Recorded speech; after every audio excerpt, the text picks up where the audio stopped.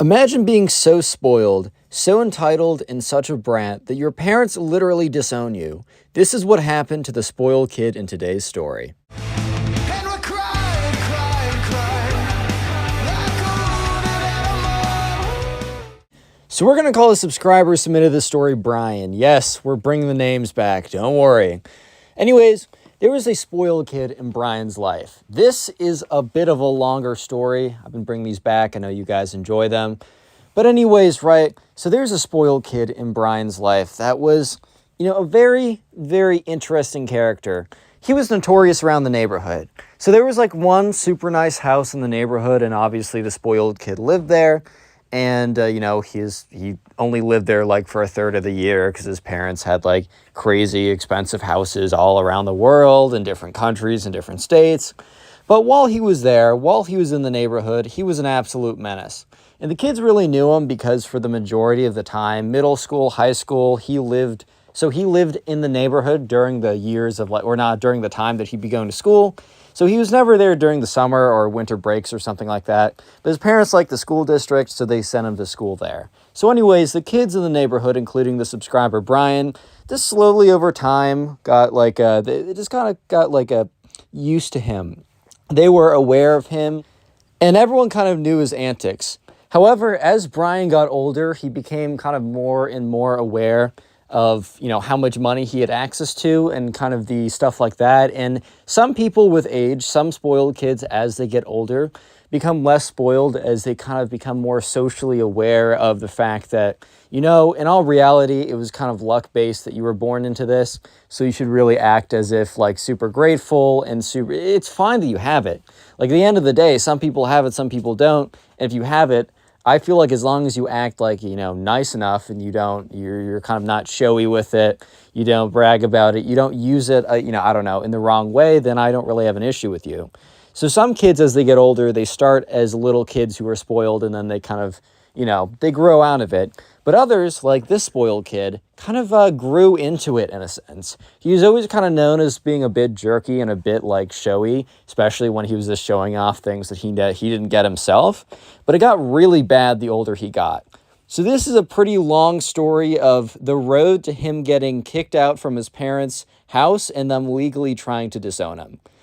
It's a doozy of a story, but it all starts one night, right? So at this point, the subscriber and his friends are actually done with high school. It is the summer that they graduate. So actually, for once, the spoiled kid is actually staying in the neighborhood for the summer. Maybe later on he's a trip to somewhere else. But for the first time, it is a summer when the spoiled kid is going to be interacting with the other kids. So Brian, the subscriber, is kind of just prepared for whatever's going to be thrown his way. But he's also excited because it is, it's finally, they graduate. They're going off to college. This is going to be the last hurrah he's going to have with his friends who he's known ever since he was a little kid. Most of the people who went to the middle school and the high school, he's known forever, and they live in their neighborhood, so he'd hang out with them all the time. So this was kind of like the last kind of thing. This was the last kind of push before they go off and start their lives or whatever. So this all started one Friday night, and the spoiled kid kind of pulled up to an event where they were a little kind of gathering, Brian and his friends were having. And, he pulled up in a really fancy, expensive car, right? So Brian had a car, but it was super cheap car, whatever, which honestly, I think your starter car should be extremely cheap. Not so cheap that it's dangerous, but cheap enough that, you have the ability to kind of mess around with it a bit. I don't have a car yet, but I know when I will get one, I'll make sure that it won't be some... I won't go, I definitely, first of all, don't buy it used, or do buy it used, don't buy it new, and cheap cars function. As long as they're not going to blow up in your face, they function. If the brake works, the car is good enough for me. Anyways, though, he pulls up in this super crazy expensive car, which is kind of expected for someone like, the spoiled kid, right? And he pulls up, and he's just talking about how, he's just, extra arrogant. I think the kid, was kind of more vacant. He didn't really the thing is, right, the kid never really hung out with the other kids in the neighborhood during high school, just because, he was off doing his own thing. He would hop into class, kind of be a jerk then, and obviously, during the summer, he wouldn't be there, and he wouldn't hang out with them on the weekends because he was too busy doing his rich kid things, right? But he decided to pull up to this event. He came in the super crazy expensive car, And people are kind of just looking at him as he kind of like walks around, kind of being buddy-buddy with everyone as if he was super close friends with them. Brian, the subscriber, and the other people didn't really care too much because, I mean, they're not going to be mean to this kid. This kid isn't great, but during this party, right, it was getting a little bit late. This kid was starting to get a little bit drunk. Or Apple, okay, I'm just going to say drunk. YouTube doesn't actually care that much. Yeah, sure enough, right, the kid starts to brag. He starts to brag a lot about how he's got the craziest whip ever, how he's got access to all these things, how everyone else has to be like worker drones and go into like work a 9 to 5 and then have like 1 minute of retirement and then die while he gets to be like have this crazy awesome life. And people were starting to get a little bit resentful because unfortunately, that may or may not be true. The truth is that this kid probably doesn't have to work.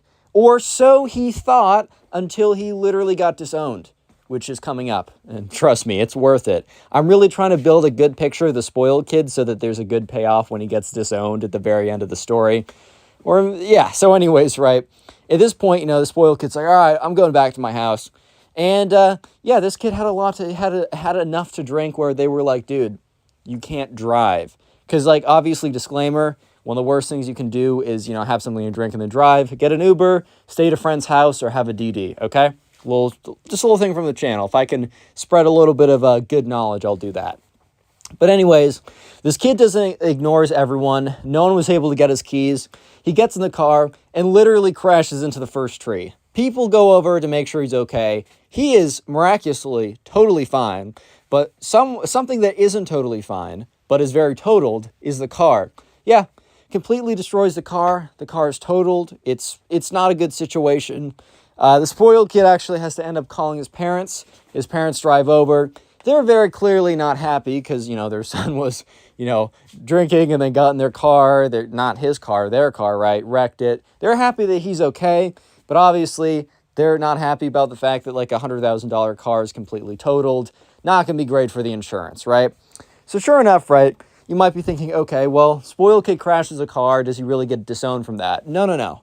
This is a long list of things that the spoiled kid has done. Because he doesn't stop at totaling one car. The spoiled kid ends up totaling another car. Anyway, so you might be thinking another party and he gets in again. Nope. This is literally the next day. So the next day, the subscriber and his friend is kind of walking around at the mall. And they're kind of walking out to the parking lot. I think they're going to get into their cars to do something else. So it's the subscriber, it's some of the subscriber's friends, and I don't know, something like that. And so sure enough, right, the subscriber, he, is kind of like walking around and he sees a pretty fancy car pull up into the driveway or the parking lot of the mall. And once again, the parking lot of the mall, the car pulls up and actually, instead of going into a parking spot, pulls up, idles behind them, and rolls the window down. Sure enough, it is the spoiled kid. The spoiled kid, is once again in another car. In literally any other family situation, I can almost guarantee you that the spoiled kid would not have access to a vehicle literally one day after totaling the car before. But since his parents had a bajillion dollars and probably infinite cars, they kind of just gave him another car because they're like, we don't want this kid around the house anyways. So sure enough, the spoiled kid is driving around in his new car, and he kind of like pulls down the window. He's like, what's good, guys? And they're like, oh, like you got access to another car so fast. Like, that's pretty crazy. Loki trying to throw a little bit of shade at him, but, completely goes over to this kid's head. He's like, yeah, this whip is actually nicer than my last one. And then he goes on to be like, as you can see, this is a model S1 24/7X5. I don't know much about cars. Just talking about how nice the car is, right? And, the subscriber and his friends kind of just sitting there, kind of just looking at each other like, okay, man, that's real nice and all, but we do not care. And so sure enough, the kid's like, yeah, so I don't know. If you know any like banging chicks around here, don't forget to let them know that I have a super sweet ride and we'll take them and give them the time of their lives. Peace, bros. Rolls down the window and literally drives off into the back of another car and totals this car again. The subscriber is just sitting there and just shocked by the fact that The kid literally within 5 seconds of rolling up his window from bragging for 2 minutes straight about his new car after literally just crashing his old car, within 5 seconds just slams into the back of another car, totals his car, which he's once again completely fine. And I don't even know how you totaled your car slamming into the back of another car, but this kid is just so incredibly good at wrecking his own car. Okay, my mistake. I was about to say wrecking his own cars. No. He is incredible. He should go into the professional leagues of wrecking your parents' cars, because that is what he is incredible at, apparently.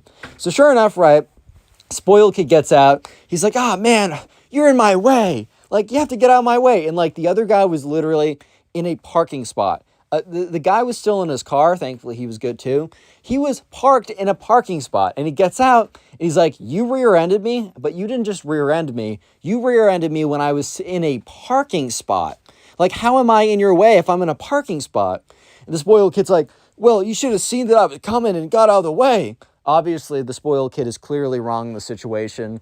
And spoiled kid calls his parents, because when the guy's like, "What's your insurance?" Like, "Let's trade insurance," or whatever, and starts taking photos. Spoiled kid's like, "What's insurance?" So he has to call his parents.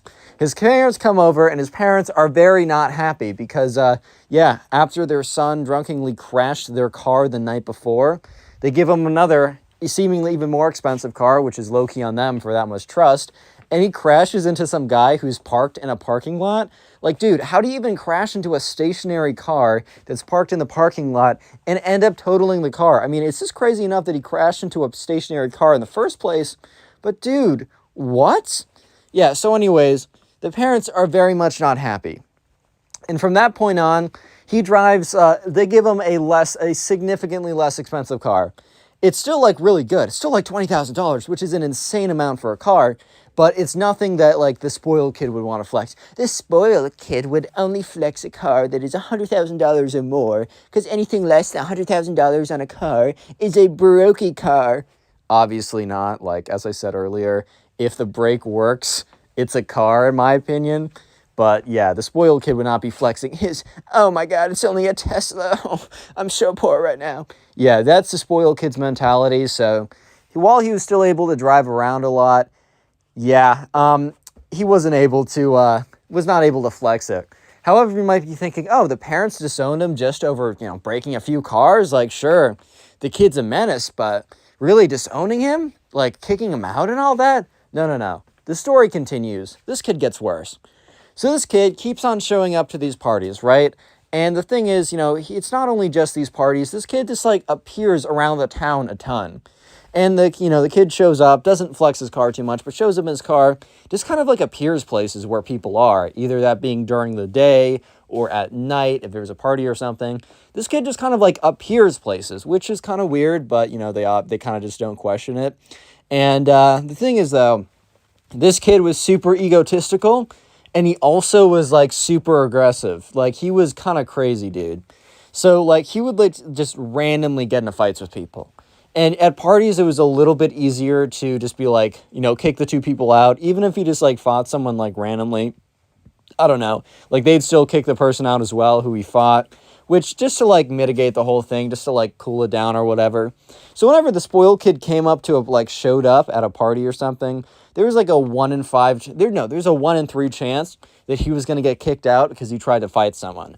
But the real problem started when he just started fighting people in broad daylight. So yeah, one day at the mall, this was about like 1 or 2 weeks after the whole he crashed 2 cars in like the span of 24 hours incident, the subscriber was hanging out with a friend at the mall, right? And for some reason, the spoiled kid was just walking around there. And for some reason, this kid had beef with his friend. The subscriber doesn't totally know what his friend did, but his friend after the fact was like, "Dude, like, I think he asked for test answers junior year and I just didn't give it to him. But like, other than that, I can't think of anything else he'd have like beef with me about." So basically the spoiled kid was so petty that he was willing to hold beef with someone because they didn't give him test answers back in junior year. I mean, this is the spoiled kid we're talking about, so it's not like I'm like, wow, blown away or anything. It's kind of expected. But anyways, right, at the same time, so the subscriber and his friend is kind of walking through the mall, The spoiled kid sees him, and the spoiled kid literally just like out of like nowhere basically jumps on this kid and just starts swinging on him. And it's ridiculous too. And the thing is that's funny is the spoiled kid decided to do this in front of the mall cop. So yeah, the spoiled kid just starts swinging on this kid. This kid obviously isn't gonna like, well, it's not obviously not gonna fight back, but he knows that he has a better chance of just kind of like trying to like avoid the confrontation entirely. So he kind of backs out, especially he sees that there's a mall cop right there.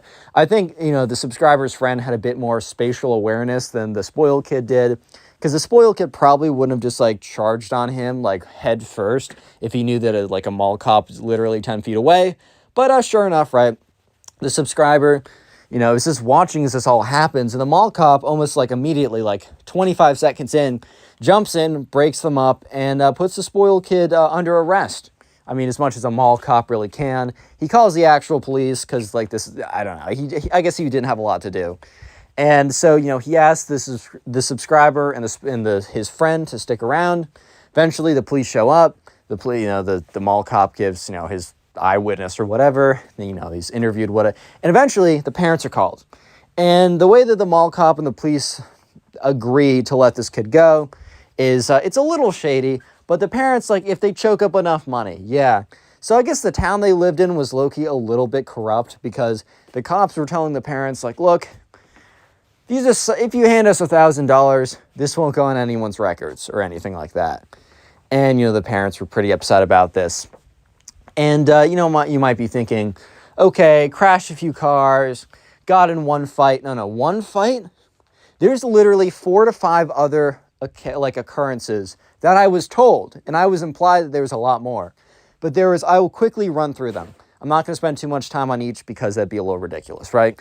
One time at an ice cream shop, one of the subscriber's friends was getting ice cream when the spoiled kid came in and apparently just didn't like his fit. He said it wasn't drippy enough, so tried to punch him in the face. Once again, the cops are called, and it's the same cops that like are around the entire like neighborhood or whatever, or the town. So the parents once again have to pay them off $1,000. The next one happens at the movie theater. So you know, the spoiled kid wanted to sit with these 3 guys that went to school with the subscriber and lived in the neighborhood, but there was only 3 like seats left in the row. So the spoiled kid said, I want to sit in between, but the 3 kids sat down, said, hey man, you can sit behind us. So the spoiled kid literally grabs the kid in the middle and like picks him up by the collar of her shirt and like pushes him out, and then starts just like wailing on the kid. Once again, the police come. Once again, another $1,000 down the drain. This kid's insane. Another instance, right? And remember, this kid is only doing it again and again because he genuinely believes no matter what he does, he can get away with anything. I'm just going to tell you one more of these because at some point they all kind of sound the same. But anyways, this literally just happened. They were walking down the street. The spoiled kid saw some kid that he like remembered was like, I don't know, kind of weird in freshman year, but like had totally changed by then, and was like, you're weird in freshman year, and just socks him in the face. Like the most ridiculous stuff ever.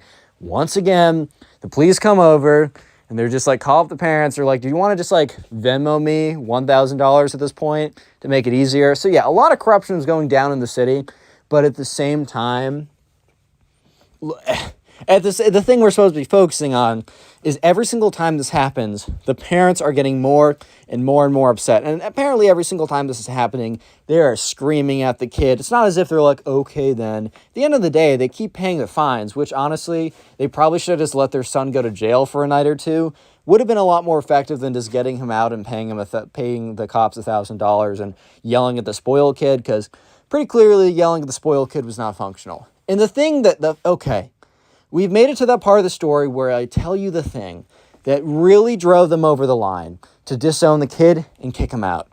So remember, this is accumulation of everything. And if you made it this far into the video, comment spoiled down below. Real quick, we're bringing back the secret word of the day. So anyways, the subscriber has a friend. We're going to call this friend Will. And Will, a night before, was at a party that the spoiled kid was at. And the spoiled kid had a girlfriend.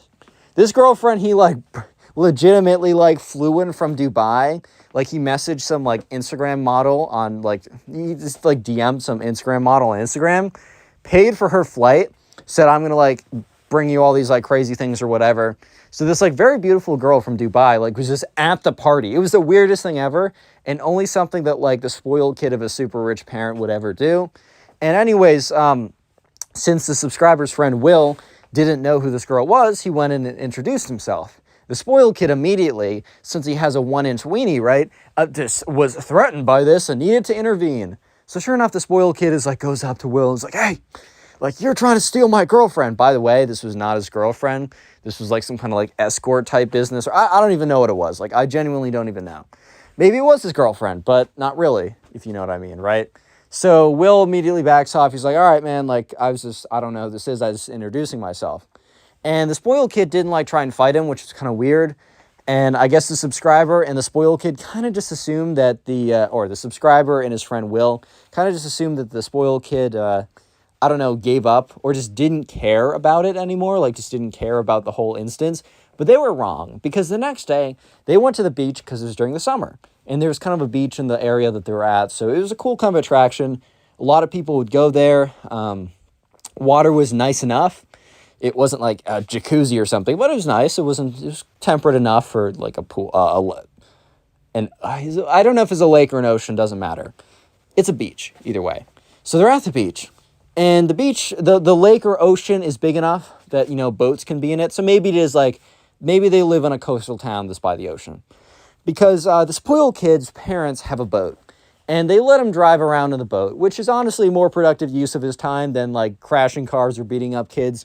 So especially more after he started to beat up a bunch of kids, they encouraged him to go more and more in the boat. So the subscriber and his friend Will were just kind of like in the water. And that's when they see this boat coming at them. And they're like, okay, that's a little bit weird. And that's when the boat continues to come at them. So the subscriber is like, hey, maybe this guy isn't really paying attention. Let's get out of the water. So they start swimming away, and the boat gets closer and closer, and it's very apparent that they're coming after him. So the subscriber and Will barely make it out of the water before the boat like literally crashes onto land and almost smashes through Will, right? Almost really seriously hurts him. The good thing is, right, the spoiled kid is not a good enough pilot to really aim this thing correctly, but smashes it onto land and goes like right by Will's head. It was a very close call. Obviously, a bunch of the people on the beach were freaking out. Boat was completely ruined. The spoiled kid was yelling at the subscriber and Will like, you made me crash my boat. That's what you get for talking to my girlfriend. And they're like, what? So yeah, once again, the parents are called. And there's like some lifeguards, security officer, police, whatever. It's a whole scene. Everyone has to clear the beach. And the parents come. And for the first time ever, the spoiled kid's parents do not come in a rage. They're not yelling. They're not freaking out. They're just completely silent. They're very calm and collected, which one would think that would mean that they were kind of used to this and they were just like, whatever. But no, actually the opposite. They're done at this point. So comes over and the police officer's like, all right, you know, this is a little bit bigger, so we need a $10,000 fine and we'll clean this all up, right? And the parents will say no. The police officer's like, okay, well, you know, that means we have to like pursue legal action with your son and all this kind of stuff. And they're like, our son? No. Him? Yes. And they point to their son and the spoiled kid's like, what? This kid remembers like 20 or something. He had to repeat high school a bunch of times, which is fine, but just context. And they're like, yeah. Oh yeah, by the way, Billy. They look at him. Let's call him Billy, right? Like, you are no longer living with us. You have no respect for us. You have no respect for anything that we've done for you. It's time that you learn how to actually be, you know, a real person. And he's like, dude, what? Like, just pay the fine, Mom. Like, it's whatever. They're like, no. And at this point, like, they explain that they have been on like the verge of this for a while, but as of tonight, they're kicking Billy out. And as of a couple weeks ago, they had been starting to look into the process of legitimately disowning him as a son. And he's like, dude, what? That's not chill at all. Screw you guys. So yeah, they ended up not paying the $10,000 to the cops. So the cops decided to pursue him. And this kid was an adult. I didn't get an update on exactly what punishment happened. But apparently, like, Billy was still he was able to get some money out of his parents before they completely cut off all of his credit cards. So he was able to spend a lot of money really quickly, but then all of his cards got frozen. And the subscriber, like this happened like last summer. So to this day, the subscriber has not seen Billy since. Maybe he's in some like random European country. He has no idea. But moral of the story is, don't take advantage of your parents because, you know, maybe they'll just drop you one day. Is that the moral of the story? Click on the video on screen right now. I know you'll enjoy it. Just click it. Do it.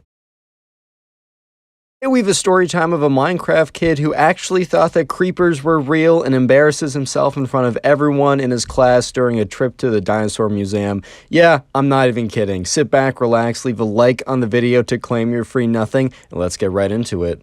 The subscriber sent in today's story. We're going to call her Jade, and I got that name from the comment section. So if you want me to use your name, your friend's name, or really any name you want, leave it in a comment down below, and I'll do my best to try and use as many of those names as possible. Anyways, right, so this story happened to Jade when she was in 2nd grade, and she's a bit older now, so this was a little while back. But back when Jade was in 2nd grade, you know, her class was doing this unit on dinosaurs and kind of dinosaurs, prehistoric era, everything like around that, fossils, all that good stuff. And they've been studying it for a while, and kind of the big thing for any 2nd grader at that school, and it was kind of known that like for the 2nd grade, their big thing that they would do is they would spend like about a month covering dinosaurs and the kind of the prehistoric age, and then at the end of their long kind of study, whatever, and I mean, it's 2nd grade, it's only so rigorous, but like at the end of the day, right, they spent a lot of time learning about dinosaurs, and kind of the big payoff for this big kind of month-long study is that they take a full day-long trip to a really big dinosaur museum that's somewhat near them. It's still like 45-minute bus ride away, but it's a pretty fun day, and it's kind of known for everyone in the school as like the big fun day that all the 2nd graders have. And yeah, at this point, right, it's about a week away, and Jade's getting pretty excited because it's a pretty big deal. And I'm going to introduce another character into this story. He is the Minecraft kid. There's nothing more I need to say besides he's in Jade's class, and things get very interesting very quickly.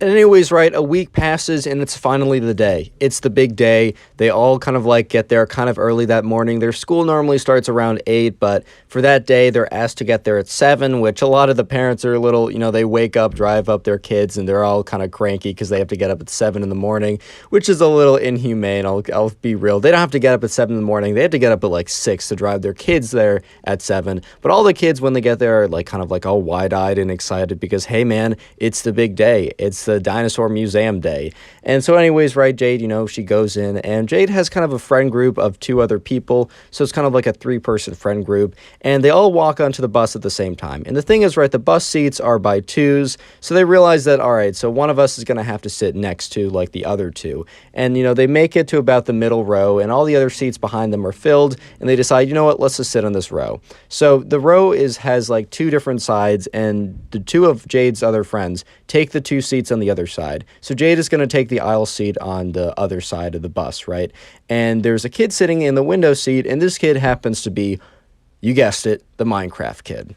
Anyways, right, they sit down, and Jade's 2 friends kind of space off / go to sleep because they're still a little bit tired. As excited they are, you know, they're kind of tired, and the thing is still like 30-45 minutes away, so they kind of go to sleep. But Jade is kind of awake, you know, she still has enough adrenaline in her to keep her up, and she's kind of excited to go to the dinosaur museum. So she turns to the person next to her, which is the Minecraft kid, who, you know, she doesn't know that well, but, you know, they're friendly enough because they are in the same class. And she kind of just says something to Minecraft kid along the lines of, hey, like, are you excited? The Minecraft kid said, yeah, this is a pretty big deal. I'm really hyped. I've, you know, been thinking about it all night. I couldn't even really fall asleep that well last night. And she was like, yeah, honestly, same. This is going to be a really, like, exciting and fun day.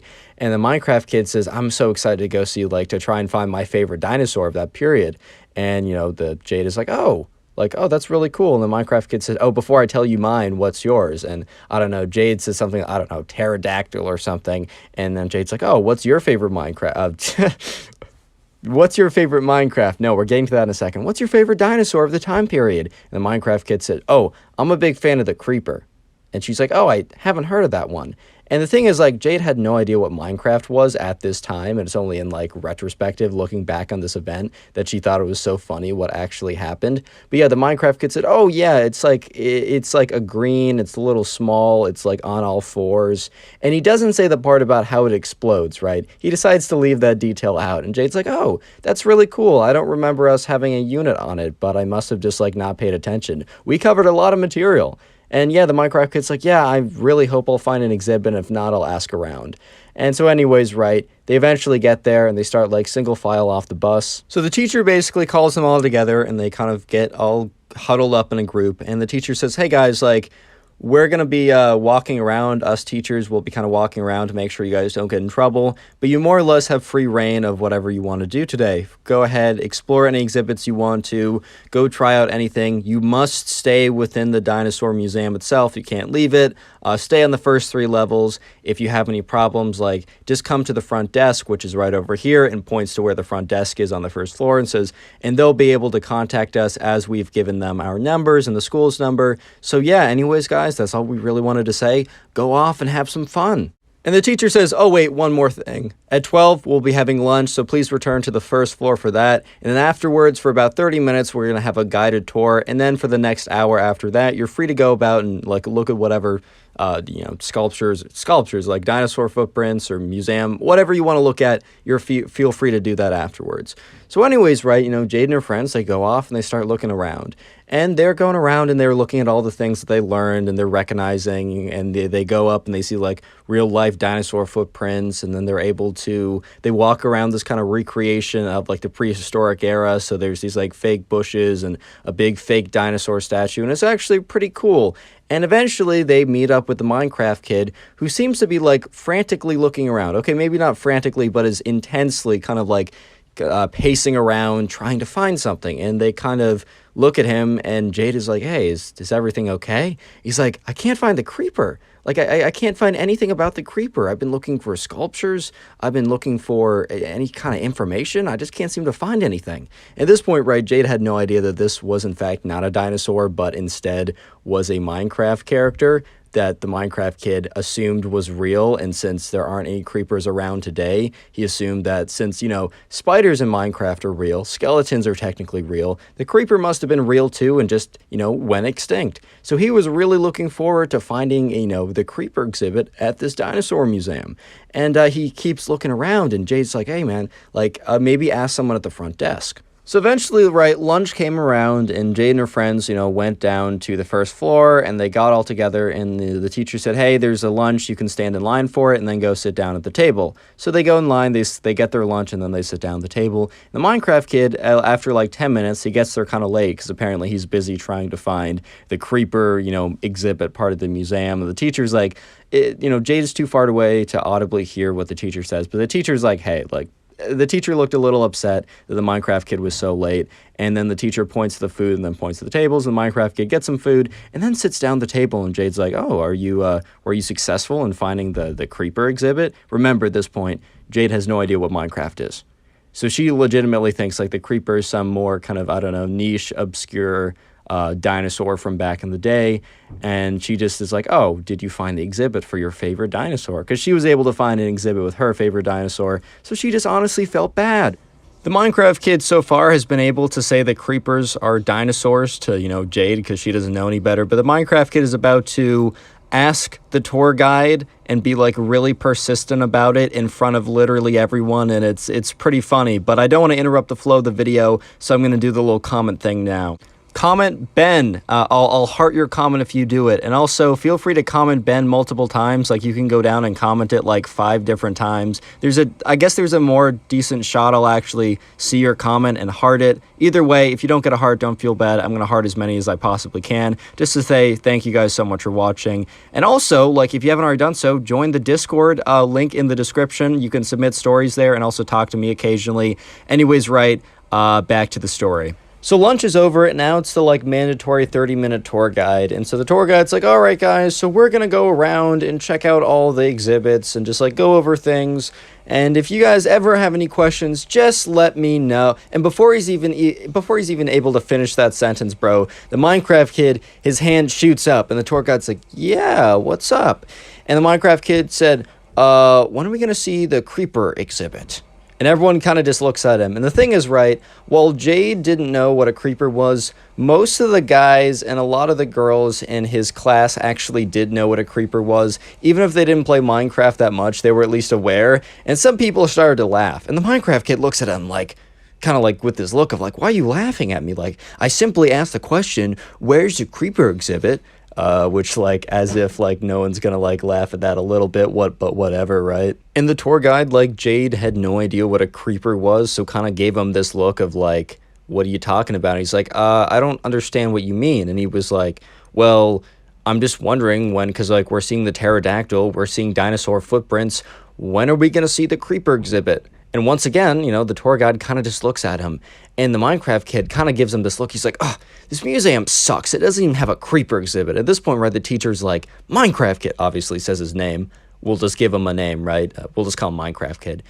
The teacher was like, Minecraft kid, don't say that. And for some reason, right, the Minecraft kid must have been super excited to see the creeper exhibit at the dinosaur museum and was just really upset and disappointed that they didn't have one, that he kind of went on this tirade and he kind of stuck with it. And he was like, well, what do you mean stop? I mean, this is a museum, right? This is supposed to be the biggest, the greatest dinosaur museum of all time, and they don't even have a creeper exhibit. This place sucks. And at this point, it's like super, super awkward because the tour guide's just kind of standing there like, dude, I have no idea what you're talking about. Everyone in the class is kind of looking at him like he's crazy because they know what a creeper is, bro. They know what a creeper is, and they also don't, you know what else they know? They know that a creeper isn't real. The Minecraft kid looks at the tour guide straight on and is like, how could you work at such a fraudulent facility? This place is disgraceful. I bet the dinosaurs would be ashamed if they knew that you were doing this, which is just kind of funny, but hey man, it's a second grader. They're bound to say stuff like that. And at this point, right, the teacher's like super embarrassed, and the teacher goes up and like looks at the Minecraft kid and is like, stop. I don't know what you're doing, but stop it. And, you know, she's like, oh, I'm so sorry. I'm so sorry about this. And at this point, right, another kid in the class speaks up, and he looks directly at the Minecraft kid, and he's like, dude, what are you talking about? You know that creepers are fictional, right? And the Minecraft kid's like, does fictional mean, like, prehistoric era only? And then the kid's like, no, dude, fictional means fake. Like, they're not real. And the Minecraft kid's like, That's ridiculous, man. Spiders are real. Skeletons are real. Why wouldn't creepers be real? They're probably just extinct. You don't know what you're talking about. And at this point, right, the teacher looks at the other kid and is like, well, what do you mean fake? Is it from a video game? It looks at the Minecraft kid and is like, are you making a scene about a video game? At this point, right, Jade is starting to put two and two together that no, creepers are not actually real, as everyone has no idea what they are. And in fact, probably from a video game, and yes, they are. At this point, right, the Minecraft kid is starting to realize that his logic of, if I don't see them now, they must be prehistoric and extinct, maybe doesn't hold up, because he's like, oh yeah, the Ender Dragon probably isn't real, and the Wither probably isn't real. And he's like, uh-oh. And he just realizes, right, that he just made a huge scene, called the tour guide like a fraud and a phony just because his museum didn't have a creeper exhibit. And the Minecraft kid looks right up at the teacher, who's just eyeing him like, dude, you've kind of messed this up. You've embarrassed us all. And all of a sudden, right, the Minecraft kid feels this like hand on the collar of his shirt, and he looks up, and the teacher has grabbed his shirt and starts pulling him away. And Jade is watching the whole thing happen, and the Minecraft kid basically gets pulled away from making a scene, and the tour guide is like, all right, well, let's continue on. So our first exhibit, ... whatever goes on to explain it. And essentially, right, the Minecraft kid got told that he's got to sit down because of like the big scene he made, and that he's not grounded. I don't know what to say. He's not like in suspension or anything, but he basically has to sit there at lunch for the rest of the duration of the field trip because he made a scene over Minecraft creepers not being in a dinosaur museum, which is, if you're going to make a scene, man, at least have it be something real. And for like the rest of that school year, whenever the teacher would be like, all right, now we're going to learn about whatever, and she'd be like, any questions? Some like kid in the class would always raise their hand and be like, yo, when are we going to learn about the creepers? And then everyone would like start laughing. So unfortunately, right, the Minecraft kid kind of became the laughing stock for the rest of second grade, but he learned a pretty valuable lesson, and that is creepers are not real. I kind of feel like you wouldn't have to learn that lesson, but apparently you do. Subscribe if you haven't already. Now go watch another video. There's some on screen, some that are recommended. Go watch one. I'll be very happy. Bye. Today we have a story time of a Minecraft kid who was caught... Normally I'd cut that out, but I don't know. I just played that back. It sounded pretty funny. Anyways, today we have a story time of a Minecraft kid who was caught cheating in his kind of school-sponsored Bed Wars tournament after telling everyone that he was the greatest. And the ending was pretty hilarious, so you want to stick around, sit back, relax, leave a like in the video to claim your free nothing, as always. And yeah, let's get right into it. Subscriber sent in today's story. We're going to call him Robert. I got that name from the comment section. You know the deal. Leave a comment with a name you'd like me to use. It could be your name, your dog's name, your arch enemy's name. I really don't care. I'll be using your names in the comment section. Anyways, right, so this guy named Robert, at his school, kind of like the kids came together and they decided that they wanted a kind of a grade-wide Bed Wars tournament for anyone who wanted to join in. For those who aren't aware, Bed Wars is a minigame, a Minecraft minigame you can play on Hypixel. I've had a lot of fun memories on there. I've also gotten really mad when people come in and like infinite god bridge 10,000 clicks per second over to my base, knock me back away from 20 feet, and then destroy my bed within 0.1 microseconds. Like, that's a little frustrating.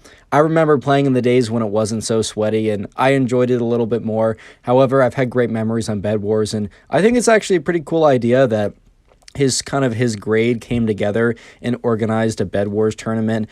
So it wasn't necessarily like the idea of the school to put this thing together. However, it was like kind of organized a little bit by the parents, kind of very generally, but it was up to the kids to really organize it. And it was like the school kind of gave it the A-OK, like the thumbs up, because it was kind of contacting everyone in the class. And to do so, I think there were some school regulations, but they gave it the A-OK. But anyways, all you need to know is that there was a Bed Wars tournament and anyone in the class could be eligible. So not everyone played, obviously, because not everyone played Bed Wars, but on one of the days, they announced the tournament and they said within a couple days, we want everyone to submit, if they want to play or not. You were also able to submit people you wanted to be teamed with, but you could also submit to yourself as like a single pool. You don't have to go in with anyone, and they would just assign you team members from other people who didn't really have anyone else they wanted to be teams with. And by the end of the 2 or 3 day period, there were 4 teams of 4 people. So 16 people from the grades signed up for the Bed Wars tournament.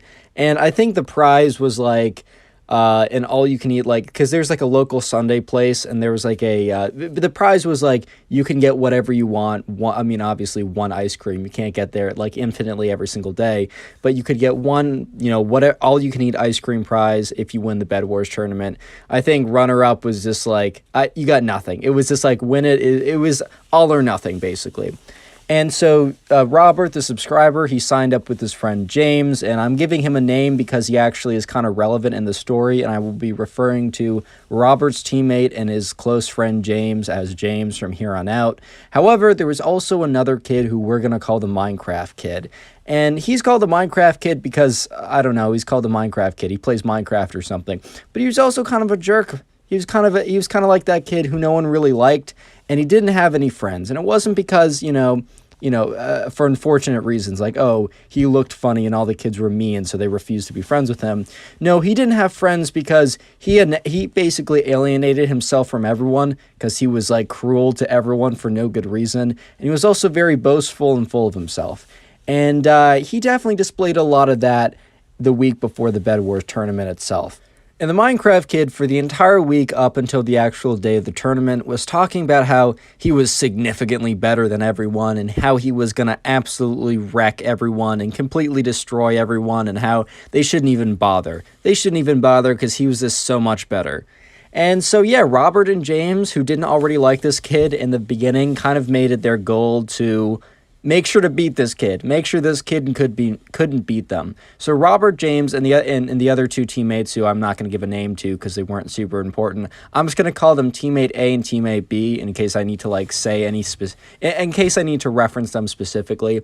But the 4 of them, during that entire week after they finished their homework, they trained. They were on the grind, man. They were grinding to get that number 1 spot because they wanted that all you can eat, ice cream, whatever coupon thing, but that wasn't even that important to them. Honestly, that was just like, that was the cherry on top. That was a little extra. The real prize they wanted was to beat the Minecraft kid because he was a big jerk and he also was super full of himself and he was super confident he was going to win, and he made it so publicly. Of course, that's the best prize in the world, man. Anyways, Robert James and player A and B, they trained pretty extensively that entire week when they were done with homework. And finally, by the end of the week, it was the day of the tournament. So the tournament was kind of like bracket style, or it wasn't like that much of a bracket. It was just like the 4 teams, 2 of them play each other, and then like the winners play for the final round. And anyways, right, Robert and James and their team did not play against the Minecraft Kids team in the first round. And if they both won their next positionings, they were going to then play it. They were gonna play each other in the final round. So, anyways, in the first round, Robert and James, they got in their team. They kind of win pretty easily. They were just simply better. There's nothing really I need to say here. But also, the Minecraft Kid and his team won as well. And while Robert and James weren't able to see it, some of his classmates who didn't opt in to play opted in to watch. And they one guy texted Robert and was like, "Yo, bro, Minecraft Kid is pretty good. His team swept the other team." And, Robert and James were feeling pretty good coming off of their win, but, kind of that good feeling dissipated as soon as they heard that, the other team also got swept and that it, wasn't just them, clearing house and, destroying everything. And, they were a little bit concerned, to be honest. Real quick, comment Bed Wars if you made it this far into the video. I just want to see how many people made it this far, and I do appreciate it. Commented a couple times. I wasn't able to get to heart a bunch of comments yesterday, but I will do my best today to try and heart some comments to say Bed Wars. So comment Bed Wars down below. Maybe even comment a couple times if you'd like. But anyways, right, it's finally here. It's the final, the finale, the moment that Robert James and player A and B have been training for this entire week. An opportunity to beat the Minecraft Kid at his own game, supposedly. So they enter into the match, and right away, right, they have this kind of bed defense strategy where 3 of them go in, 1 stays back. They're rushing middle, 1 rushes diamonds to get some upgrades, 1 is putting down the bed defenses.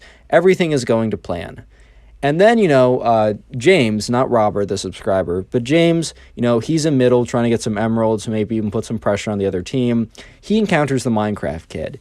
And Robert and James, they're not in the same place because they're not all at the same house or whatever. Some kids went over to some of the kids' houses to watch, but Robert and James were connected via Discord. And Robert heard James go, whoa, hold up now, wait. And all of a sudden, right, Robert's just like, "James, is everything okay? Are you good?" And, he looks in chat, and sure enough, James was slain by the Minecraft Kid or whatever. And James is like, that guy hit me from so far away. I don't know how he did it. And at this point, right, Robert and James weren't really suspecting anything hacking related, as you will see in the title, right? But he's like, oh, wow, maybe he's just really good at player versus player, battles, PvP stuff. So, and then Robert was like, all right, James and player A and B, because they were also in the VC. He's like, all right, so we got to really step it up when it comes to not PvP. We got to be really good with strategy and breaking beds effectively and efficiently. We should probably also get stacked up because apparently he is really good at PvP, and we just need to have a winning chance. We need Prot 4 Diamond or what. Diamond's a little excessive. I played a little bit. I know it's not necessary. But anyways, right, the game keeps on going on. And finally, right, Robert's bridging to one of the islands. And at that island, sure enough, is not James, but the Minecraft Kid. And then Robert, is like, all right, let me fight this guy. And he doesn't even get 1 hit on this kid. And it's not super clear. Robert at this point is suspicious. But there's also a chance that he really just is as good as he claimed to be. Maybe all the boasting and bragging wasn't for nothing. Maybe he just genuinely was that good. Because some people are just so good at, Minecraft, you can't even touch them, man. I don't play that much, and, when I do, and I go on, a practice server, I just queue into something. I'm like, oh, let me just get someone at least my level, maybe a little bit better. I get, someone whose username is, 1 character long, and they, combo me, 50 times in a row. I'm like, yeah, this game is just not fun. Ranked, skill-based matching, matchmaking, is just not a thing, I guess, okay? Either way, right, Robert and James were like, all right, even if this kid is cheating, he's not getting caught for it, and he isn't cheating so blatantly that we think he's going to get, banned mid-game. So we really got to, sit down, strategize, and figure out a way just to survive this. Even if we tie, we just can't lose to this guy. All right, I can already hear all you guys typing away on your overly expensive keyboards about how you can't tie in Bed Wars, and it goes to, beds broken and then like dragons or whatever. You know what I mean, okay, right? They're trying to at least make this game close at a minimum. But anyways, they're losing ground. The other team is like, getting upgrades. They're putting pressure on them. The Minecraft kid was like really close to breaking the bed. It was just like knocked into the void, by James or whoever, right? It was getting really close. And right, they were just talking to each other like, we got to do something like kind of quick because we're going to run out of. And as soon as that happened, right, they all happened to be at mid aggressively trying to get emeralds. Bed broken. They see that message pop up in front of them. If you don't know, in Bed Wars, you respawn infinitely. You can respawn as many times as you want, but only if your bed is still there. Once the opposing team breaks the bed, then it's GG. It's unlucky. Like, you will not respawn. You're still alive. But once you die, you will not respawn. So it's a really big deal, and you try not to have your bed broken. And they're like, that's it, man. Like, we need to get this bed. We just can't win without getting the bed. I mean, obviously. And Robert and James were talking to each other, and that's when they notice in chat, final kill, player A, and the Discord's like, God damn it. Like, and they're like, dude, what happened? He's like, I don't know. He just snuck up behind me and just knocked me into the void. And then soon enough, a little bit later, player B knocked into the void as well. And they're just like, oh my God, like, what are we going to do? And this is when Robert and James say, you know what? This isn't like the best way to win. But we're going to wait till bed breaks. Because if you don't know, after a certain amount of time, the beds will just automatically break, even the ones that haven't been broken yet. And it was about 2 minutes till bed break. He said, you know what? We're not going to risk it. Let's just wait it out. So they decide to camp at mid, collecting a bunch of emeralds and kind of very carefully running back to one of the islands to buy upgrades and stuff and all that good stuff. So yeah, sure enough, Robert and James, as the only two left on a team versus a team of 4 with a bed, they bought everything in the book. They bought, punch bow, fireball, ender pearls, speed pots, invisibility pots. Like they even had a knockback stick. They bought everything they possibly could, camped at middle, got geared up as much as possible. Because at that point, right, it was close enough to bed break that it just seemed worth it to try and hold it out like that. So anyways, right, the time ticked down, and then finally, all beds broken. It's a 2v4. They're stacked up as possible. They pre-gap, they're in the middle, and they're just waiting. And sure enough, right, Minecraft Kid and his 3 other teammates, they start walking to the center. And as they're walking to the center, or moving to the center, running, whatever, sprinting, however you want to say it, James is able to get an expert bow shot on one of the players and hits him as he's jumping over, which just sends his knockback just enough to send him into the void. 3v2. So now that odds are looking a little bit better, but still the Minecraft Kid is yet to be defeated in PvP. He has died once or twice, but this is either he falls into the void on his own accord, or he was knocked into the void when he wasn't fighting back. So they did kind of realize that there was a massive skill gap between the Minecraft Kid and the other 3 people that were playing with him, because they were randomly assigned. The Minecraft Kid did not come in with a teammate, because no one in the class really liked him that much and wanted to play with him. So it was just the other random people who didn't sign up with someone. Or maybe 2 of the players signed up together and just got assigned in the group of 4. But anyways, right, Robert says, I'll take on those 2, James, you take on him. So that kind of evened out as they assumed that 2 versus 1, 2 of the other players would equal at least 1 of the Minecraft Kid. So they went into fight, and Robert was, it was kind of close, and he almost died, and he healed up afterwards, but he was able to defeat the 2 other people.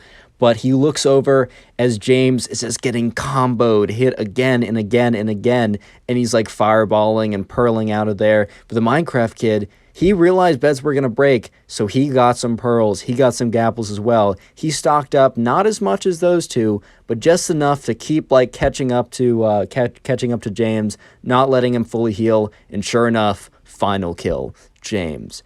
And it was a 1v1. And at this point, Robert was like, there's no way I beat him. Yeah, my stuff is better, but he's just so significantly better than me. And Robert, looks at the Minecraft Kid, who now turns to him, is finishing up, healing up, and looks directly at him and starts kind of pacing towards him or sprinting towards him or whatever. And, Robert, he kind of fires some bow shots to kind of knock him back a little bit. He gaps again as his other absorption hearts were removed or whatever. But finally, man, he can't do anything else. He has to fight. And this is when he kind of felt the sketchy hit. So he went in for a hit. he didn't make it. The Minecraft kid hit him. He flew back at least 5 or 6 blocks. And as he's flying back, he gets hit again and flies back another 5 or 6 blocks. And yes, you could say it's, ping or connection to the server, as Hypixel is not known for its great ping, but this just felt sketchy to him. So he had 2 ender pearls, and he took one and he pearled out of there, and he pearled to an island. And the Minecraft kid apparently didn't have any pearls, but was starting to bridge over. And at this point, right, Robert was just like, oh my God, like, this is it. This is it for me. And then all of a sudden, he sees the Minecraft kid, bridging over, and the Minecraft kid pops. He explodes, and his inventory spills everywhere, and then the victory screen appears on screen. And he's like, did he log out? Did he quit? And then he checked, and he's like, what just happened? And everyone else on the Discord TeamSpeak was like, oh my God, like, Watchdog just got him. If you don't know, Watchdog is Hypixel's anti-cheat. The Minecraft kid was cheating, and he just got banned. Subscribe if you haven't already, and now go watch another video. There's some in the recommended, some on screen. Go watch one. I'll be very happy. Goodbye. Today we got a story time of a Minecraft kid who thinks the back rooms are actually real and it's a serious danger and threat to everyone. Yeah, I'm not even kidding. Sit back, relax, leave a like on the video to claim your free nothing, and let's get right into it. So we're going to call a subscriber who sent in today's story. We're going to call him Will. I got that name from the comment section down below, so if you want me to use a name, either your name, your friend's name, your dog's name, basically any name that you like, if you want me to use it in a future video, just leave it down below in the comment section, and I'll definitely make sure to go through and find and look at those. And I mean, I use those names in the comments of all the names of all the videos. But anyways, right, so Will told me the story about, this was actually quite recent. So if you don't know, a pretty viral video came out, or set of videos, where someone made a very realistic, like movie type short film about the back rooms, which, if you don't know, it's like an old internet legend that, like, if you're not really careful or if you're really unlucky, you can quote unquote no clip, which is like in a video game where you like clip through a wall. You can no clip out of reality into the back rooms, which is like these repeating, really dark, musky kind of, this kind of like dark, musky, repeating set of office type rooms where these like monsters live. It was a really great short film that was based on that kind of like internet mystery or whatever. And when it came out, right, it was like they made it really realistic. I mean, obviously it's as realistic as a fantasy horror, like a house-made film would be, correct? But at the same time, they did a really good job.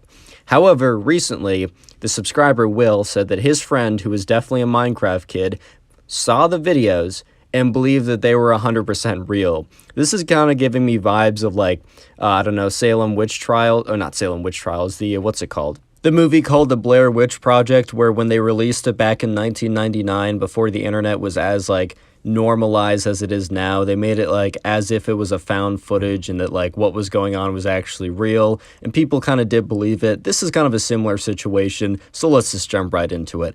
Anyways, right, so pretty recently, Will was just in class, and he was just sitting there one day, and he was friends with this kid who played like a little bit too much Minecraft, and that's definitely not a bad thing, as it's the background footage for this video. But Will was just sitting in class one day, and the kid that he always played Bed Wars with, he came in panting and sweating, and just looked at Will with these like wide eyes, and he just like looked back. He's like, man, are you good? And the Minecraft kid's like, Will, we need to talk at recess today. And Will was like genuinely concerned. Like, Will was genuinely worried for like what is going on. Like, why is this kid freaking out? Why does he feel as if like he needs to talk to me at recess? Like, did something really bad happen? Because it looks like something really bad happened from the looks of this. Like, it's kind of freaking him out, to be honest. Anyways, right after class, it's recess, so Will goes and finds the Minecraft kid and is like, hey man, like, what's wrong? And he's like, I can't talk to you here about this. We need to go over there. And he points to kind of a more deserted corner of like the playground. And Will's like, all right, like, cool, I guess. I'm a little worried because I don't know what's going on, and it just kind of feels a little weird, but all right, cool enough, I guess. And the kid's like, all right, bro, come over here. And he said, like, Will's like really kind of freaking out. He feels kind of weird about the whole thing. And the Minecraft kid says, man, I gotta warn you about something. what do you know about the back rooms? And at this point, right, Will had no idea what the back rooms were. Because, Will's on the internet. I mean, he watches this channel. But I guess he just didn't get recommended that video. And he also hasn't been on the internet long enough to kind of know about the internet horror. Because it's like a pretty popular internet horror story. Like, I knew about the back rooms way before that short film came out, just because I've been on the internet for a while. And I'm pretty immersed with the culture on here, if I do say so myself. And he's like, Will, you got to be really careful. And he's like, dude, what are you talking to me? He's like, whatever you do, don't no clip out of reality. And Will kind of looked at him because, like, at the end of the day, right, Will wasn't totally sure what the backrooms were before, he actually did a little research after this whole story goes down and before he sent this in to me. But he knew what, like, clipping, like, no clipping out of the framework of a video game was. And he was like, dude, what are you even talking about? He's like, bro, you got to trust me on this. If you no clip out of reality, you'll be sent to the back rooms, and it's just repeating Office Space forever, and there's no escape, man. And if you're not careful, they're creatures. They're creatures that roam the back rooms. And at this point, right, Will's like, all right, bro, like, I think I've had enough of this conversation. I've heard what I've needed to hear. Like, okay, buddy. So anyways, right, the Minecraft kid's like, all right, man, just know I warned you. And, they go back to class, or, the bell rings and they go back to class. And Will's just kind of weirded out by all this. And he's looking over at the Minecraft kid. And the Minecraft kid is not even focusing in class. He's, like, too paranoidly looking around, afraid that he's, like, about to no clip out of reality, whatever that's even supposed to mean. And the teacher's, like, kind of going on and on about something. He's like, and then, the square root of x plus, or whatever, right? He's just kind of going on. And then all of a sudden, right, Will, the subscriber, sees the Minecraft kid out of the corner of his eye, get out of his seat, and run up towards the front of the classroom. And at this point, Will was like, oh my God, what's going on? And the Minecraft kid tackles the teacher just out of nowhere. And the teacher was kind of like holding on to something, and whatever was in his hand flew out of his hand. And like the whole class kind of was like kind of gasped a little bit and then started like talking. And the Minecraft kid was like, oh my God, that was a close one. I just saved your life. And the teacher kind of pushed him off of him. He's like, what are you doing? What are you thinking? And the Minecraft kid said, the teacher was like, I swear, you were about to no clip, you were about to go to the back rooms. And then just like pure silence afterwards. And the teacher's like, what? And the Minecraft kid's like, I can't explain it, but I just saved your life. Imagine going up to someone saying, I can't explain it, but I just saved your life, so you should be nice to me. Like, you should feel good. Like, imagine I just go up to someone, like, touch their shoulder and be like, you don't understand it, man, but I just saved your life. No, you don't understand it. Like, you don't even try and understand, man. You just don't understand. But I just saved your life. So if I were you, I would just be, like, super nice to me, maybe even give me, like, $25 or whatever money's in your pocket, just because I saved your life, which I think is worth so much more than whatever's in your pocket, man. So it would just be the least you could do, Like, I'm not about to go up and do that to someone. And the teacher's just, like, looks at him, kind of with this, like, weird look and just, like, silence for a little bit. And he's like, I don't know what just happened. I really don't know what just happened. But just go sit back down, and I don't want to hear any more of this backroom nonsense. Like, just sit down. Like, I'm not going to send you the principals. I don't know why, but this is just too weird. Sit back down. Don't say anything. Don't speak up in class. And the Minecraft kid, like, gets up, and he walks back. And Will, the subscriber, is looking at him like, dude, are you insane? Are you good? And the Minecraft kid looks over at him and kind of leans over because he's sitting right next to him. He's like, bro, the teacher was about to no clip out of reality. He doesn't understand it, but I just saved his life. And at this point, Will just looks at him with this kind of just this blank look of just astonishment. Just, is this my friend? Is my friend okay? By the way, if you made it this far into the video, comment back rooms down below. That's one word, back room, and then with a S, plural, back room or back rooms, actually. Comment either of them. I just like to see how many people made it this far into the video. But anyways, right, the end of class happens, and the teacher looks at the Minecraft kid and basically signals him to come up and talk to him. But Will has no idea what the teacher said to the Minecraft kid, because by that time, Will had already left the classroom. He's like, all right, well, most likely, and most likely the teacher was like, are you okay? Like, what happened in there? And also, you can't do that, like, in general. Like, you just can't do that. And anyways, right, so Will the subscriber. He's walking down the hallway and he's walking to the next class. And probably by this time, the Minecraft kid gets out of the class. Like, Will doesn't know that at the time, but using this logic and what is about to happen, which is quite interesting, he just puts two and two together. And the Minecraft kid probably came out about that time. And in front of him, right, is a pretty long hallway, and a door opens to a classroom. And it's a classroom that has the same, like, kind of like these kind of like dingy yellow lights, like kind of lights that are kind of like office type fluorescent type lights, similar to what it looks like in the back rooms. And sure enough, right, the walls are kind of like, the wallpaper is kind of this yellow. It was bad interior design, but obviously, right, it wasn't actually the back rooms. It was like just really like crappy design. It just looked ugly. But anyways, right, Will the subscriber was kind of walking towards the end of the room or the end of the hall, and he wasn't going into that room specifically, but he did see like the room exist. Like, he just did notice it. And he didn't think much of it until he heard a screaming coming from behind him. And sure enough, right, it was the Minecraft kid who also saw this. And it's weird because, like, this classroom wasn't new. If anything, it was probably pretty old. But I guess the Minecraft kid was just on high alert to look for, like, no clips into the back room. And the second he saw a classroom that had kind of, like, you know, bad, crappy wallpaper and, like, bad, crappy lighting, he was like, oh my God, man, it's the back rooms. The portal's opened up. Just like something crazy like that. And like, he sees kids walking to it because they have a class there, man. It's this normal classroom, bro. And they have a classroom there. I mean, they have a class. Of course they're going to walk there. And he starts shouting, no, don't go in there. It's a trap. And at this point, right, all the kids in the hallway start to turn around and just kind of look at, you know, what's going on. And by the way, the subscriber who sent this in, he's in 3rd grade. So this is not like a 10th grader thinking the back rooms are actually real. Just a clarification. But anyways, he's like, no, don't go back there. It's a trap. It's the back rooms. They've opened up. And at this point, right, people are just kind of looking around like, huh? Like, bro, what are you saying?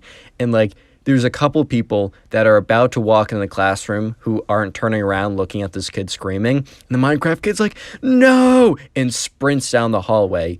And Will the subscriber says he's never seen this kid run this fast. Like, has never probably seen anyone run this fast. He just like lightning bolt sprints down the hallway, jumps in front of the people, and kind of knocks them over. Almost like he's tackling them in football. It's crazy. He's like, I just saved your life. Why didn't you listen to me? Don't go into that room. It's a trap. And the teacher who's teaching a class in that room walks out after hearing all this commotion and is like, guys, what's going on? What is going on out here? At this point, right, there's this guy who has watched the whole thing go down and listened to everything. And the Minecraft kid is like talking to, you know, the kids on the ground who he's tackled. He's like, I just saved you from entering the back rooms. You almost clipped out of reality. And at this point, like, this kid, right, that I just mentioned a second ago is like, back rooms? No clipped out of reality. And he looks at the Minecraft and he's like, you don't think the back rooms are actually real, right?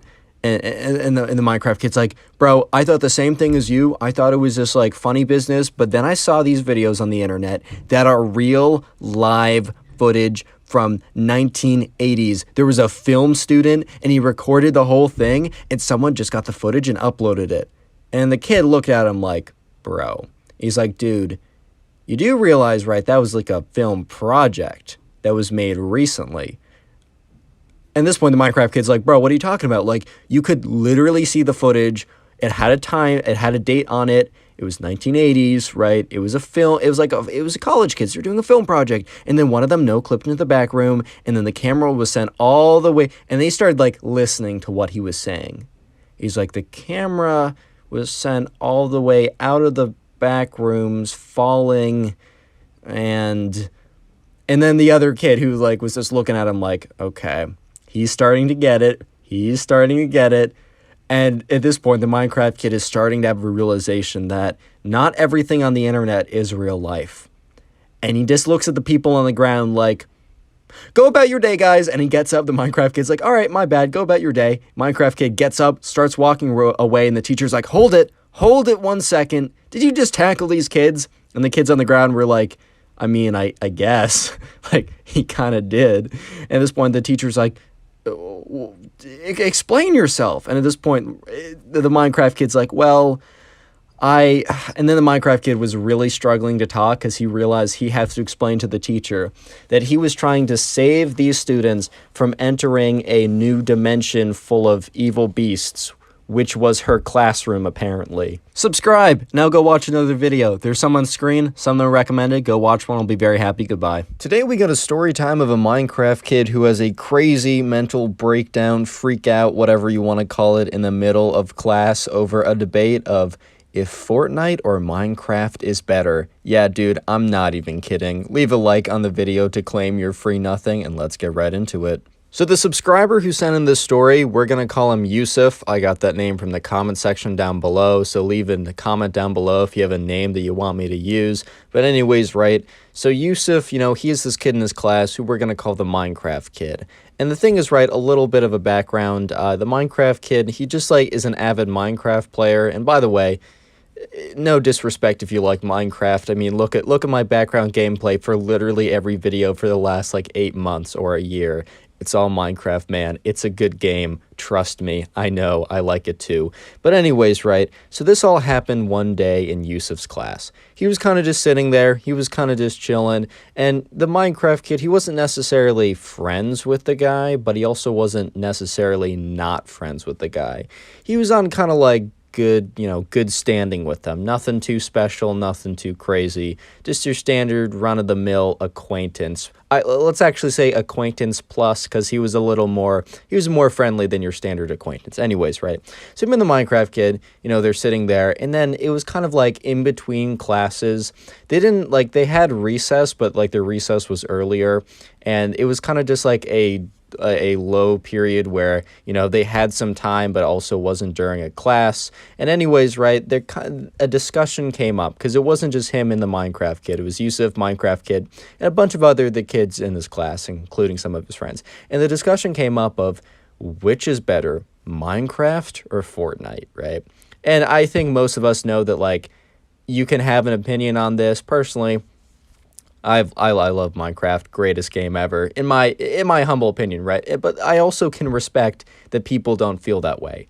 I can respect that people, you know, had that. Look, I had a lot of friends that, like, you know, Fortnite in the golden 2018 era, they had a wonderful time. And it's like memories they'll never forget. I can respect that. However, bro, the Minecraft kid in this video, he just can't understand it. But anyways, right, so him and Yusuf, they're, you know, everyone else is kind of talking. The Minecraft kid is really holding up the side of, like, oh, Minecraft is the greatest game of all time, man. There's no question. Like, there's not even a question about it. Like, I don't even know why this is a discussion, dude. Like, I don't know why we're talking about this. This is blasphemous. I don't know if he said blasphemous. I mean, I'm pretty sure these guys are in, like, 5th or 6th grade or something. I didn't get an exact year, but that's an assumption. Anyways, right. So, you know, the kids are going on, they're talking about it, and eventually, right, Yusuf, you know, Yusuf was one of those guys, like some of my friends, who back in, like, 2018 just had, like, some of the greatest memories, some, like, the greatest golden memories of, you know, hopping on, like, Fortnite, and, you know, I'm going to get some of the terms wrong because I never played myself. I never got into it. Just kind of, like, hopping on Fortnite and just having a really great time, like, you know, with his friends, getting the first win or whatever, or I don't even know. I've kind of heard the game has kind of gone to shite, to put it lightly, but he remembers the golden era. So Yusuf, like, kind of like, you know, he's like, hey, man, like, nah, I'm going to be really strong about this, like, Minecraft, I get it, like, it's more popular, it's gotten more downloads, there's more people that would agree with you, but personally, man, not a shot. Like, Fortnite is significantly better. And at this point, right, the Minecraft kid, because everyone else was like, it's close, man, but, you know, either I like Minecraft more, or I guess Fortnite's a little better for me. But when Yusuf said is, like, significantly better, the Minecraft kid looked at him and is like, what do you mean significantly? Well, like, are you saying that Minecraft isn't even close? Are you insane? And while Yusuf, like, kind of respected the game Minecraft in the sense of, like, you know, he understood why people liked it, you know, he just had a really good, you know, memory. He just really enjoyed, you know, his time on Fortnite. So he stood pretty strong. He's like, nah, man, like, nah, Minecraft kid, like, I'm sorry. It's just not even close. It's just not even in the same league. And the thing is, right, you know, Yusuf might have been, you know, puffing up his chest a little, like, definitely sticking to his guns. But, like, hey man, like that's fair enough. This isn't a consequential debate. Like fair enough, right? But anyways, right, the Minecraft kid is starting to get mad. Like he's starting to get actually mad. Like he's actually starting to get angry, bro. For some reason, he's actually starting to get upset. And at this point, he's like, dude, what? You don't even know what you're saying, man. Like, you're not even making sense anymore. Like, this is so insane. Like, for some Minecraft kids, it's, like, completely losing it. But, you know, in the beginning of this video, I said that, like, this kind of period of time was, like, kind of a short period of time in between classes. And sure enough, like, the new teacher walked into the room, or the teacher for the next class, and said, all right, guys, like, break is over, pull out your textbooks, whatever, go to page, whatever, right? At this point, the Minecraft kid looks at Yusuf and is like, dude, this is not over. And Yusuf's like, fine, then it's not. By the way, if you enjoy story times and you haven't already, consider subscribing. It's free, and you can always change your mind later. Anyways, right, so, class was going on, the teacher was at the front teaching, whatever, and, Yusuf is kind of sitting there, and the Minecraft kid is sitting a couple rows in front of him. And Yusuf was kind of just, staring at the board, starting to get a little bored of what's going on, so he was spacing out, a little bit. He was starting to, not focus in. He's like, okay, well, it's kind of standard behavior, right?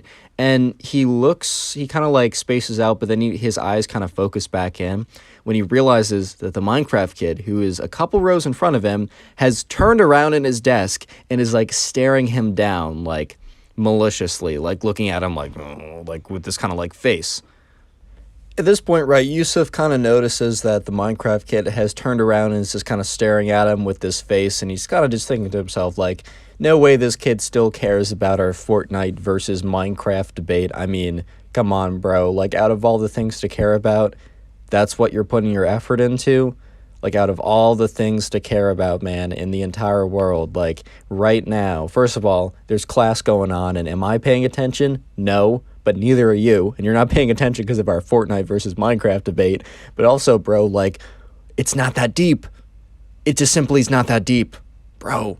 So the Minecraft kid is about to go crazy in class, and it's pretty funny / embarrassing for him. But before that happens, right, I just want to say that the word of the day is Fortnite. Yeah, Fortnite. So yeah, go ahead and comment down Fortnite down below if you made it this far. If you're really cool, you might even want to comment it out, I don't know, 3, 4, 5 times.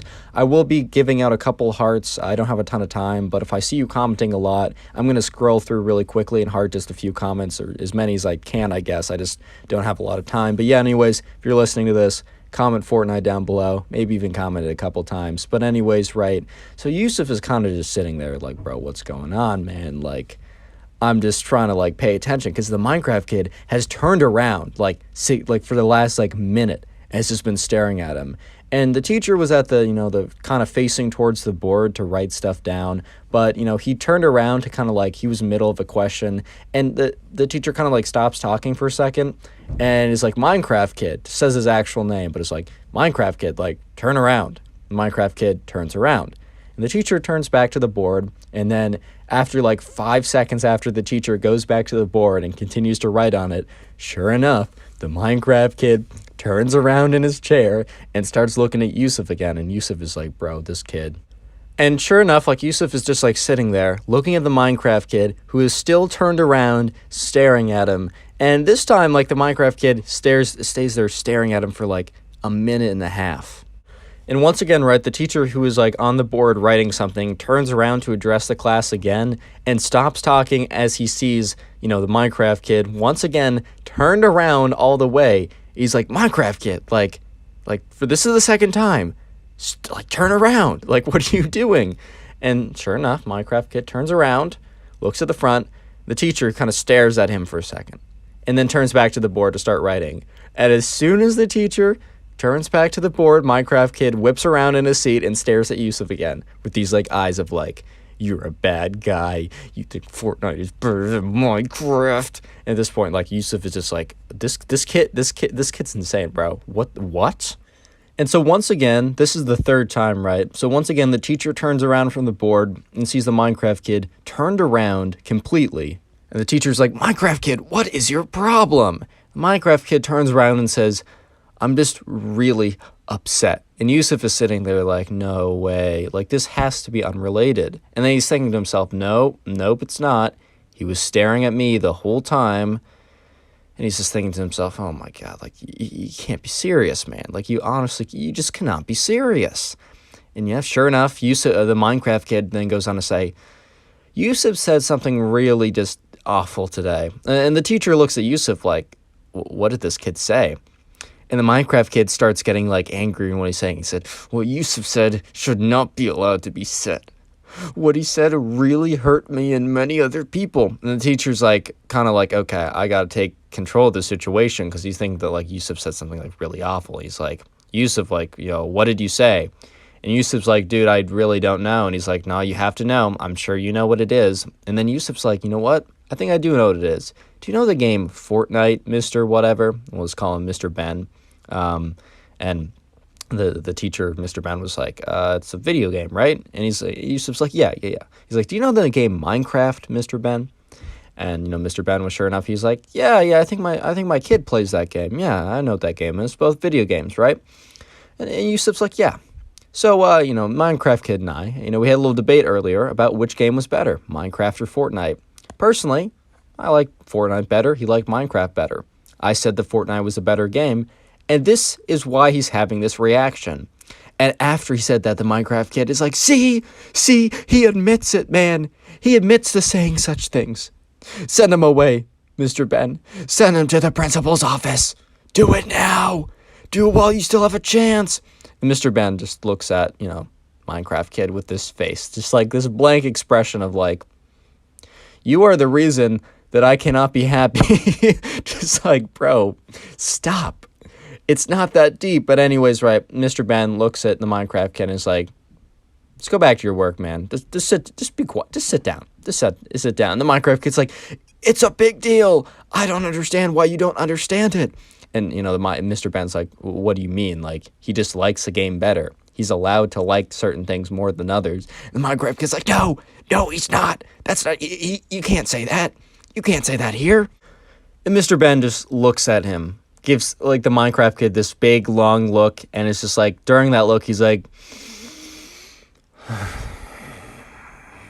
this, like, very intentional, long, drawn-out sigh of just, why? Why, kid? Why do you hate me? Anyways, he goes back to teaching. Yusuf sits back in his chair, and the Minecraft kid just, goes back. He doesn't turn around to stare again, because I think the teacher would legitimately kick him out of class. But the Minecraft kid's just sitting there brewing, just like, oh my God, I can't believe he did this. Subscribe if you haven't already, and I'll go watch a new video. There's some on screen, some that are recommended. Go watch one, and I'll be very happy. Bye. Today, we got a story time of a Minecraft kid who actually thought the back rooms were real and had a complete freak out at the sleepover, and it was quite hilarious. So yeah, sit back, relax, leave a like on the video to claim your free nothing, and let's get right into it. I got today's story from a subscriber who we're going to call John, and I got the name John from the comment section down below. So as always, if you want me to use your name or your friend's name or really any name you want, literally just leave it in a comment down below. I look through the comments all the time to find a name to use in a video. So yeah, go ahead and do that. And anyways, right, so John, the subscriber, he told me this story that happened kind of recently. So if you don't know, recently there was like a viral video about the back rooms that went out. It was actually kind of like a mini series done by someone who did a really, really great job. I'm pretty sure I'll leave a link in the description, or at least some information in the description, so you can go watch that video if you'd like. But anyways, right, that video was so good that it actually convinced a lot of people that the back rooms were actually real. In fact, I did a video a couple days ago about another subscriber who sent in a story that the back rooms video actually made one of his friends believe it. And I guess he's not alone, because today we have a story from the subscriber about how his friend saw that video, believed the back rooms were real, and had a complete freak out at his sleepover.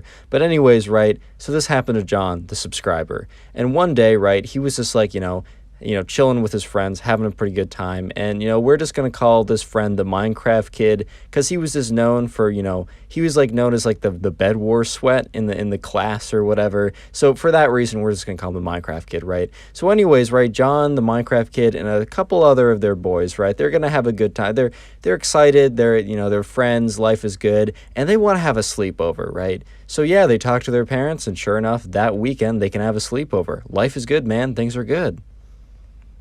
Well, life was good until a couple days before the sleepover. Let's just call it like Wednesday or something. The Minecraft kid discovers the videos in the back rooms. And real quick, for some of you guys who don't know, the back rooms are kind of like an internet legend where you can essentially, like, if you're not careful, you can no clip, which is a video game term, but basically you can phase out of reality into these endless rooms that are very similar to a kind of a dank, musty 1980s office that just keeps going on and on and on and repeating itself. And that was kind of an internet legend that happened a little while ago, but more recently there was a video that someone made that was like kind of a live, not a live action, but it was like a film project that was really well done. And I suggest everyone watch it. But the thing is, a lot of people watched it, and on the younger side, a lot of people were like, wow, this is actually really believable. And the Minecraft kid was one of those kids. So the Minecraft kid ends up watching this video, and the next day he comes into school. And, you know, the subscriber, John, is just kind of chilling there, having a good time, excited for the sleepover that's happening that weekend. And what happens, right, is, you know, his friend comes up to him, the Minecraft kid comes up to him, and John is looking at him. The Minecraft kid's, his eyes are like wide, and the Minecraft kid's like, man, oh man, I'm so worried.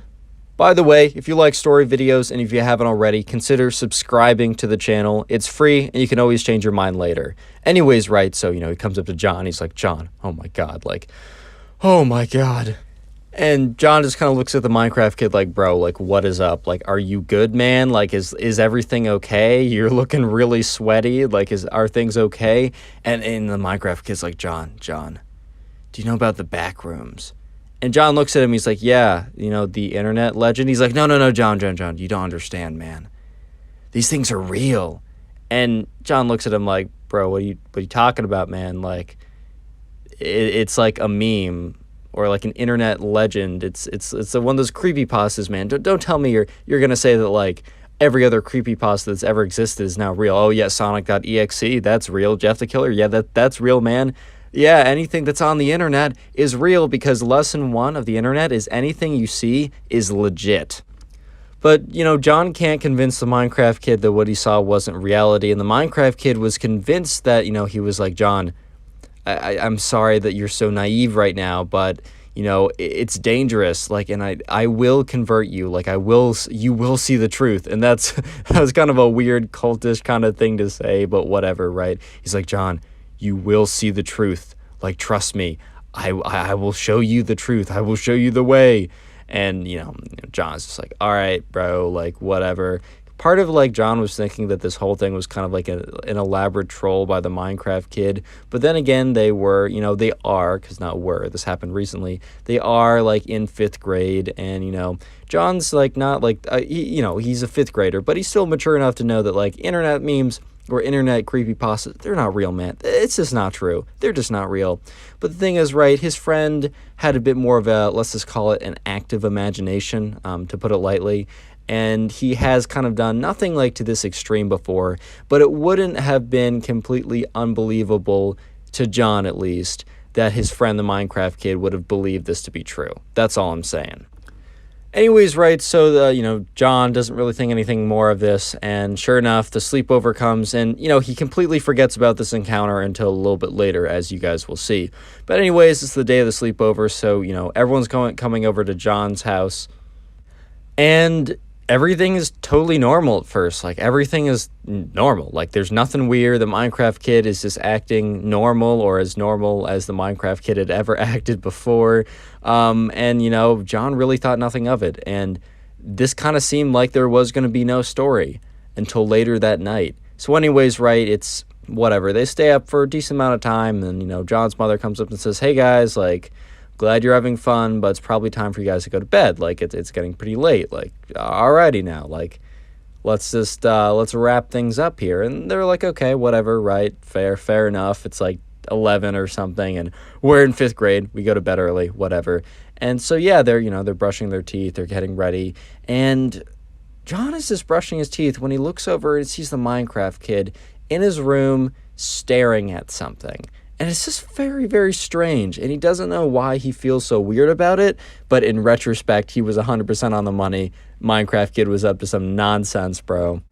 Real quick, right? So the secret word of the day is backrooms. So comment backrooms, BACKROOMS, 1, 2, 3, maybe 5 times. If you're super cool, you'll comment it 5 times. So I'm gonna go through and heart a bunch of random people who comment. I can't heart them all at this point. I just have a lot of things going on and also a lot of comments, which I appreciate. But if you want to up your odds of getting a heart, just comment it more times.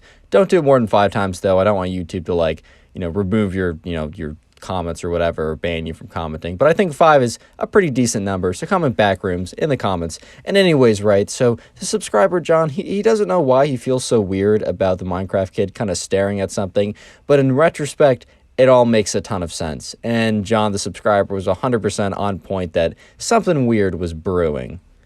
But anyways, right, so, they brush their teeth, and the Minecraft kid eventually comes into the room and is, kind of very quiet for some reason. He's just weird, and it's John, the subscriber. He just doesn't know why the Minecraft kid is acting so weird and strange, but he really doesn't really think anything of it at the time. He just notices it, kind of makes a mental note of it, but doesn't think anything of it at the time. In retrospect, makes a ton of sense. And the Minecraft kid, he's just acting weird, and he doesn't, John is all right, guys, so let's go to bed. And John gets into his bed. And the Minecraft kid and the 2 other guys that are with them, they brought sleeping bags and they plop them on the floor. John turns off the lights, and he expects that the next time that he opens his eyes will be, at 7 in the morning or at 9 in the morning or whatever, and to go down and eat some breakfast. But that is not the case because, he's middle of a dream. John's sitting there just enjoying his sleep, and he's shaking, and he feels like he's moving back and forth. And he looks up, and it's the Minecraft kid. And the Minecraft kid is sweating and freaking out a little bit. And John is really startled by this because your friend just came up to you and is you're awoken by your friend shaking you something is wrong, something is wrong. And the Minecraft kid, John is just oh my god, what's up? And the Minecraft kid's dude, I told you it was real. And at this point, John's dude, what are you talking about, man? What are you saying? And the Minecraft kid's dude. Just come with me. Come look. And at this point, John's terrified. He has no idea what he's about to show him. And the Minecraft kid brings him out to his hallway and points towards, a door or, a door to a room. And there's, yellow light coming out of it. And one of the things you need to know is in the back rooms, it's kind of that kind of dingy yellow corporate lighting from the 80s. And it just, isn't a good lighting job. But the problem is, right, that's a pretty common light. That type of lighting, it's not the greatest and it doesn't look that good. Still is pretty common. That's all I gotta say. It's still pretty common lighting.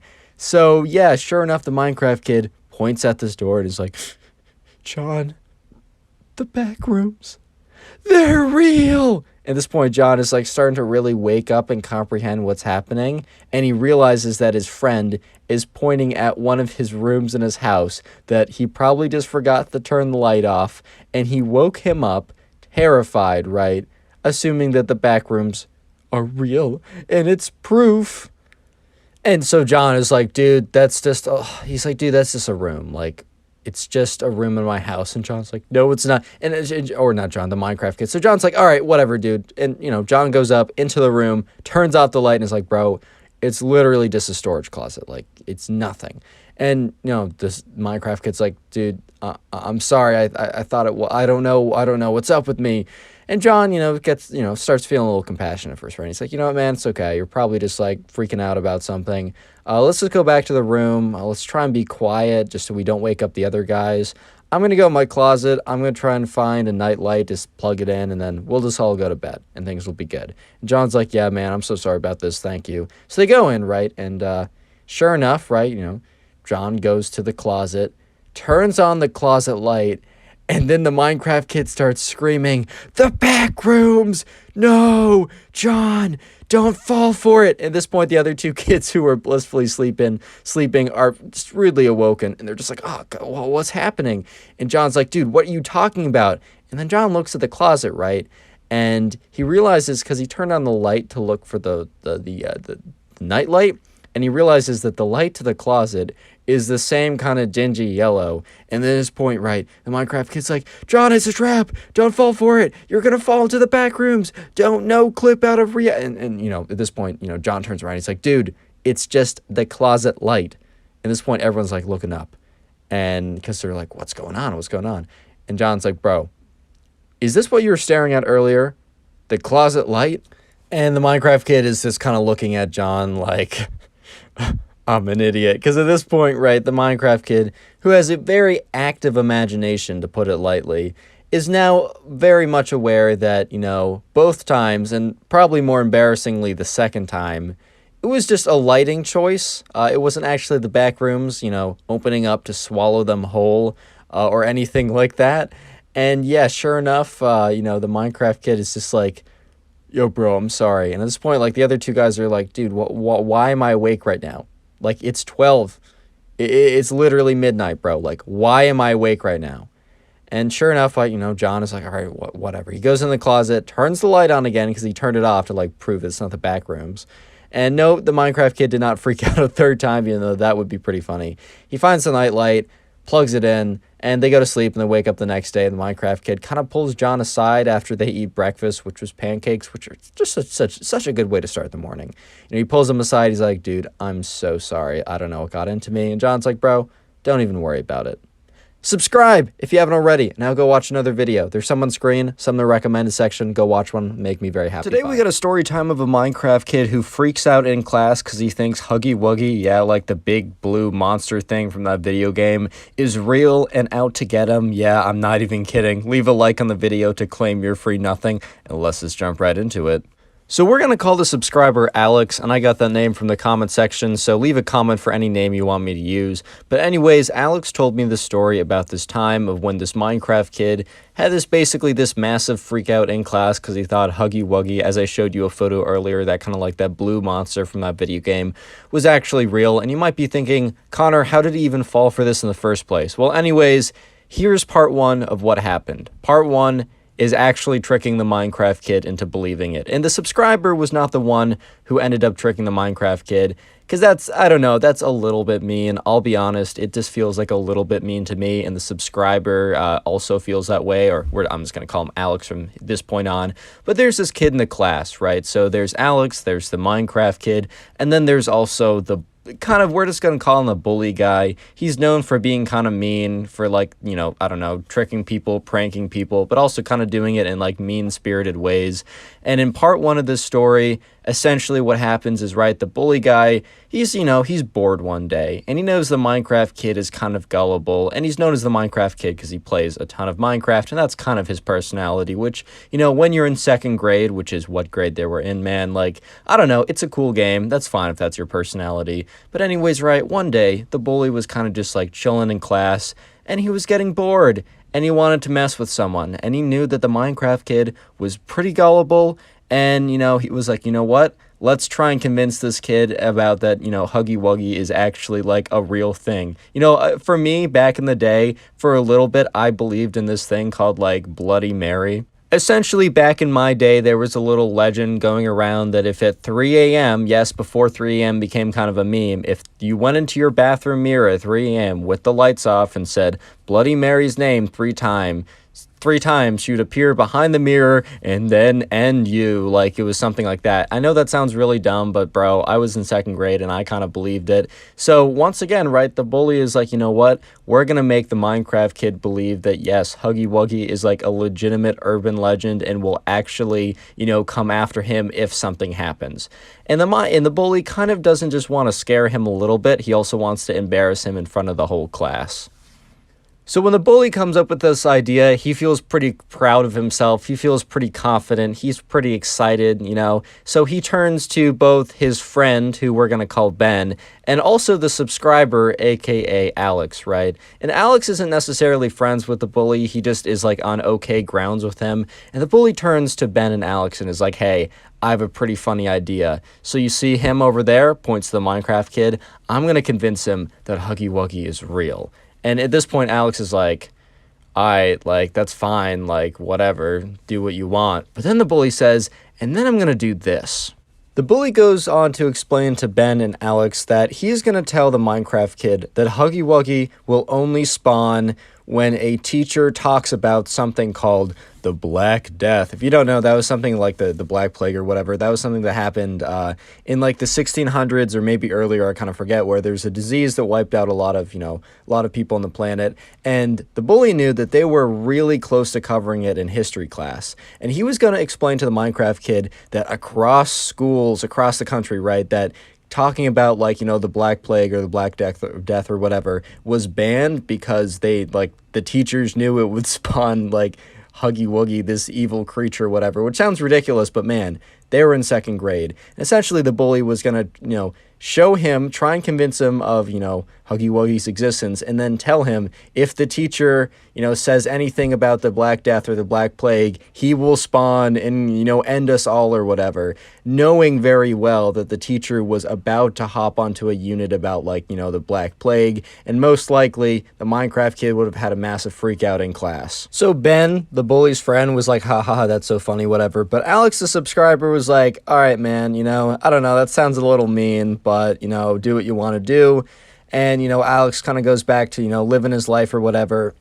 But, he is close enough to, both the Minecraft kid and, Ben, or not Ben, but the bully guy to hear what the bully says to the Minecraft kid to try and convince him. So anyways, right after that conversation, the bully goes on his phone and finds some kind of like scary video of like a clip from the video game where Huggy Wuggy like jumps out and attacks like the player, but make sure not to show that it doesn't show any part that, I don't know, shows that it's in a video game or shows that it's a YouTuber. So he goes ahead and he goes on this like downloader app. He downloads the video from YouTube and he cuts it so it's just like, the Huggy Wuggy jump scare or whatever. He's like, all right, this is my proof and I'm going to go up to the Minecraft kid and try and convince him. So anyways, right, the bully does go up to the Minecraft kid and the bully's like, man, I got something really, really important to tell you. And the Minecraft kid's like, oh, bro, what's up? Like, what's going on? He's like, hey, man,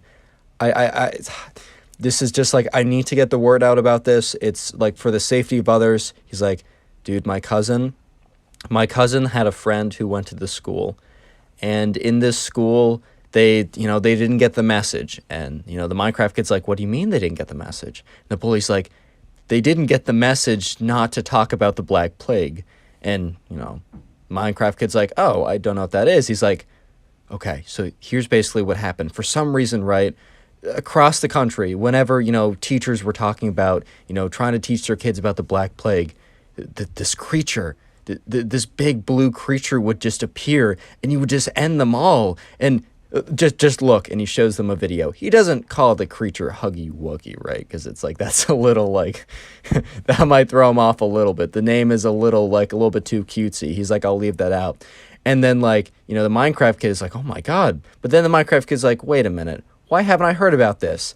And, the bully like thinks for a second. He's like, oh, shoot. And he's like, oh, the government, they're trying to cover it up, man, because it would be mass hysteria. We'd literally have a civil war. Why would we have a civil war? I don't know. It sounded scary and hyperbolic, so might as well say that. But anyways, the bully's like, they tried to cover it up, but my cousin, he had a friend, and his friend, like, he was leaving to go to the bathroom as the big blue monster came in and ended all of his friends. He was able to escape, and, the FBI came to his house and said that he couldn't tell anyone. And, but, he needed to get the word out just in case. He said, if a teacher, right, if for some reason our teacher has not gotten the word and they start teaching us about the Black Plague, right, you have to get up and you have to stop them at all costs. I just need to let more people know. And at this point, right, the Minecraft kid's like, oh man, like, thanks for letting me know. I appreciate that. And the bully just like, he puts both hands on the Minecraft kid's shoulders and looks him directly in the eyes. And he's like, just remember, if you have to take one thing away from what I'm saying, if our teacher starts talking about the Black Death, the Black Plague, whatever you want to call it, you'll know it when you hear about it. This is what's going to happen to all of us. And he reaches back into his pocket, pulls out his phone, goes into his videos, and shows him the video again. At this point, right, the Minecraft kid is completely convinced. And just remember, the Minecraft kid was already kind of gullible, plus they were all in second grade. Normally, if you did this to like some random like high schooler, yeah, it wouldn't work. But bro, the Minecraft kid, at this point, he was both terrified and convinced. So the bully walks back, the bully walks over to, back to his table, and he's kind of like smiling, and he looks over at Ben and kind of gives him like a high five or whatever. And, Alex, the subscriber's looking at this like, bro, this kid's kind of a jerk, if I'm being honest. So nothing really happens for the rest of that day, and nothing actually happens for a couple more days. But about 3 days later, they all get into class, they sit down, right? Alex, the subscriber, has more or less kind of forgotten about what has happened in the last couple days, and is just kind of like thinking about like normal things. And he's like, oh, I wonder what we're going to learn about in history today. And sure enough, the teacher goes up and he's like, all right, class, we've reached that period in history where we're going to be talking about the Black Plague. And at this point, right, as soon as Alex heard those words, everything kind of like snapped back into him and remembered exactly what the bully's plan was. And Alex looked over at the Minecraft kid, and he was able somehow to see at the angle he was able to see the Minecraft kid's face. And the Minecraft kid's face was like completely pale, like in complete shock. And the Minecraft kid was about to act. Real quick, if you made it this far into the video, which if you're hearing this, you did, comment Huggy Wuggy down below.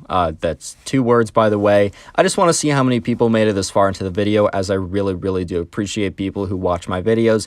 And also, if you haven't already done so, consider subscribing. It'll make me very happy, and you'll get 0 seconds of good luck, which is a fantastic deal. Anyways, back to the video. Anyways, right, sure enough, Alex, the subscriber, is sitting there like, oh no, like the Minecraft kid, what is he going to do? And yes, sure enough, right, the Minecraft kid, he gets up and he literally says, no! Like, he just screams out no in front of everyone. And everyone kind of just like goes super silent, because they're just like, why did this kid just scream out no? The teacher's face is this look of like complete shock and confusion with a little bit of horror, because he's just like, oh my god, why did this kid just get up in front of everyone and scream no? Because at this point, right, the teacher and nobody else besides the bully Ben and the subscriber Alex have any idea about why any of this is going on.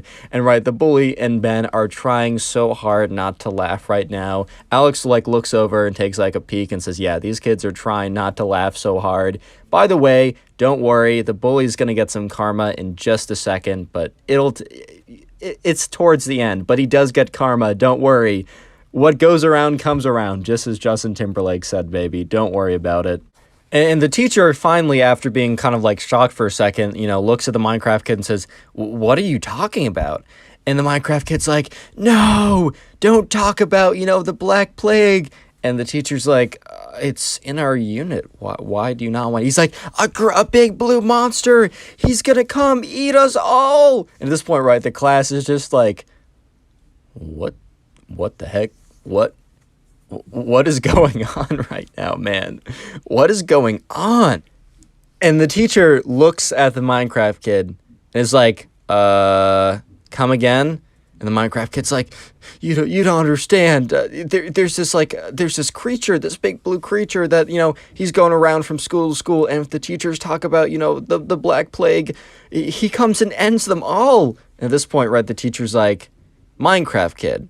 Says his actual name. He's like, Minecraft kid. That is obviously not true. Also, I just said, the Black Plague. If that was true, wouldn't there be a big blue creature coming out right now? And sure enough, no, Huggy Wuggy did not appear from the ceiling and, like, FNAF-style jump scare them all. That just didn't happen. Sure enough, believe it or not, and yeah, the Minecraft kid is, like sitting there, still kind of panicked, freaking out. He's like, and then, like, the Minecraft kid is starting to realize how ridiculous of a statement because he kind of did it on instinct. He was thinking about it, because for like the last 2 days he was having like nightmares about like the big blue monster, which happened to be like Huggy Wuggy or whatever, right? And he's like, oh my, and he was freaking out about it. So the second that the teacher said like the kind of the key word that was supposed to like doom them all, he freaked out. But after he said it out loud in front of everyone, he kind of realized how dumb it was, and he kind of sat back down. He's like, sorry teacher, I don't know what got into me. At this point, right, the whole class starts laughing. And the subscriber, Alex, he's not having it. He's like, nah, man, this Minecraft kid, he's not a bad kid. I'm not for this. And anyways, right, the bully and Ben, his friend, are just laughing so hard right now. Even the teacher giggles a little bit, which fair enough, right? I mean, it's kind of wild what just happened. He's like, all right, class, don't worry about a big blue monster coming out to destroy us all. I can promise you personally that will not happen. And then everyone laughs again a little bit, and then they go on to actually go into the history lesson. And, sure enough, right, Alex is sitting there throughout the entire class. He was thinking to himself, man, this is not right. Like, that was wrong. Like, that kid did not deserve that. So eventually, right, the class ends, and everyone gets up, and they go off to their next class. But Alex, he kind of, like, takes a little longer to pack up his stuff so that, like, naturally everyone will leave before him. And he's kind of there, he puts his stuff into the bag, and the teacher's sitting at his desk, kind of like looking at his paperwork or whatever, getting ready for his next class. And Alex, the subscriber, goes up and says, hey, can I talk to you for a second? And the teacher's like, yeah, sure. And Alex then goes on to explain everything. He kind of goes on to explain everything that I told you in this story, and the teacher is looking at him the whole time like, all right, good to know. And yeah, sure enough, right, the teacher thinks about it and is like, yeah, that was kind of mean. That was kind of mean of the bully guy. And the bully guy had a history of doing stuff like this before. Maybe, if it was a kid who was like genuinely known as like a good kid and he just thought it'd be kind of funny to have a little prank or whatever, he would get away with it, maybe just with a little talk or something. But no, this kid had a history of being kind of a massive jerk. So yeah, sure enough, the teacher's like, all right, thank you for letting me know. I will handle this. Yeah, and sure enough, later that day, Alex, the subscriber, is kind of walking in the hallways, and, the bully isn't near him, but he hears on the loudspeaker, and it's like, says the bully's name, but he's like, can bully insert last name please come to the front office?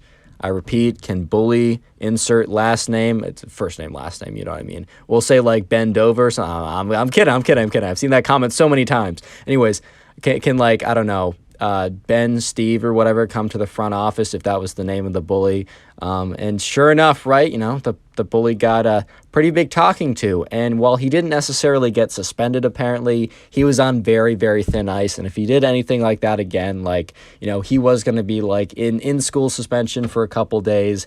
And also his mom got called and was told all about that, which I don't know, man. Sometimes that's the worst punishment of them all. If you haven't already done so, please subscribe and go watch another video if you're bored. Today we have a story time of a kid who thinks a Freddy Fazbear is real, in his house, and out to get him. Yeah, I'm not even kidding. Leave a like on the video to claim your free nothing, subscribe, and let's get right into it. So we're going to call the subscriber who sent in this story, we're going to call him Dylan. And by the way, I got that name from the comment section, so leave a comment down below of any names you want me to use. And this story all started one night when Dylan was babysitting this kid in his neighborhood. So Dylan got to the house and, the kid's mom, and we're just going to call the kid Ben because I use Ben for every, other name. It's kind of a meme on the channel at this point.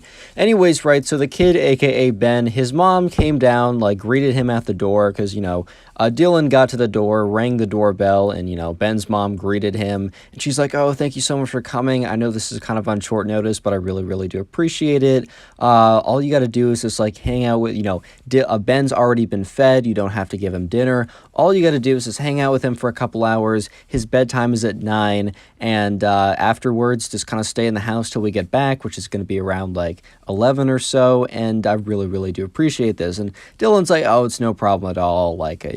Ben's a great kid. Because this is the second or third time that Dylan has babysat for Ben.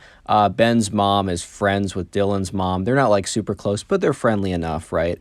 So anyways, right, it's kind of like a routine babysitting gig. And sure enough, Ben's mom leaves to go do whatever she's going to go ahead and do.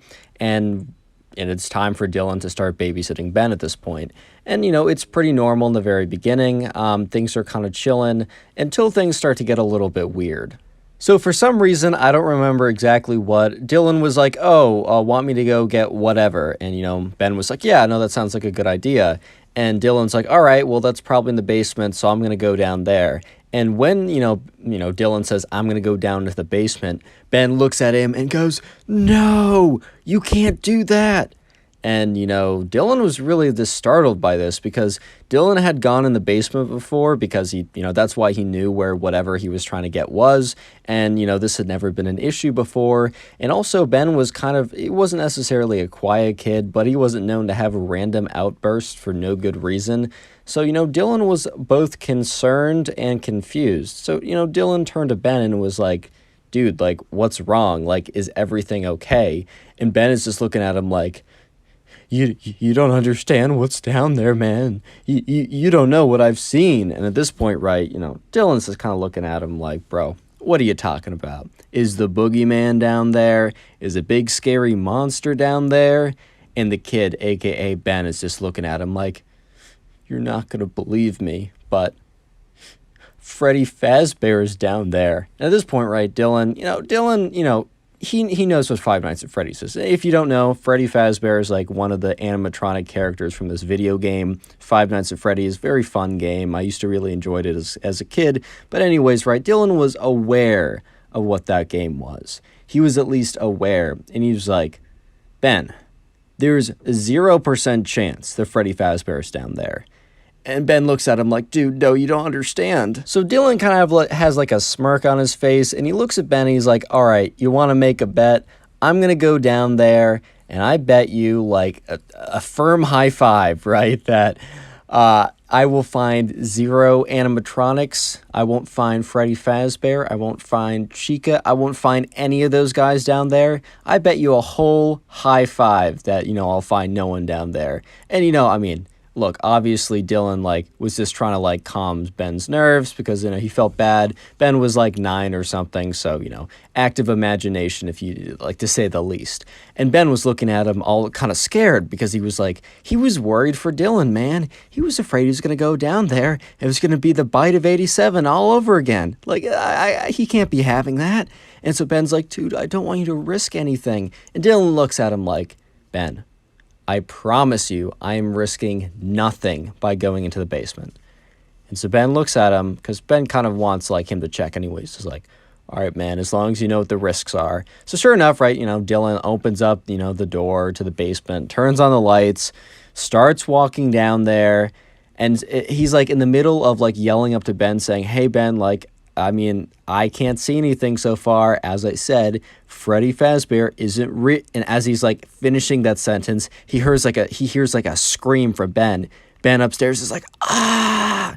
At this point, right, Dylan genuinely thinks that something terrible has happened. So Dylan runs up, assuming that there's a robber or something. He's like, Ben, what's wrong? And he goes up there, and no one's there. Ben is gone. So at this point, right, Dylan's kind of scared because Ben just screamed and then disappeared. And he's kind of thinking in his head, did someone break into the house and capture him? And he's thinking, no, that can't be. That's too fast. I was just down here for a minute. And as soon as Ben screamed, within 20 seconds, Dylan was all the way upstairs and he didn't see anyone. So Dylan's looking around. He's like, oh my God, what could have happened? And he looks at the kitchen door because the basement was right above the kitchen. And in the kitchen, there's a door that led outside. And he turned around to the kitchen door. And sure enough, the kitchen door was wide open. He's like, shoot. So he runs out there and he's like, Ben, where are you? And so he's kind of he goes outside. He's looking around and he hears another faint, ah. He's like, okay, shoot, Ben, are you okay, Ben? And he starts yelling out for Ben. And Dylan is just kind of running in the direction that he heard Ben faintly scream. He's just like, oh my God, he's thinking the worst right now. Dylan is legitimately thinking, all right, was he captured? Was what happened? Why me? I'm just trying to babysit this kid for as a favor to my mom's friend on a Friday night. I'm not trying to chase down some kind of burglar or kidnapper or something. That's just not what I'm trying to do today. You know what I mean? I'm just not trying to do that.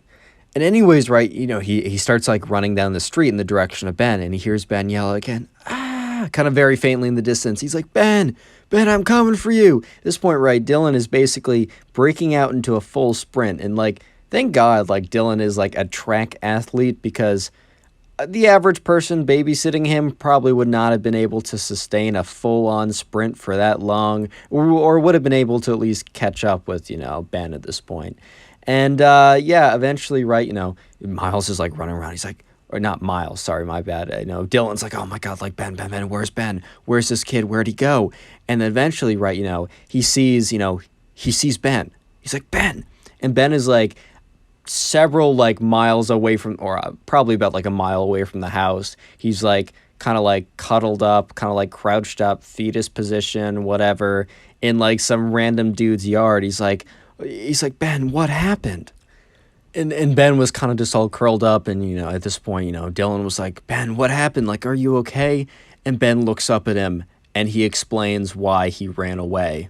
Real quick, comment Freddy down below if you made it this far into the video. I'll be trying to dish out some hearts to people who comment Freddy down below as a way to say thank you. I can't get to them all, so maybe comment Freddy 2 or 3 times if you want a better shot of getting a heart. And anyways, back to the story.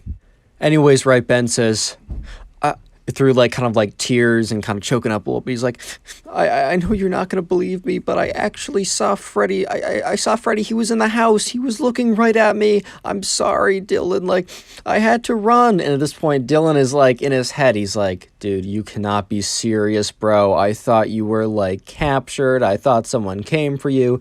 I thought you were in serious danger. But Dylan didn't want to be mean to this kid. He obviously looked distraught. Like, Ben was pretty clearly not pulling a prank on him, not pulling a fast one. He genuinely thought this big, scary, like, monster animatronic was in the house after him, and he kind of felt a little bad.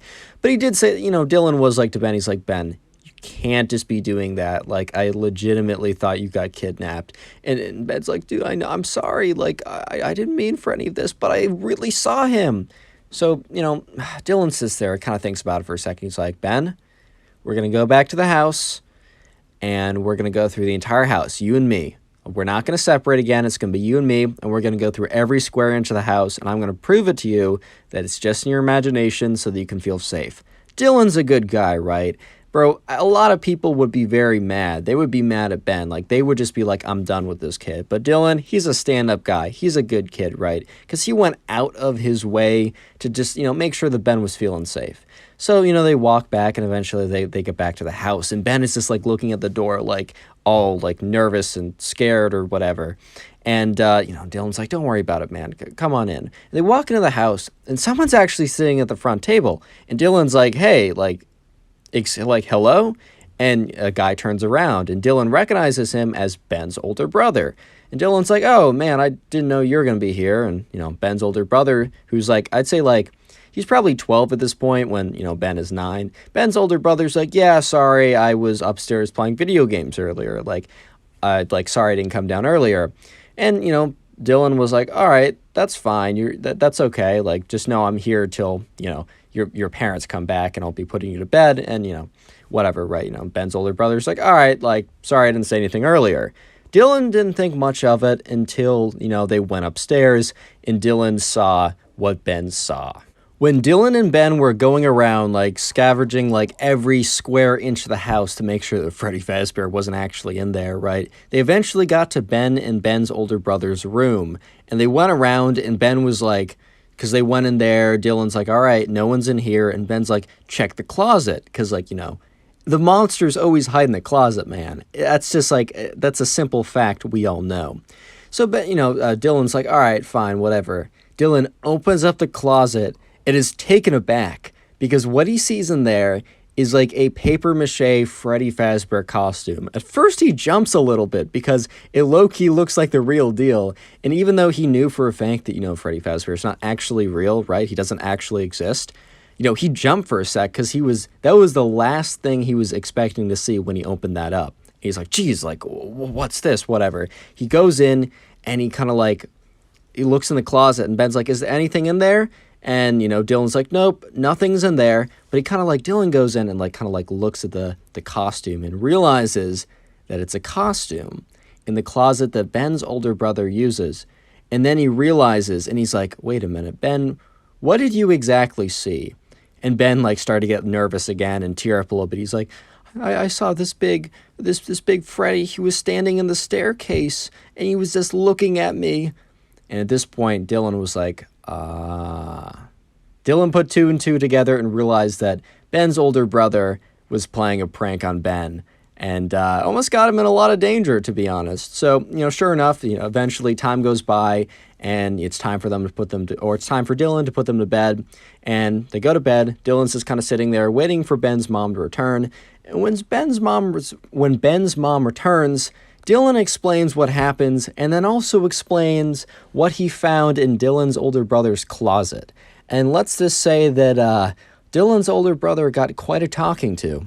Subscribe if you haven't already, drop a like on the video, and then click on one of the 4 videos on screen right now to support the channel. Peace. Today we got a story time of a popular girl that shames the nerdy Minecraft kid in class. However, karma is real and she gets what's coming for her. Leave a like on the video to claim your free nothing, subscribe, and let's get right into it. So we're going to call the subscriber who sent in the story, we're going to call him Brady. I got that name from the comment section, by the way. So anyways, right, so in Brady's class, because Brady is in 5th grade, and in his class, he has someone who he's kind of friends with, but is more of an acquaintance with, and we're going to call him Bob. Also got that name from the comment section.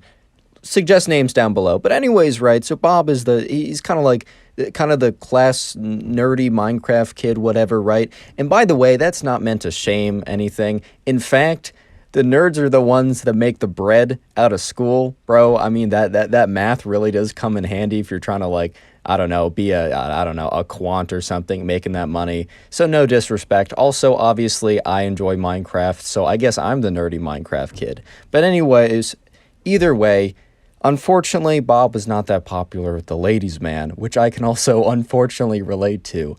Dude, I mean, I might be Bob in disguise. This might be a story about me. It's not, but it really could be. Then there was this girl who we're going to call Victoria, and she was kind of like, you know, the popular girl of the class. I mean, if you think of Mean Girls, she was whatever the top dog in those 4 were called. I forgot her name, man. I haven't watched that movie in years. And this story took place on February 14th. And if you don't know, February 14th is Valentine's Day, which is a very sad day for most of us, because February 14th, aka Valentine's Day, is literally just an excuse for people to post on their Instagram stories about how they're doing better in their love life than you, and you just sit there playing Minecraft, all sad. This is definitely not about me, guys. Anyways, though, this was February 14th. This was Valentine's Day. And it was kind of like a school tradition for them to make cards and give it to people. However, you usually just kind of gave them to your friends, but on the rare occasion, right, anyone who had a romantic interest with each other, which since they were just in 5th grade was super rare at this point, and if it was like, I like you, do you want to hold hands? Ew, no, I'll get cooties, and then they both run away. That's basically the extent of like romantic relationships. But there was like 1 or 2 occasions where people would like write actual like romantic letters, like not just like to the boys, right, not being like, I absolutely clap you in Minecraft PvP, or like, I destroyed you in Fortnite, you suck, love your friend, or something like that. Like, those were the standard Valentine's letters that would be given out and received. However, right, you know, occasionally, there would be one with like a romantic interest. And today, that happened again. So this all happened on Valentine's Day, and Brady, the subscriber, he was just sitting in class, and, you know, he was like, you know, he made a few Valentine cards for his friends, being like, yo, do you want to have a sleepover this weekend? By the way, happy Valentine's Day. Like, it was kind of just like chill, friend-to-friend action type stuff. So Brady was going around, and he's like dropping Valentine's cards on his like friends' desks and such. And Victoria, the popular girl, was also doing the same. She went around to her other kind of like her friends, aka her minions, bro. Like, the way it worked was like she was top dog and she had a few minions that kind of like were yes men, or I guess yes women in this case. And they would be like, oh, Victoria, you're so great, whatever. Typical, you know, 5th grade social hierarchies or whatever. Hey, man, these things happen. But anyways, you know, she was going around passing out those Valentines too. And, but, you know, one thing was happening was like Brady was kind of paying attention to like who was given out to who, because it is always interesting, or he always wanted to see like if there was a Valentine given to someone who wasn't an obvious friend, because that normally, in that case, it may be a romantic interest. And, you know, Brady was looking, and he was looking at Bob, and he was friendly with Bob, and Bob was a good kid, and bro, Bob's gonna make bank out of school. But right now, he's kind of just like the nerdy kid that, you know, the girls at this stage of their life, they just don't want him. When he's graduating and he's making like 8 figures as like the CEO of bank, no, not a specific bank, just bank in general, yeah, they're gonna be wanting him, dude. But at this point, he's not winning. He's just not winning, and that's okay. But anyways, right, you know, Bob, you know, he gets it. He's writing the Valentine's card on the desk. And Brady's looking at him because he's like, oh, I wonder who Bob's going to give it to. And Bob had a friend, like whatever. Well, let's just call him Ben for the sake of it, because we name everyone Ben. Bob had a friend, Ben. And, Brady was like, oh, obviously Bob's going to give it to Ben. And he watches as Bob walks right by Ben. And he's like, dude, oh, I like, that was kind of his, like, that was Bob's boy, right? So he's like, oh, I maybe he has another friend I don't know about. And then Brady realizes that Bob, the Minecraft kid, the nerdy Minecraft kid, has walked by all the boys. And look, you can be friends with girls, right? In fact, I would say 2 of my 5 best friends are girls. And in fact, I advocate for cross-gender, whatever genders, friendships. I think you can gain a lot from it. I think it's super valuable and makes your life better. However, in this class, the girls and boys were not friends with each other. Like in my 4th grade, it was just the boys were friends with each other and the girls were friends with each other. Man, it is what it is, dude. But anyways, right, Brady was realizing that Bob was walking right towards Victoria and her minions where they were sitting. And Brady's just thinking to himself, he's like, Bob, dude, my boy, my bro, my brother, like, this is a bad call, dude. Like, you're not going to want to do it. Because the thing is, right, Victoria, while being very similar to Mean Girls in many aspects, she was also similar to Mean Girls in the fact that she was not very nice. And the thing is, right, she'll probably grow up and mature. But look, 5th graders are immature. And in fact, she was immature in the fact that she thought that she was better than everyone, and that gave her the right to be mean to people. And yes, she very much, imbued Mean Girl aesthetic. So sure enough, right, Bob the Minecraft kid walks up to Victoria with a card, and he places it on her desk. And Victoria is looking down, was like looking at her friends, talking to them, or her minions. I can't even really call them friends. But she was looking at her friends and then slowly looks up and does this slow look, almost like that elevator look when you look up someone then down someone, but looks up and looks directly into Bob's face with this look of disgust. But right now, Bob is just he's just on this confidence high, and he just drops the letter down and he kind of stands there. And at this point, right, Brady's like, oh shoot, it's going down. Grab the popcorn, boys, it's going down. And sure enough, right, Victoria and her minions kind of look at her with this look of shock, like, oh my God, did this just happen? Victoria, grabs the letter, opens it up, and essentially inside, I don't know exactly what it says.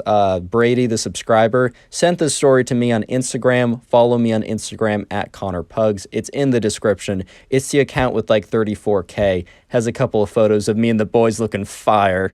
Also, might as well comment Mean Girl / Mean Girls in the comment section. I'm going to heart a bunch of people who do that. But anyways, right, so Victoria reads the letter and just looks up at Bob. And what she says is mad out of pocket, bro. What she says is just not okay. She looks at him and laughs and says, I will never go out with someone like you. You know when someone says to you, dude, the worst she can say is no. You've never had a girl laugh at you, bro. You've never had a girl laugh at you. You don't know what it's like. You don't know what Bob is experiencing right now. Dude, the worst she can say is not no. The worst she can say is, ew, you're ugly, bro. And sure enough, right, Victoria eviscerates Bob in front of the entire class. Completely disrespectful, completely uncalled for. You don't have to say yes to someone if they ask you out, but be nice about it. They have feelings too. They are 99% likely to be a human. Maybe they're an alien or a robot, but most likely they're human too, bro. Anyways, right, Bob, the Minecraft kid, walks back to his desk defeated. And the whole class is kind of mumbling to each other because it's a mix of shock, kind of amusement, but also just mostly shock. Because no one is really laughing at this point because it was super mean. And even though everyone is immature and this is 5th grade, people know that this isn't okay, dude. Even they know that this isn't okay.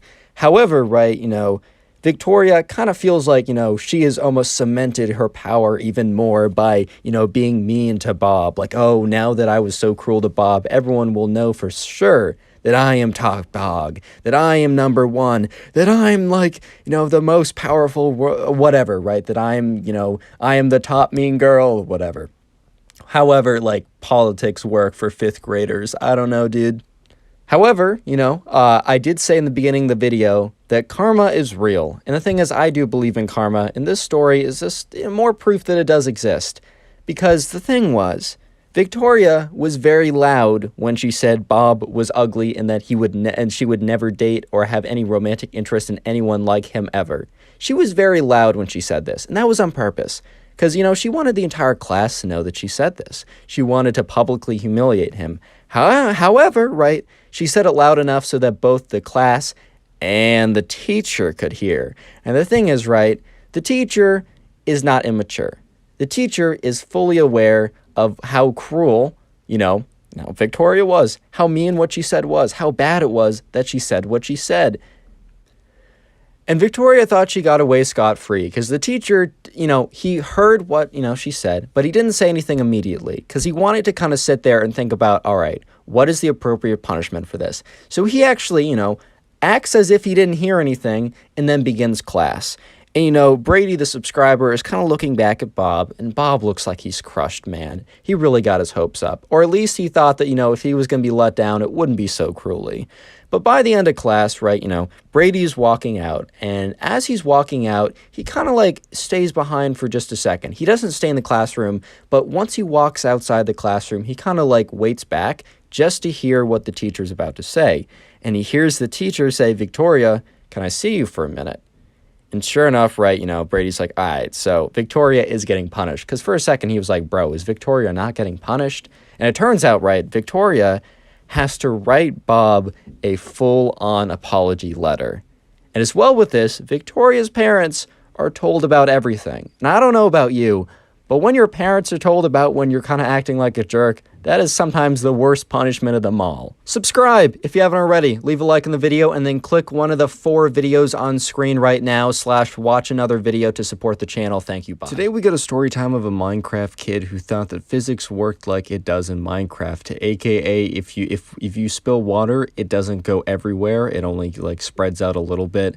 And if you chop down a tree, it doesn't fall, it floats. Yeah, I'm not even kidding. Leave a like in the video to claim your free nothing, and let's just jump right into it. So we're going to call the subscriber who sent in today's story, we're going to call him Sam. I got that name from the comment section. If you want me to use a name, just leave a comment saying the name down below. And normally, the story goes the subscriber sends in a story where they tell me about a Minecraft kid. No. Today is different. Today, the subscriber admits something to me.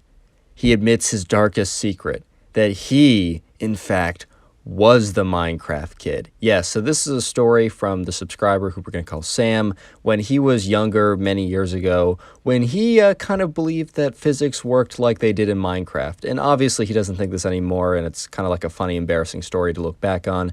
But anyways, this all happened many years ago when Minecraft was kind of first gaining its initial wave of popularity. So back in the days of Sky Does Minecraft, Captain Sparkles, Herobrine Legend, the Ether mod or the Aether, whatever it's called, all that good stuff, kind of like the good old days of Minecraft, right? So this kid, and we're going to call him Sam, but Sam many years ago, right? He was, it was during the summer, it was fun, he was playing a ton of Minecraft with his friends, and it was just good old time.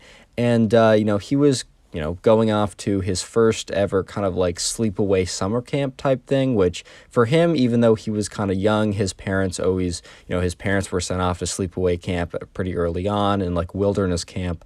So they thought it'd be a good idea for him too as well. Anyways, right, so, Sam is dropped off by his parents and, the people at the sleepaway kind of wilderness camp are like, oh, welcome, to the camp or whatever. We're so excited to have you. Here's your cabin, etc. They put him in a group. They put him with people. And the thing is, right, Sam in his head felt like he had been training. In his mind, he has been training for this for the longest time. What do I mean by training by this or for this? What I mean is that he has been playing Minecraft. Not just normal Minecraft. He's not been playing creative mode, man. He's not been a softie. He's been playing survival mode, aka he can survive in the wilderness because he plays Minecraft. To be fair, man, when I was in second grade or whatever, I had similar logic, so I can't blame him, but I don't know, this is kind of funny. Anyways, right, so, Sam is, meeting all of his, his friends for the week or whatever, And for their first kind of like get to know each other adventure type thing that they're doing, they made a kind of a knapsack. And it's like, just because like at the end of the week they had kind of a big camp, like kind of like a excursion type event where they would go and they would actually camp out. Anyways, when they were building these kind of like knapsacks to be able to put stuff in, just was kind of like a fun first type thing that they're building to like get to know each other. The Minecraft kid, who we're not even going to call the Minecraft kid, we're just going to call him Sam. And because this is the first time that Sam, the subscriber, the subscriber happens to also be the Minecraft kid. So if I say the Minecraft kid, the subscriber, or Sam, they're all interchangeable and they all mean the same thing.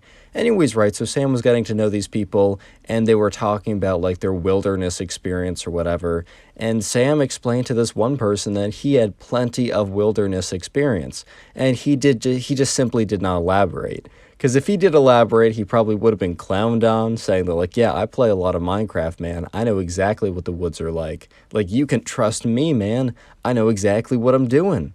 Anyways, right, so the next day rolls around, and it's their first kind of like mini group activity besides the one that they had the night before, which is really just kind of like an icebreaker. And in this mini group activity, they had to go create a lean-to, I think that's what it's called. It's where you like lean a bunch of sticks against another stick, so it's like you can, I guess, if you're in the middle of the woods at night or whatever, you can like sleep under it, and the sticks that are leaning up against the big log or the other tree or whatever that they're leaning up against, they kind of protect you from the elements. And I guess this is kind of like a good thing to know if you're actually in the woods and you need to do something like that. But anyways, right, so they were broken up into a couple groups to, accomplish, just so it's like everyone could have a bit more hands-on, because if it was a big group of like 50 people doing one of these, you'd probably get like 1 or 2 sticks down and probably not get a lot of experience and not really doing it, so they broke them up into smaller groups. But anyways, right, the subscriber was on or Sam was on the stick collection team, because they kind of like broke, when they broke up into teams, there was like a couple people that kind of made themselves the leaders, and they delegated people to stick collection or construction. Those were kind of the 2 categories. And Sam was on stick collection, right? So anyways, they were gathering up all the sticks or whatever, and while they were instructed not to, break any branches to get more sticks, at the end of the day, there weren't a lot of sticks to go around. So Sam was like, you know what, this tree isn't going to mind a branch or 2. So Sam would go off and like break a branch and like take it back or whatever. And then he went off with another person, and, the other person was like, they saw some sticks on the ground. So the other person kind of like bent down to grab some sticks. And Sam saw like a mini tree in front of him that appeared to be dead. So he's like, oh, let me just break this tree and get the sticks. However, right, there was like a person in front of him, in front of the tree, and I don't know, logically, one would believe that like if you were to break the tree, that it's going to fall. And if you're gonna like smash a tree in the direction of the person, bro, that the tree's gonna fall on the person. That would make sense. However, when you play countless amounts of Minecraft, you kind of just like forget about gravity for a second, apparently. So anyways, right, Sam kind of kicks the tree over, and it's a very small tree, so it can easily be broken, right? As opposed to punching it, he decides to kick it just to make it easier, right? And, okay, objectively, he understands how gravity works. However, in his mind, he just wasn't thinking, and for some reason, he defaulted to, oh, trees will float. Yeah, no, you heard me right. So, right, sure enough, Sam kicks over the tree, and sure enough, the tree breaks, and sure enough, reality exists, and the tree fell forward onto the guy in front of him. It was a very small tree. It was kind of the equivalent of a branch, but the kid in front of him is like, ow, like, why would you do that?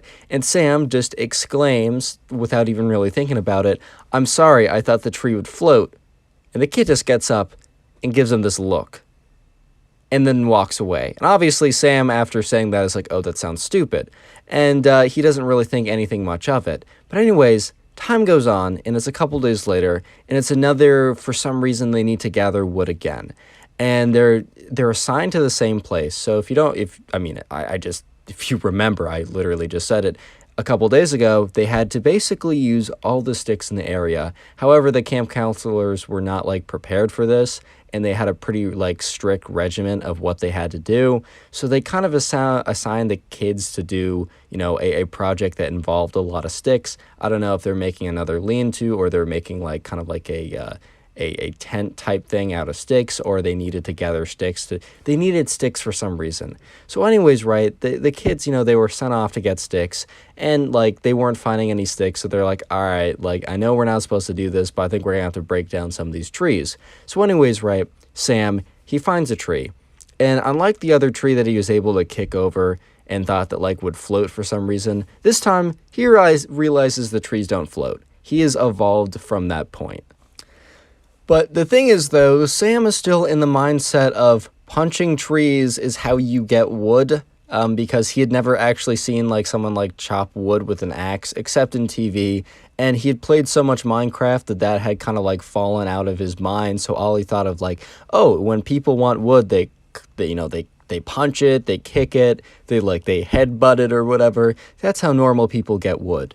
So, you know, there was another tree, and this one was much bigger than the one that Sam kicked over. It was also a lot more alive. It was thicker. Like, it was just like a totally different beast, right? And so anyways, right, Sam goes up to it in front of everyone. He's like, all right, guys, I got this. Makes his fist into a ball and straight out punches it. And instantly, right, Sam's fist is in pain. He's like, ah! And everyone around him is like, dude, why would you do that? Like, why would you just punch that tree? He's like, dude, I was just trying to get wood. And they kind of looked at him like, bro, that's not how you get wood. What are you talking about? And apparently, right, one of the kids actually told on Sam to the counselor, not just to the fact that he was like trying to like break an actual tree, because I think everyone was trying to do that, but just the fact that he tried to straight up punch a tree. And one of the counselors had to come to him after the fact and say, hey man, like, we don't want you to hurt yourself. Like, don't go around punching trees, as if that was something like, I'm sure the counselor like was just thinking in his head like, man, I'm not paid enough for this, bro. Like, I'm simply not paid enough for this.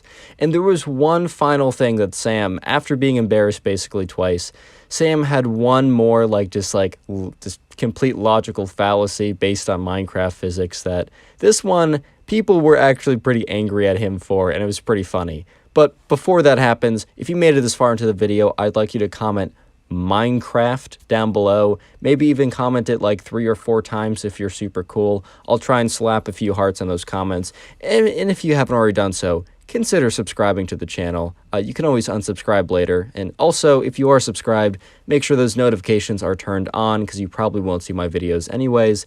And finally, right, let's actually see what Sam did. So on the second to last day, they had a really large, it was like a very big hike. It was kind of like their crown jewel event. It was the big deal, because the next day they were going to be picked up. And anyways, right, so the hike was basically all day, and everyone was given 1 water bottle and also 1 lunch bag. And so this day happened to be a pretty hot day. I mean, nothing the camp counselors can do. Sometimes, man, it's just the weather, it just doesn't go with your favor. These things happen, right? So it's a pretty hot day out today. And, you know, when it's hot outside, you get thirsty and you want to drink more water, right? But anyways, right, so it was getting hot out there. And, you know, Sam was walking with a group of his friends, or his friends for the time being, probably not his friends for that much longer after what's about to go down, but you're about to hear what that is. So anyways, people are like, they're looking at their water bottles, and they're either halfway through, 2/3 of the way through. They all collectively don't have a ton of water, right? So they're all like, man, like, we're only like 2 hours into this hike. We got the rest of the day to go, and we're almost out of water. Like, we're super thirsty. We've already talked to the camp counselor. There's not any more water that we can get. Like, this totally sucks. Like, what's going on? And anyways, right, Sam, in his infinite wisdom, his Minecraft wisdom, he said, oh, guys, this is, like, super easy. Like, don't worry about this. Like, just give me your water. I promise you, I'll be able to refill it. And they all kind of look at him. Because here's the thing. This is their only water bottle. Honestly, the camp counselor should have packed them more water. They should have at least had some water stops, because it's so hot out. But anyways, that's irrelevant to the situation because at the end of the day, they didn't, right? They only had one water bottle. And Sam, their new friend, was claiming that if they gave him the limited water supply that they had left, that he would be able to magically grant them, more water. But the thing is, right, they were just kids. I mean, they were kids, right? And they wanted more water. And their new friend that they had all this faith in claimed that he alone could get them more water, right? Sure, okay, I want more water. Let's see what Sam does. So Sam takes like 5 people's water bottles and he's like, all right, guys, let me show you this little trick I learned when studying to be good in the wilderness. And Sam kind of like, he finds kind of a hole in the dirt and digs it a little more so it's like a perfectly round hole. And what he ends up doing is he takes everyone's water and just pours it into the hole. And everyone's like, dude, what are you doing? He's like, bro, relax. You're going to be thanking me by the end of this. And he's like, so you see this? This is a 2x2 hole. The fact that it's now totally full with water means we have an infinite water supply. Like I can you can keep drinking from this again and again, and it's just going to replenish itself. If you don't know, in Minecraft, if you dig a 2x2 or maybe it's just 3x3, I kind of forget, hole, and you put water in it and you put like 4 source blocks of water, it's an infinite water source. But just a little spoiler, in reality, that's just not the case, bro. That's just not how life works. So Sam's like, all right, I'll watch. Like, you guys seem like you're mad. You're going to be, like, thanking me so much. So what Sam does is he, like, takes one of the water bottles and he's, like, scoops up some of the water in there. And first of all, the water is completely dirty at this point. Like, no one's going to be drinking it in the first place. But also, when Sam scoops up the water, it doesn't replenish. It does not replenish. Like, it doesn't, like, magically turn back to, like, more water. And also, at the same time, the water is being absorbed by the ground at a really fast rate. It's probably been, like, a third of it's already been absorbed at this point. So Sam looks up. He's like, I don't know what happened here. Like, did I not dig this deep enough? And everyone's like, bro, why would you pour the water away? And Sam's like, it was supposed to be an infinite water source. I don't know what happened. And they're all like, bro, this isn't Minecraft. And Sam looks at them and he's like, what? Because Sam knew that this wasn't Minecraft. But like in Minecraft, if you plant seeds, they grow wheat. That is something that actually happens. If you like stab chickens, you get like chicken meat and feathers. Like, that actually happens. He assumed that if you got enough water and did some magical like physics to it, like you put it in like a special hole, it would just regenerate. Because like, why not? And everyone was just like, bro, you cannot be serious, bro. Subscribe if you haven't already. And now if you're bored, go watch another video. It'll really help out the channel. Thank you very much. Bye. Today's story is about when the subscriber who sent in this story convinced his younger brother and his friends that Siren Head was real and then pulled a massive prank on them, and it was quite funny. Leave a like in the video to claim your free nothing, subscribe, and let's jump right into it. So we're going to call the subscriber Owen. I got that name from the comment section down below, so leave a name in the comments you want me to use. Anyways, right, so this all happened because Owen wanted to get revenge on his little brother, and his little brother, we're going to call him Steve, but I might just refer to him as the little brother. Anyways, right, so a couple days ago, Steve did something against the subscriber Owen that made Owen pretty mad. So essentially, right, Owen had a pretty decently large schoolwork assignment that he had to do, and the family only had one computer that they kind of all used. And essentially, right, Steve decided to kind of hog the computer for the entire day, playing Minecraft the entire time, when Owen really just needed to get on for a little bit to just, to finish up a Word document or whatever to, turn into school. And for some reason, right, Steve was just not letting him get on, and, Steve and Owen's parents were out for a little bit, so they weren't able to, kick Steve off, and Steve would refuse to, to let Owen on even for a second. And for that reason, right, Owen was only able to get on and, edit his Word document for school only for a little bit, very late at night. And for that reason, the document wasn't that good, and Owen didn't get the greatest grade that he wanted, and probably not as good of a grade that he would have gotten if he was able to get on earlier. So for that reason, right, Owen is pretty upset, Owen is pretty mad, and he wants to get revenge against Steve, his little brother.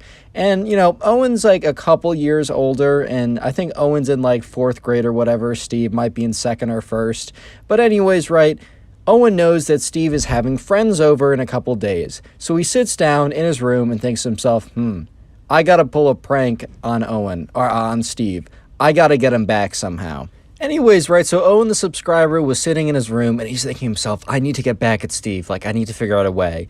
And he was sitting there, and then a little bit of an idea started to cross his mind. He remembered that he saw not too long ago on the internet this urban legend of the Siren Head. Basically, if you don't know, it's like this big scary monster thing that appears and makes this very distinctive sound.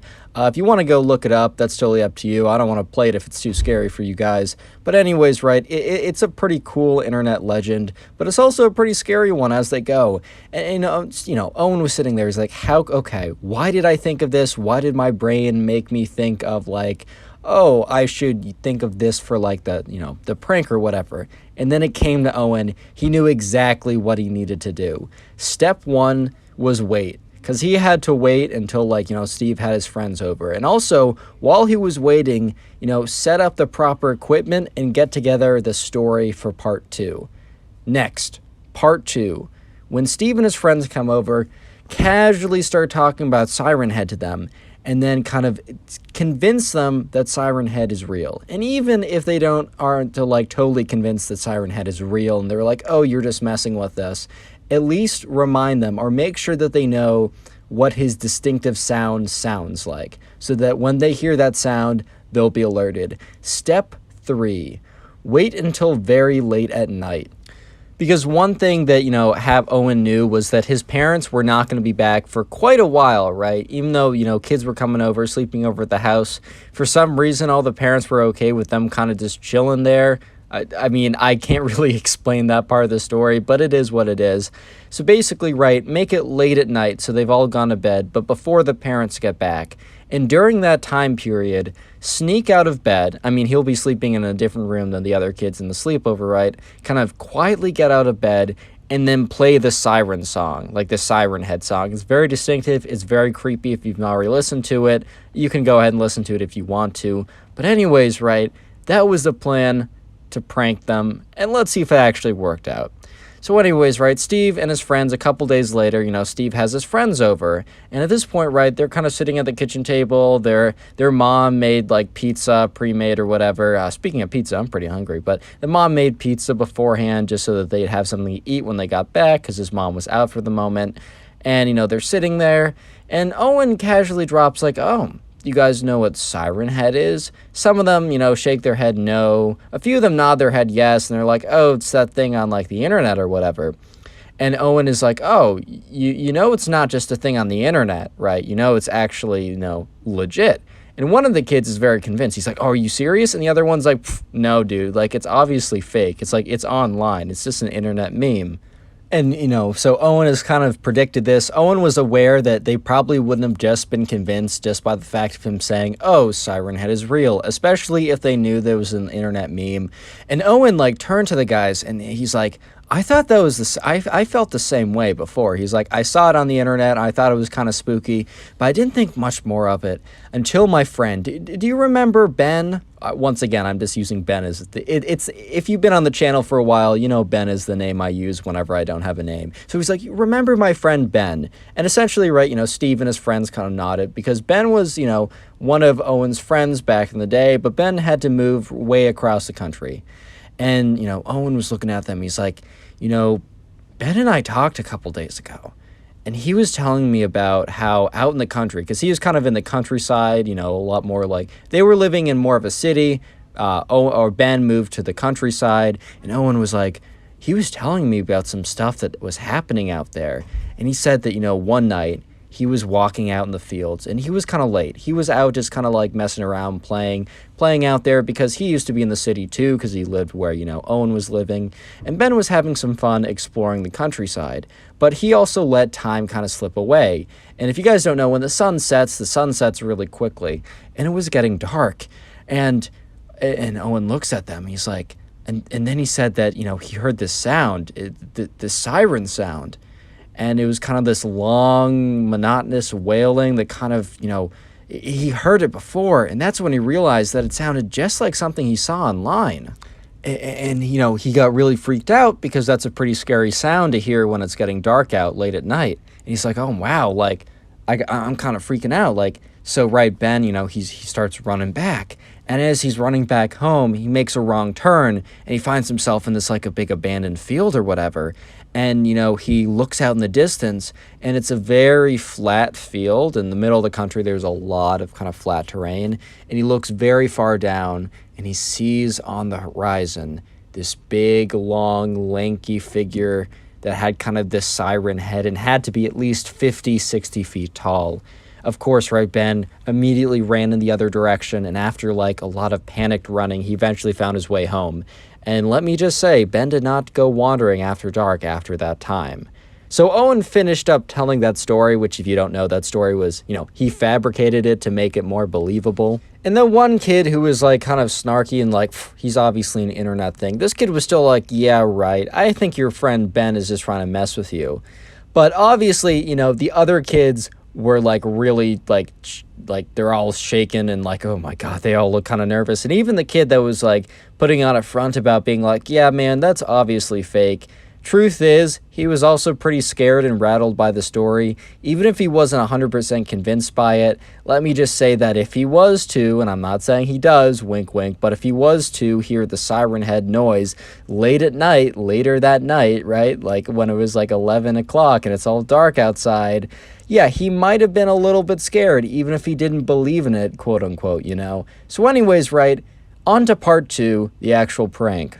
Real quick, drop a like and then comment siren head down below. That's kind of the secret word of the day. I just like seeing how many people made it this far, and I'll try and heart a bunch of those comments. So yeah, comment siren head, and maybe even comment it 1 or 2 times just to make it like easier or more likely that I'll see it and give you a heart. Anyways, back to part 2 of the story, which is the actual prank. Anyways, right, so Owen doesn't say anything else about siren head for the rest of the night, as he doesn't want to make it seem suspicious, right? Because he already had a pretty big like spiel about it. He doesn't want to make it seem like he's trying to pull a prank or like set up for a prank or whatever. And Steve and his friends have like a decently good night, and eventually they get tired around 10:30, and they go to their bed. They turn off the lights. However, right, when Owen went back to his room, he turned off the lights to make it seem convincing, but what he actually did was he snuck out of his room and began to prepare for the massive prank. So essentially, right, Owen gets out of his bed, sitting in there for like 10 minutes or so, goes into his closet as quietly as possible, and gets out a speaker. He goes in, pairs the speaker with his phone, and as quietly as possible, walks downstairs, and then walks down to the basement. He goes into the basement, and he places the speaker down there, make sure that the lights are kind of like, has a kind of a hidden place, but he kind of knows that if scary sounds are coming from the basement, bro, no one is investigating that. No one is investigating the basement, dude. That's the last place they're going to go. But anyways, right, he puts the speaker in the basement and makes sure his phone is still connected and walks upstairs. You might be thinking, oh, what if his phone disconnects?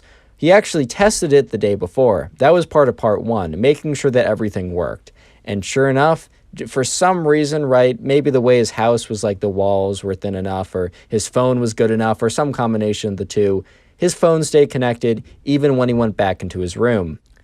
And so he goes back into his room, shuts his door quietly, locks it, sits in bed, and then goes to his phone and gets up a file. I don't know if it's on Spotify, SoundCloud, if he downloaded a file or something. And sure enough, right, the siren head sounds, the really creepy ones that like he was talking about earlier in that fake story he told to like kind of like prep them for the siren head or whatever. He had a copy of that, and sure enough, he played it. And so, like, it wasn't super blaring loud because it was from the basement, but it was loud and clear enough that, you know, they could hear exactly what was going on. So, right, Steve and his friends were asleep, but they were starting to wake up. You know, Owen was sitting in his room and he heard, like Steve and his friends from his room start to whisper, start to talk, and they were like, oh my God, what is that? What's that noise? Like, what are we hearing, right? And sure enough, right, you know, Owen is sitting in his bed, kind of like pretending to be asleep as he hears his door slam open. And Steve is like, Owen, what's going on? And Owen kind of like gets up, pretends to be extra groggy as if he was just awoken from like a pretty good nap. And Owen's like, man, what are you talking about? And Steve's like, listen, I think it's the siren head you were talking about earlier. I didn't want to believe you. I didn't want to believe your friend, but I think he's telling the truth. I think siren head is in our basement. So it's Steve and Steve's friends, you know, all standing in Owen's room, and Owen pretends to be extra brave and is like, all right, I'll go down and investigate. Like, I'll get to the bottom of this. So Owen starts confidently walking down the stairs towards the source of the noise. And sure enough, right, it was getting louder and louder as they got close to the basement. And Steve was like, don't go down there. I don't know what's down there. And Owen's like, don't worry about it. I'm just going to go check it out. And sure enough, Owen opens the door to the basement, walks down it, and like slams the door. And like, you know, Steve and his friends were kind of confused. And at that point, Owen starts going, Steve, help me. As if like, I don't know, Siren Head was trying to get him or something. So at this point, right, Steve and his friends are like, ah. So eventually, like, Steve is trying to figure out, like, do we run? Do we do something? And Steve's like, I can't let him. We have to go down. So sure enough, Steve and his friends go down there and they start venturing down. The basement is completely like dark. And, you know, because the thing is, the light switch is in a really unfortunate position. The light switch is all the way down in the basement, which is like just kind of like crappy design. But like, hey, man, not much you can do. So they're going down into the dark basement with the sounds of Siren Head as loud as they possibly could be. And no sound of Owen, no sighting of Owen. And Steve and his friends are just down there and they're kind of like cowering. And then all of a sudden, bah! Owen jumps out. He's like, gotcha. Next time, don't hog the computer, bro.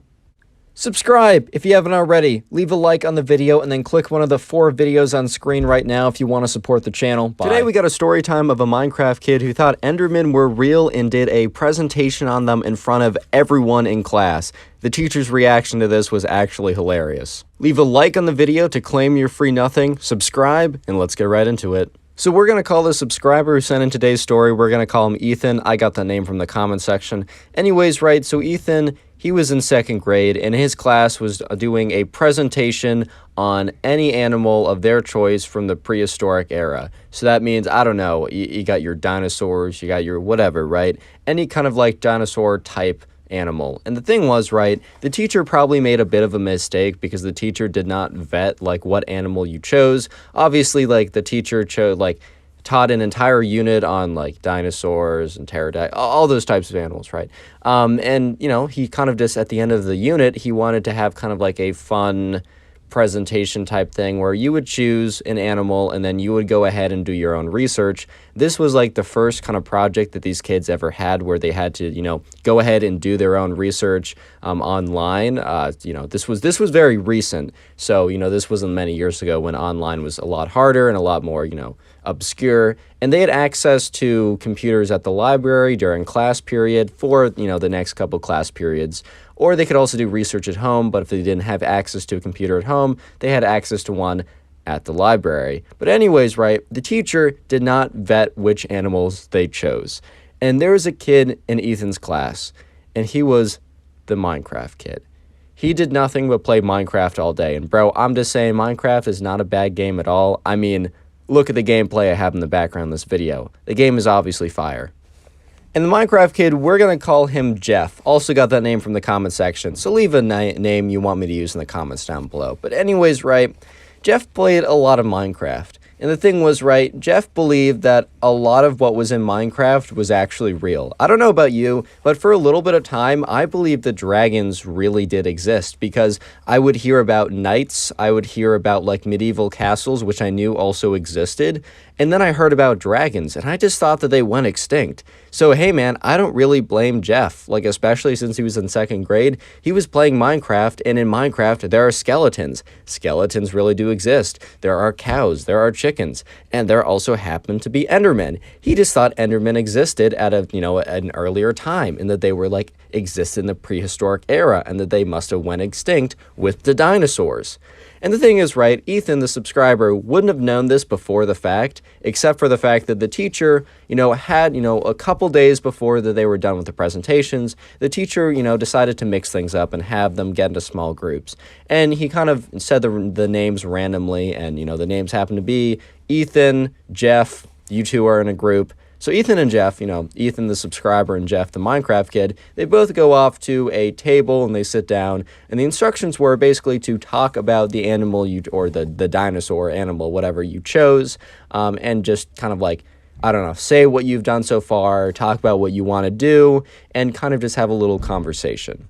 Anyways, right, so Ethan and Jeff, they go around, they sit in the group, and then they start talking. And Ethan is the first one to talk, and he's doing, I don't know, a pterodactyl or something. And look, man, it's been a while since I've done my prehistoric history, so I can't tell you any specific details. But Ethan essentially explains the details he's learned so far, says what else he wants to learn, and then kind of explains how he's going to do his presentation. And anyways, right, Jeff starts talking about the dinosaur or the animal from the prehistoric period that he wanted to cover. And, as Ethan was sitting there listening to what Jeff was saying, he was kind of like doing a double take, bro. Like Ethan was looking at Jeff like, did this kid just say what I thought he said? Because Jeff said, so I'm doing the Enderman and these things about, and then starts to list off information that he probably got from like Minecraft Wiki. Because like the thing is, dude, you can go on and, the information you're supposed to get online, and like he probably looked up Enderman facts and got it from the Minecraft Wiki. By the way, I used to be on the Minecraft Wiki like for like 6 hours a day when I was like in 5th grade, bro. Like that was my place. But anyways, right, Ethan was just looking at him. And he's like, Jeff, are you sure you can do that? And Jeff looks at him like, yeah, don't worry, I'm sure. Like, just no question about it. Like, yeah, no, of course. What are you even talking about? And so Ethan kind of looks at Jeff and is like, all right, bro, like, fair enough, I guess. Like, that's fine. Fair enough. Like, okay, sure. And Ethan in his head is just like, all right, this kid is going to get absolutely destroyed if he does a presentation on this in front of everyone. Like, no shot he's actually going to do it. Like, he has to be bluffing. He has to be bluffing, man. And anyways, right, sure enough, the time comes. Let's just skip right towards the day of the presentation, because that's when stuff gets really juicy. So the day of the presentation is when everything goes down, and basically it hits the fan, if you know what I mean.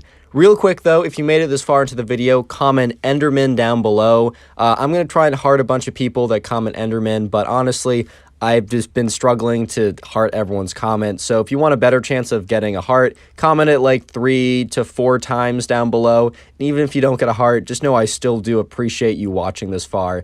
I'm just kind of busy. And also, if you do want to send in a story, send it to my Instagram, which is on screen, or just follow me there, because like that would be nice. Anyways, let's get to the actual day. What is going to happen when Jeff does a presentation on Enderman in front of the entire class? And this is like a very big part of his grade, by the way. This is like the big final assessment. But anyways, right, today's the day. Today's the day of the presentations. Everyone's sitting there. They're all kind of nervous because like this is kind of like a big deal. So Ethan is not really thinking about Jeff and his Enderman presentation at all because he has to think about his own. And people are going up there.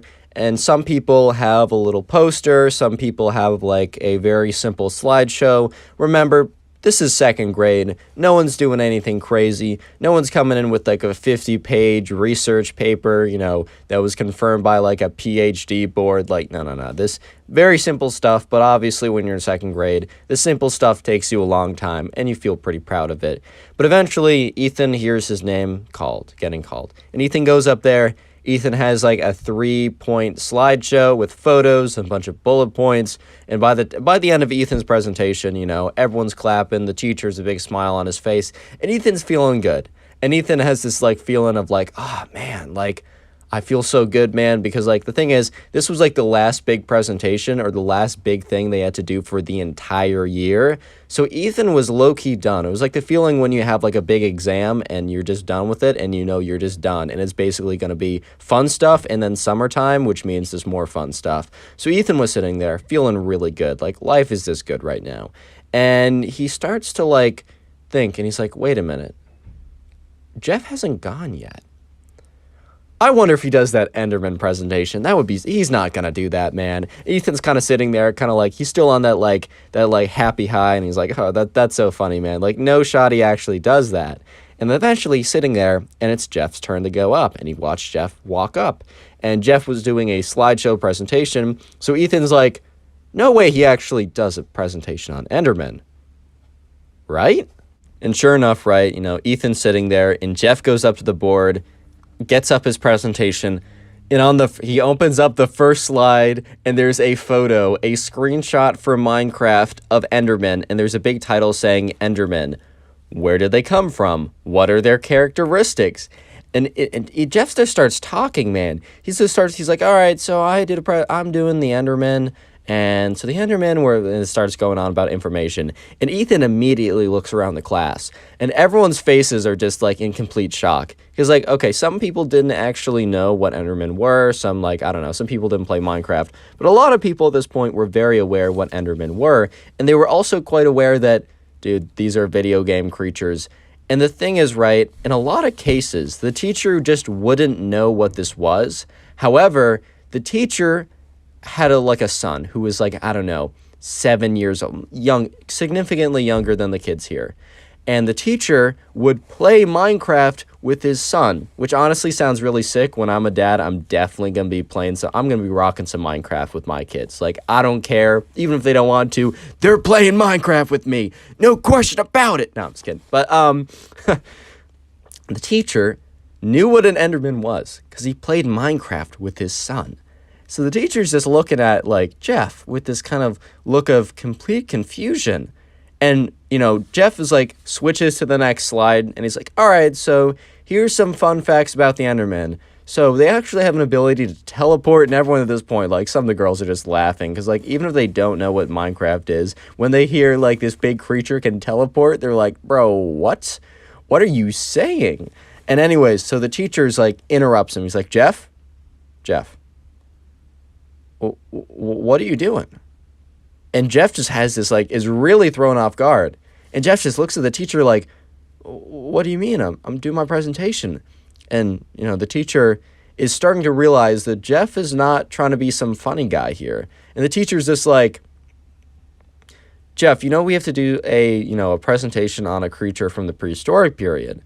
And Jeff's like, yeah, I'm doing a presentation on a creature that went extinct and was probably around during the prehistoric period.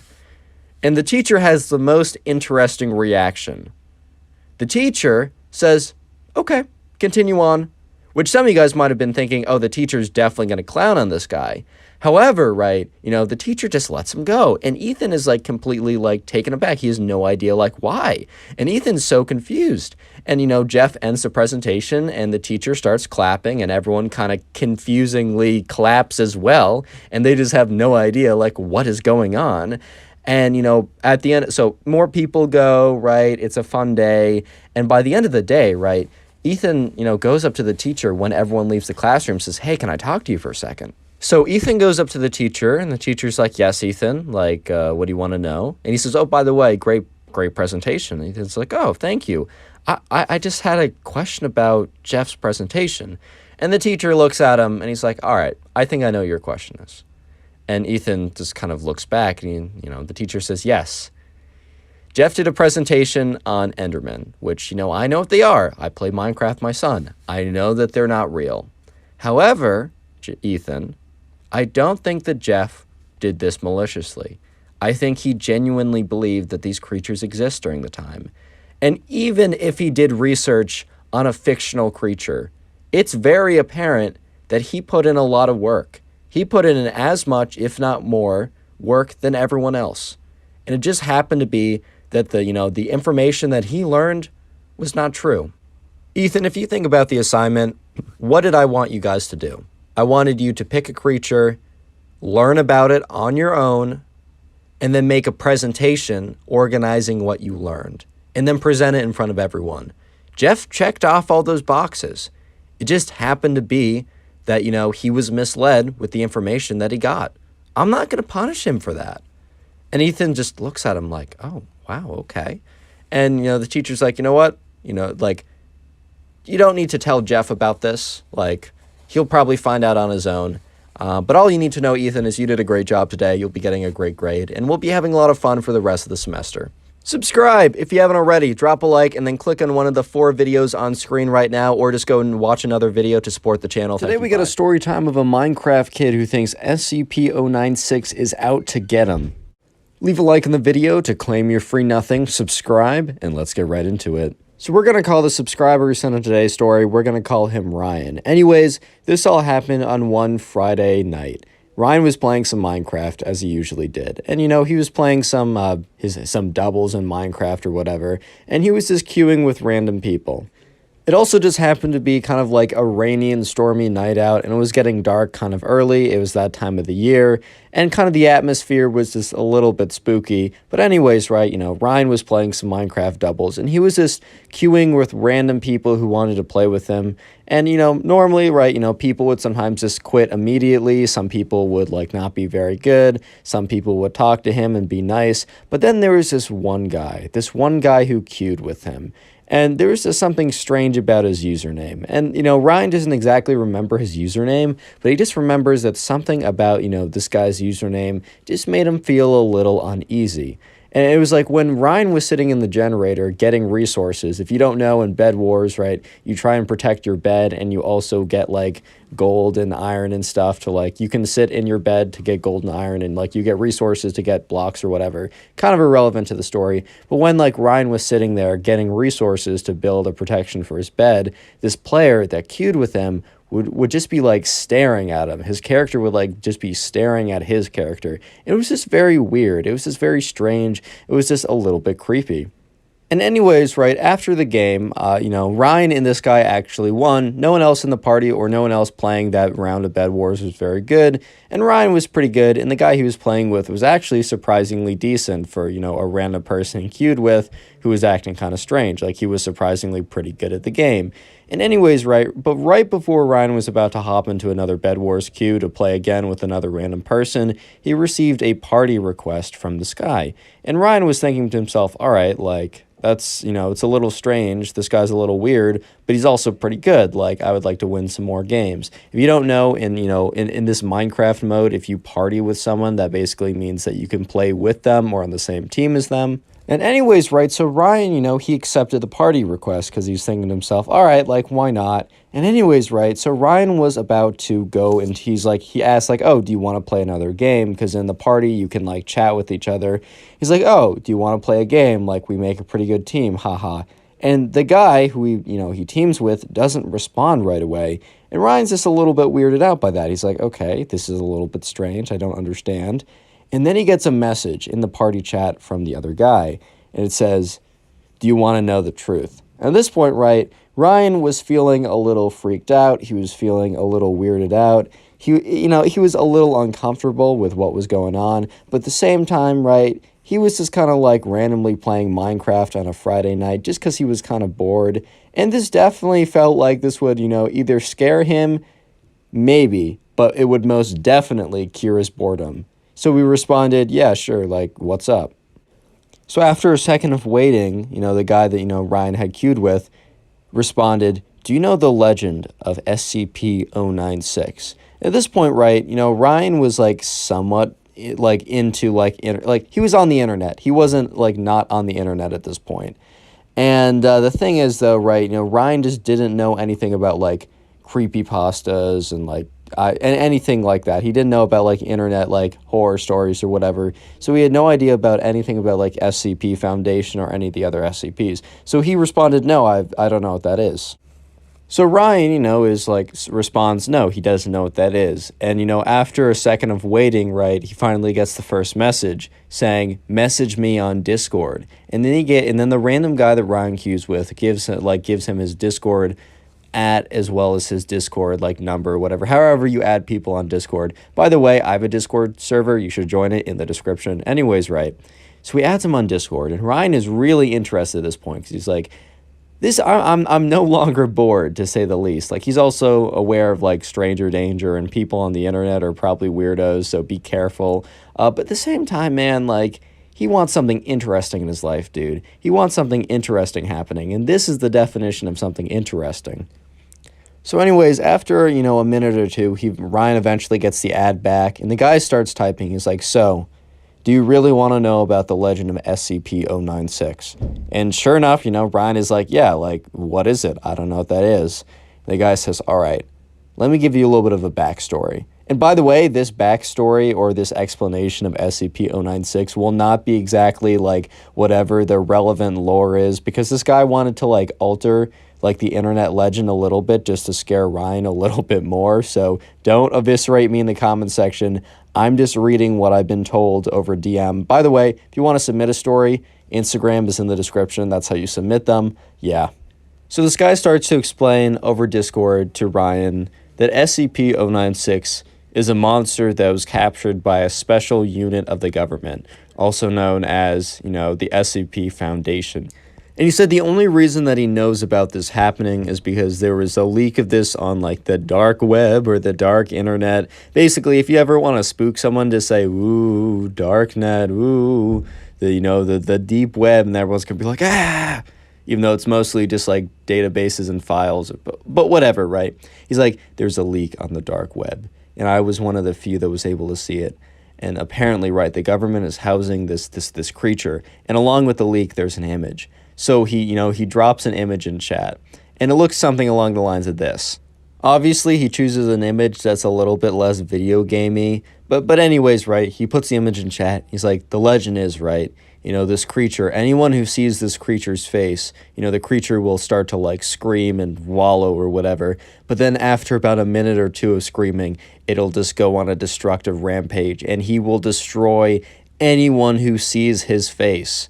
And also, he makes this terrible high-pitched scream, while he's doing it. At this point, right, Ryan's starting to feel a little bit uncomfortable because, he has this sense that, this is, all fake or whatever. Because, I think Ryan's, I'm going to make the assumption he's, 12 or 13 at this point. So he has a feeling this is all fake, right? But at the same time, right, it's still a little odd. It's still a little bit creepy. And the guy that Ryan messages goes on to say, yeah, by the way, I forgot to let you know one thing. And Ryan's like, oh, what's that one thing? He said, anyone who sees his face at CP-096 will be after. And Ryan's like, oh, okay, why did you have to specify that? You already said it. And the guy says, oh, yeah, by the way, it doesn't have to be his face in person. It can simply be a photo of his face. At this point, right, Ryan is starting to even though he doesn't totally believe this, he's starting to feel this kind of feeling of oh my God. And Ryan starts typing, and he's like, is the image you showed me, is that a real image? Real quick, comment SCP down below in the comment section so I can see who made it this far into the video. I'll be trying to heart as many comments as I can that comment SCP down below. But if you want a better chance of getting a heart, because I can't heart them all, comment it maybe 2 or 3 times. There's a better chance I'll see it and a better chance you'll get a heart. Even if you don't get a heart, just know I really do appreciate you watching. But anyways, right, so, Ryan types in the Discord chat, is this image a real image of him? Because he's starting to realize that if what this guy is saying is true, which he's like, oh, I don't believe it, but if, right, he kind of does believe it at this point, but if what this guy is saying is true, he just showed him an image, right, of SCP-096. This is basically a death sentence. And the guy Ryan was talking to on Discord responds, yes, ... Your time is limited. And at this point, Ryan's he's like, wait a minute. Why isn't your time limited? If you had this photo on your desktop and you sent it to me, that definitely means that you saw this image. So Ryan thought oh, I got him, ha ha ha, or whatever. And the guy responds, oh, you don't understand. I've never actually seen this image. I downloaded software that scrambles every picture of this image so that I will never actually see it. And after the guy says this, Ryan just has this weird sinking feeling. Like, he still doesn't totally believe it, but the story was, like, detailed and scary enough that, like, he was just feeling it. And at this point, Ryan, instead of, like, engaging anymore with this guy on Discord, he simply just unadds the guy in Discord, blocks him, logs on the Hypixel, removes the guy from his friends list, gets out of the party with him, just tries to disconnect from this guy, deletes the chat on Discord, like, just tries to forget about everything that, you know, was happening. And for a while, right, Ryan was successfully, he just forgot about, like, the whole SCP-096 incident, right? He just didn't even think about it, because he was just, like, back on Bed Wars, just queuing random people, and, like, he didn't queue this guy again for, like, the rest of the night, so that's not what happens.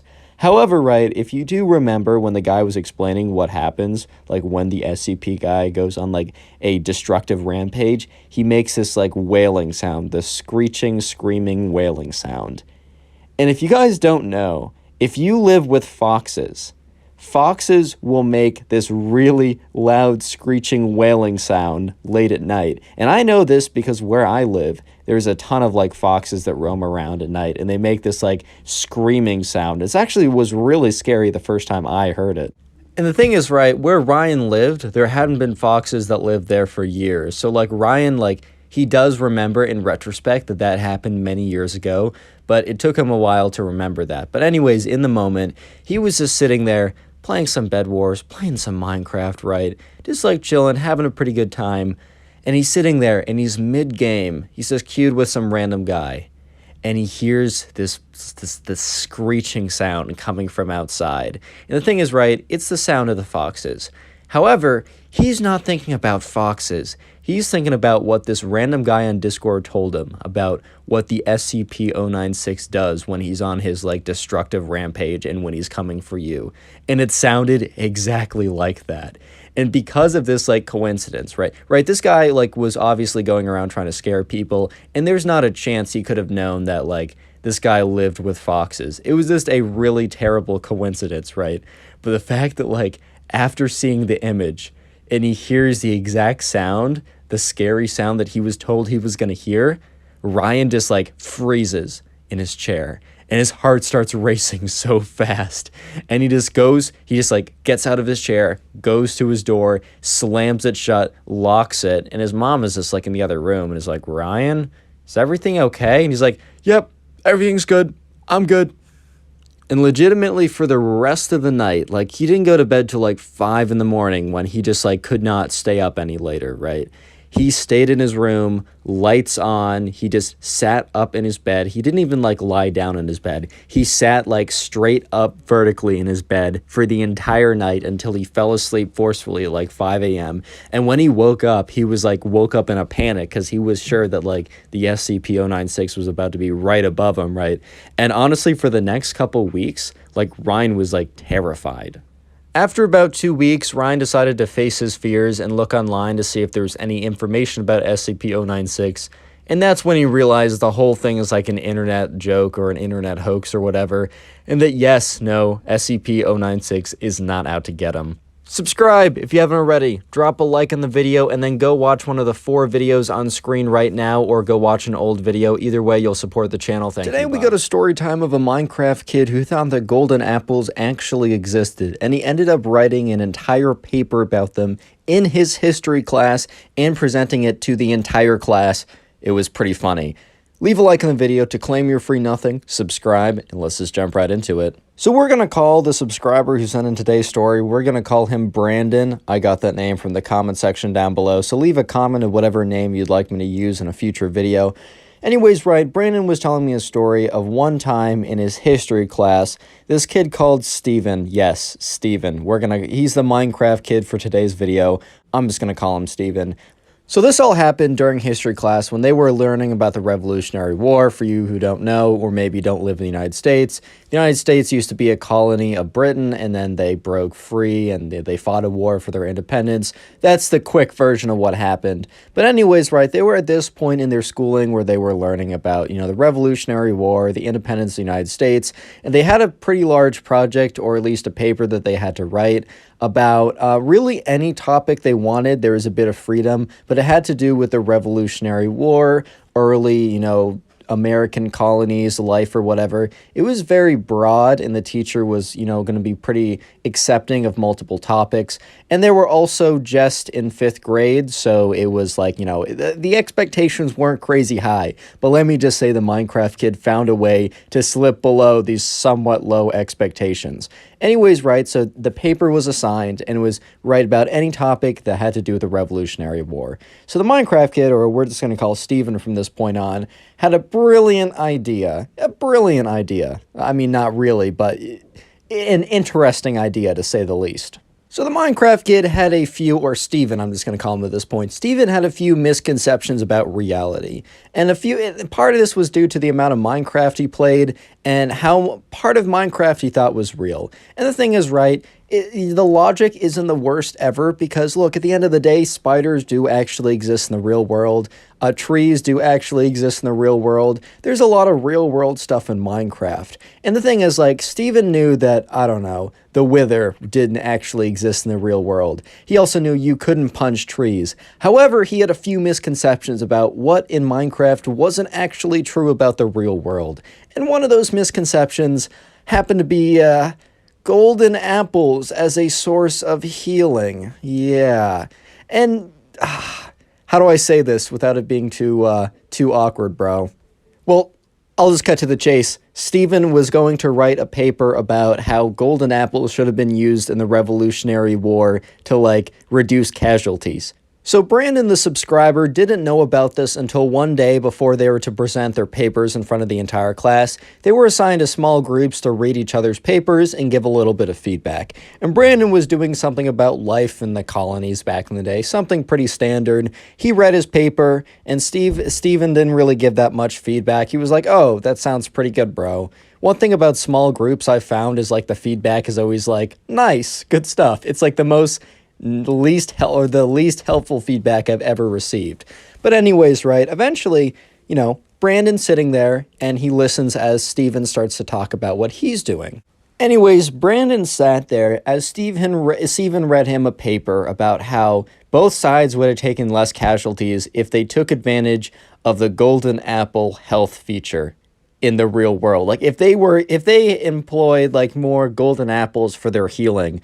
Because, Steven's logic was that, they were trying to limit, how much equipment they had, and they had to make a choice that, they could either bring muskets, food, whatever, that there's only so much they could have brought. And Steven was making an argument that they should have also brought golden apples because, they just do so much healing, and it would have been for a humanitarian reason, they should have brought the golden apples, right? And the thing is, Brandon, even though Brandon is in 5th grade, he knows a thing or two about a thing or two, he just realizes that this is ridiculous.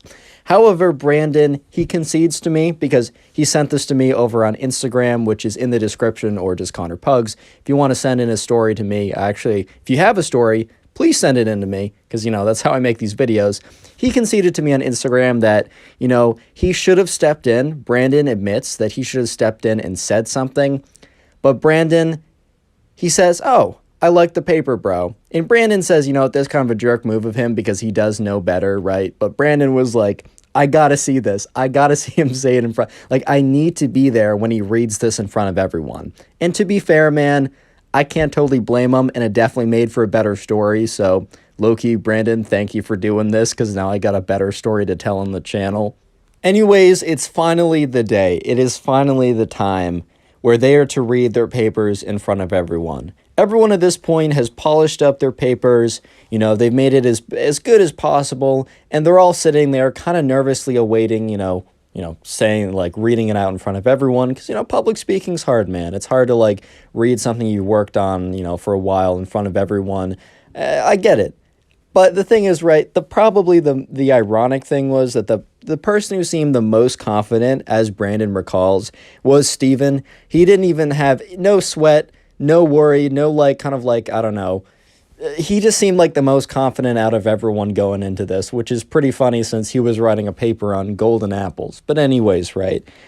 Brandon goes up. He's actually the first one to speak. He's the first one to do his presentation.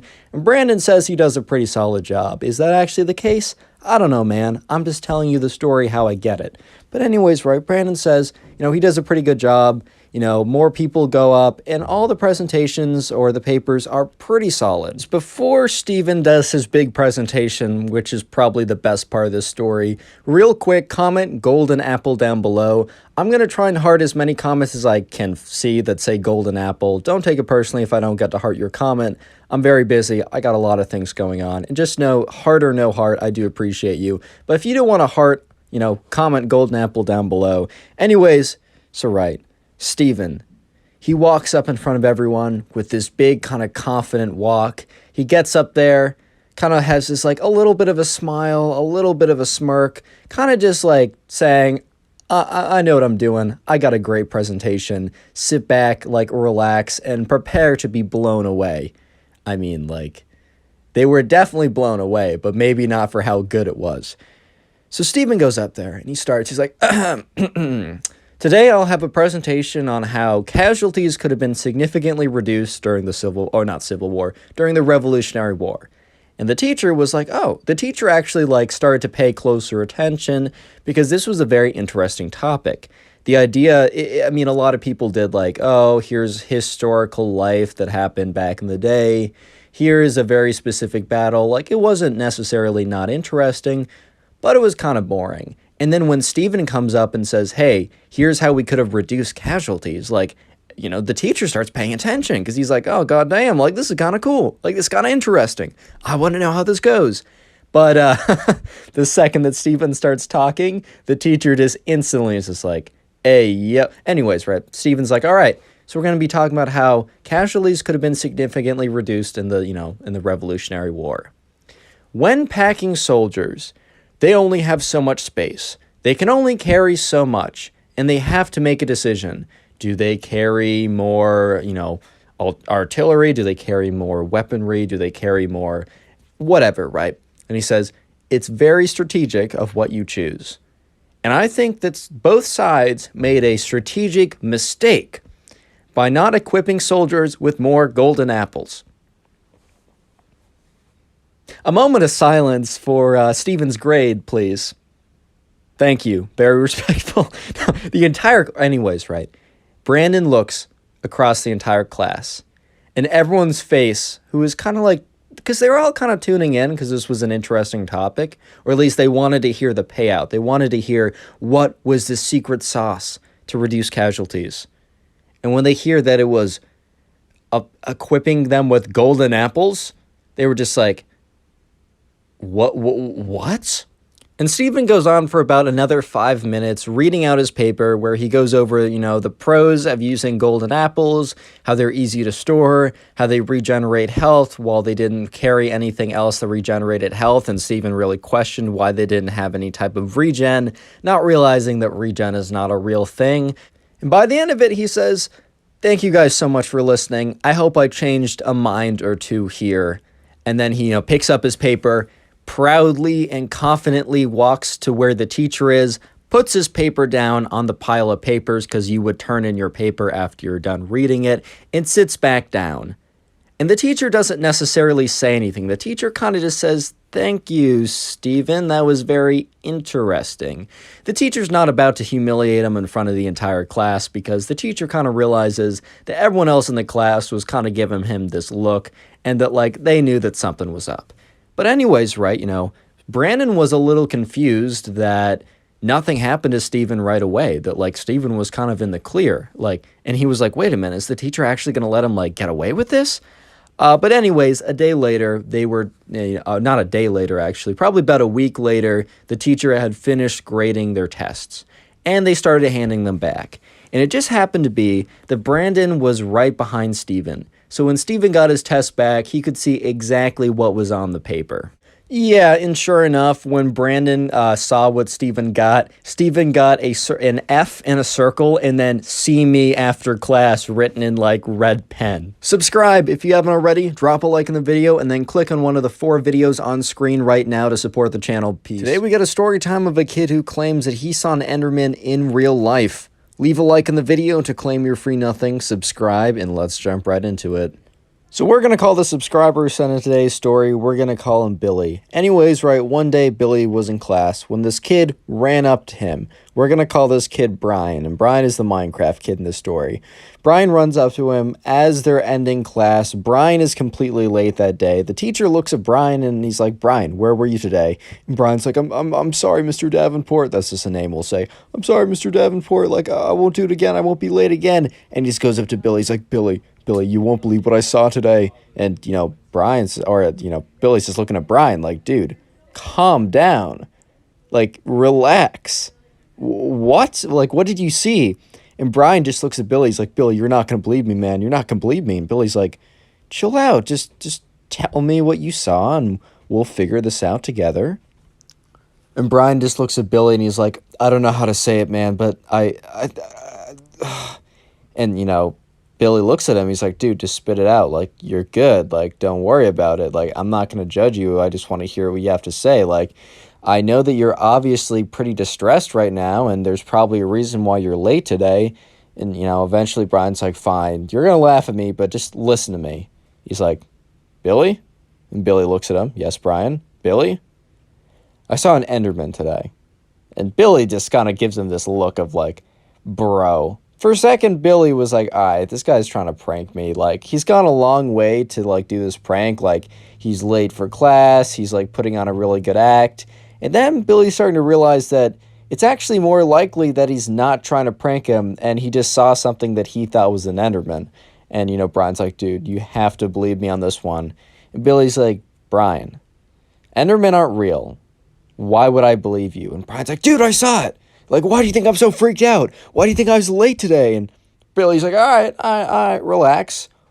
Calm down, chill out, you're good. Like, let's just talk about this rationally. And Brian's like, I don't want to talk about it rationally. You know what? At this point, right, a lot of kids have started to, like, stop because, like, the class was over by the time that Brian came in practically. And kids were leaving the room. However, Brian and Billy were kind of yelling at each other. And so some of the kids were stopping, so they're kind of making a circle around the two. And Brian was like, "You know what? Anyone who doesn't believe me, tomorrow I will take you to the spot where I saw the Enderman and I will prove it to you. I will prove it that he is real." And, Billy's like, all right, like, okay, sure, Brian, that's cool. Yeah, show me this Enderman. Yeah, sure, okay. So Brian then goes on to say, he says, "You know what? Actually, today, after school, if you want to see the Enderman with me, wait, like, don't get picked up by your parents. Tell them you have to wait a little bit longer, and we're going to walk to the park where I saw it, all of us, so that you can bear witness to what I saw. Anyone who doesn't want to come, don't stay after school, but if you do, stay after school. I'll be here to any of you guys who aren't too scared." At this point, right, Billy's like, all right, like, I got nothing better to do. I'm not trying to do my homework. And, like, there are definitely some other kids that were going to show up. So Billy's like, you know what? Whatever. I'll spend an hour out of my afternoon. That's fine. So later at lunch, Billy was eating, and sure enough, Brian comes up to him. And in Billy's mind, he's like, all right, so Brian's definitely like, he's either telling me that he was overreacting, or he's pulling the plug of the prank, which this is obviously a prank. And sure enough, right, Brian comes up to Billy, and, Billy's just looking at him, kind of waiting for whatever response he has, that's coming. And Brian looks at Billy, square in his eyes and says, "I just want to make sure you're mentally prepared for what you're about to see later today." And Billy was a little taken aback because he was sure. He was like 95% confident that Brian was coming to, like, confess to him that he made the whole thing up and that he doesn't actually want, like, people to wait after school. But no, sure enough, Brian was doubling down on his claims that he actually saw an Enderman and that they're real or whatever. And Billy's like, all right, like, okay, man, I'm sure. I won't be too scared. Don't worry about me. I'm not the one you need to worry about here. And Brian's like, all right, good. I just, I couldn't, morally rest if I didn't prepare you for what you're about to see. And Billy just kind of gave him this look of like, all right, dude, sure. Go, like, fine. All right. Challenge accepted, man. Like, okay, that's fine. And sure enough, right after school, Billy's waiting there with about like 4 or 5 other kids that, overheard the situation, overheard Brian say stay after school to see the Enderman, and also were in the same boat as Billy as not believing Brian at all, but also having nothing better to do. And, eventually, Brian gets there and he's like, all right, so we got, 5 brave people willing to, see what I saw today. He's like, you guys are going to seem so foolish. Like, you guys are going to just, like, forget. He said, you know what? Don't beg for forgiveness right away. Wait until we leave. Wait until we're safely away from the Enderman. We don't want to, like, aggravate it or something. So just, beg for forgiveness later, not when we're there. Please. And Billy just looks at him like, dang, this kid's confident. Like, all right, man. I promise I will not beg for forgiveness there. I got you, bro. I got you on that one. And with that being said, they started to walk towards the park. The Enderman Park or whatever, like Brian was trying to say, right? Real quick, if you made it this far into the video, comment Enderman down below. I'm going to heart a bunch of comments to say Enderman. I can't heart all the comments, but I will do my very best to heart as many as I can. And also, if you want to submit stories like this and be featured on the channel, my Instagram is connorpugs. It's in the description if you want to see how that's spelled. Also, feel free to follow me there, even if you're not going to submit a story. I like followers. It makes me look cool. Anyways, right, eventually, Billy, Brian, and the 4 other kids, they're walking over to the park. And Brian is like, all right, real quick, Enderman 101, we got to go over the procedure. Billy just gives him a look like, bro, are you serious? And Brian's like, while I don't know this for a fact, I'm going to assume that Endermen function very similarly in real life to as they function in Minecraft. So whatever you do, and he like stops walking to make this point. Like he stops in his tracks to like to make this point as poignant as possible. Whatever you do, Brian continues, do not look the Enderman in the eyes directly. If you do, they're gonna come and destroy us all. Like we don't have a shot against an Enderman. We're not in diamond armor. We're not in nothing, right? And Billy's just like, once again, he's kind of laughing. He's just like, bro, dude, that's fine. I got you. This Enderman we're gonna see, right? All right, I won't look it in the eyes. Now let's see this Enderman. And Brian's like, all right, I feel like I've prepared you guys, properly for this. Just realize that, if we don't make it back, or if only one of us or a few of us makes it back, we need to tell our respective parents that, the ones that did not make it back love them. And Billy was like, dude, come on. Like, first of all, there's no Enderman. Let's keep it a stack. I don't know what you're going to show us, but there's no Enderman. Second of all, bro, stop being over dramatic here. But anyways, right, Billy's like, all right, man. All right, let's see the Enderman.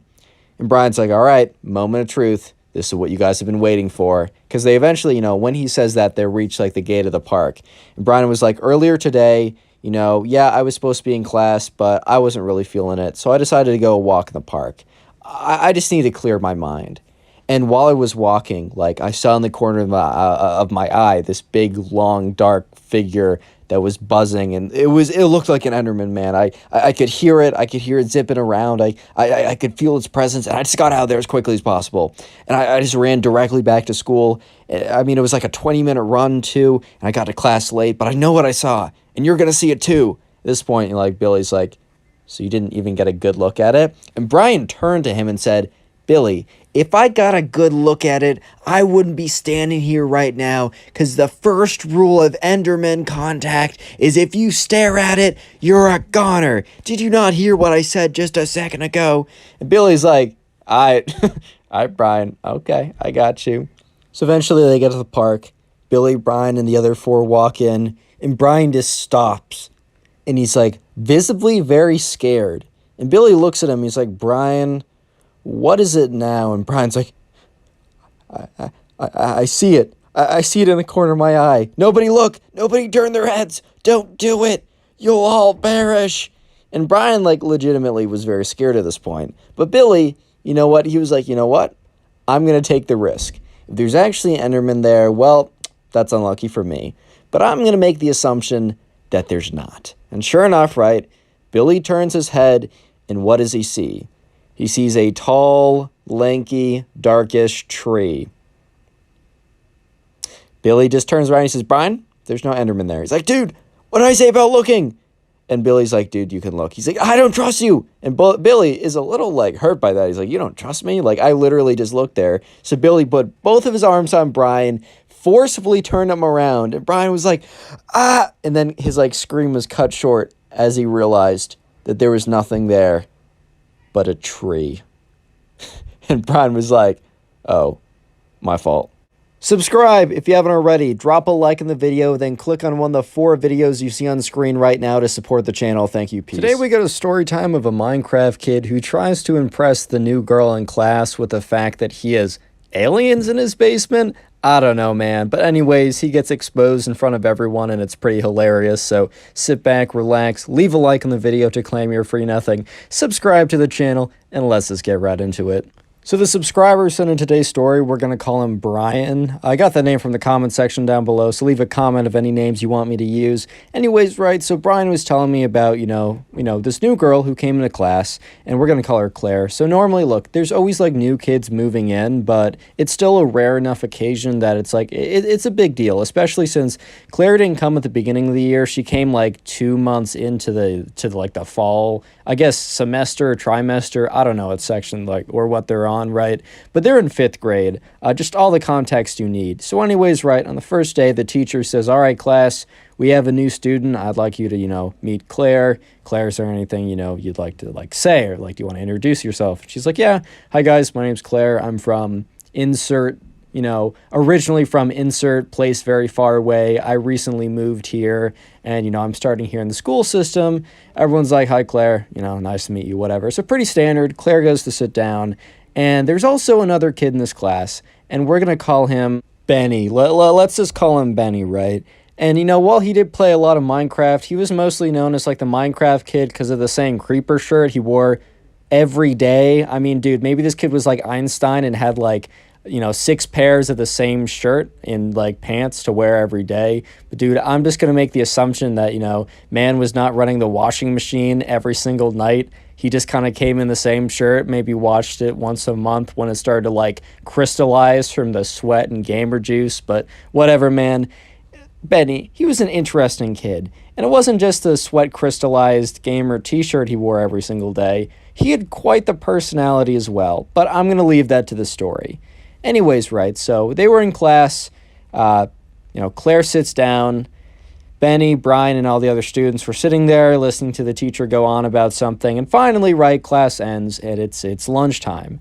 And so Brian goes over to sit with his friends. And, he's kind of friends with, a mix of, girls and guys, which I always think is pretty cool. Personally, out of my 5 best friends, 2 of them are girls. So I got, a 40% best friend girl to guy split. I totally love it, dude.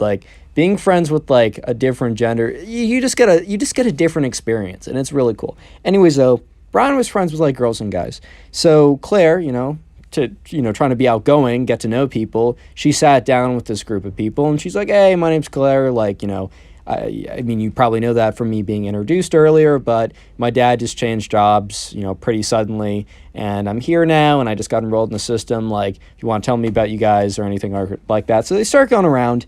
Brian explains, his friends explain who they are, they introduce themselves, and then the kid, Benny, just was sitting at a different table, gets up with his food, comes over and sits down, which, at first kind of just seems like, he's trying to be cool, he's doing a nice thing, trying to make the new person feel good, I don't know, give them some company. That's a pretty cool thing. Except the way he executes it's a little strange. He sits down, he's like, hi, my name is Benny. Do you want to hear about a secret of mine? And bro, Brian and the other people at the table just look at each other like, oh, dude, you can't be serious, dude. This guy is already on his stuff already. Dude, it's been it's been a couple hours since she got here. At least make her pretend like we're normal, bro. Stop, please, bro. But sure enough, right, Benny's like, do you want to hear my secret? And Claire's just like, okay. And he's like, you're totally not going to believe this, but there are actually aliens in my basement. And Claire's just like, bruh. In her head, she's like, bruh. bruh. But then she's like, oh, to be polite. Really? And Brian looks at Benny. He's like, dude, what are you talking about? And Benny gives him this look like, bro, stop. Like, don't blow my cover. He's like, oh, yeah, they're aliens in my basement. I was checking this morning, and I found some aliens down there. Pretty crazy. And, bro, Brian and all the other people at the table were just looking at him with, like, wide mouths, just like, what is this kid on?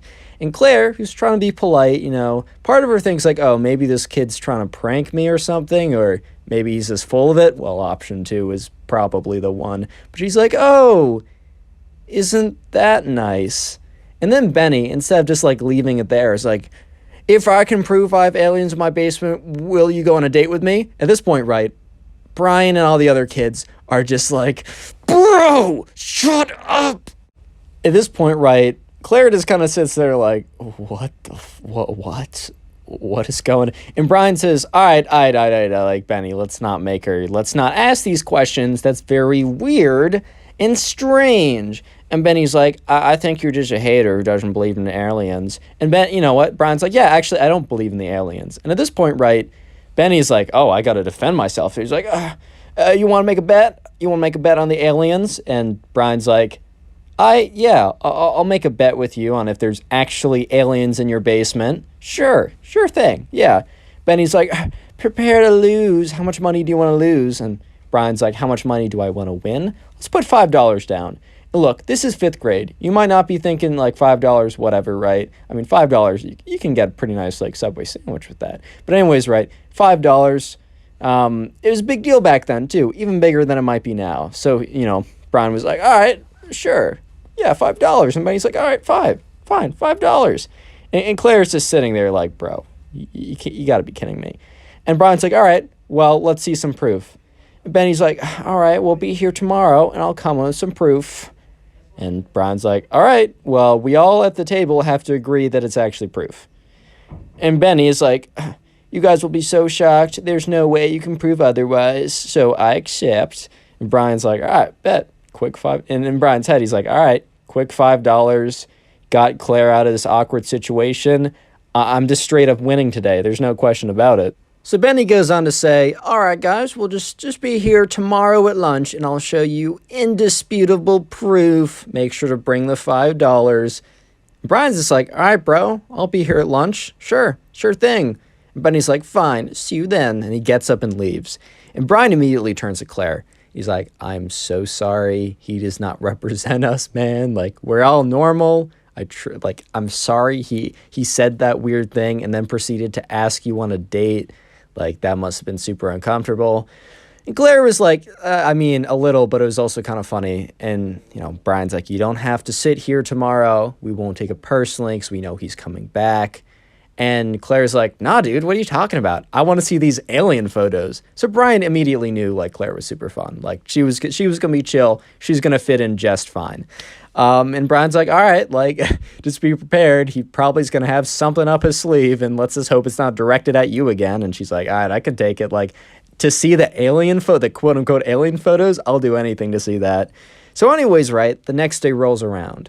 Real quick, if you made it this far into the video, comment alien down below. I'm going to try and drop some hearts on these comments to say that I appreciate you guys watching, because if you watch videos like more than halfway through, it really helps me out. And if you don't get a heart, I'm just really busy, and I still appreciate you either way. Anyways, right, next day rolls around. And Brian and his friends, as soon as they get out of class, like, they're waiting in class with like 5 minutes left on the clock, and they just can't wait, man, because they're just excited to see what Benny brings in and how it's going to be. Like, he's going to get clowned on so bad for bringing in something that is going to prove that there's aliens in his basement, right? Yeah, I mean, hey, man, we all know that's going to be cap. But anyways, you know, the bell rings, and Brian's like, let's go, boys. And all of Brian's friends come up, and like, they all start walking over. And, you know, Brian goes up to Claire, and he's like, are you ready? And she's like, dude, I'm so ready for this. So they go over to the table, right? They sit down, and they're waiting for Benny. And, dude, Benny doesn't show for like 5 minutes, and they only have like 30 minutes to get lunch. Bro, I'm not sure if it was just me, but for some reason, my middle school, my high school, they never gave you enough time to eat. I'm trying to digest. I'm not trying to feel sick after lunch because I get like 3 minutes to pummel down my food. Bro, chill out. I'll have plenty of time to study, whatever, right? So they're sitting there and they're just like, where's the kid? Is he not going to show up? Is he just not going to eat? Like, what's the deal here? Anyways, right, so they're sitting there and they're waiting, and eventually Benny, like, they see Benny and they're like, oh my God, finally the kid's here. So Benny sits down and Benny just has this smile on his face. And for a second, Brian's like, all right, well, I know for a fact that there's no aliens in his basement, but what if he is like proof that I can't dispute? Even if it's not real, like, what if I can't dispute it? I really don't want to give this guy $5 because he just said I had to convince him like that, or I can't prove it wrong. So Brian was a little nervous for a second, and Benny's like, all right, I'm glad you've all gathered around. Finally, you guys will see the indisputable proof that there are aliens in my basement.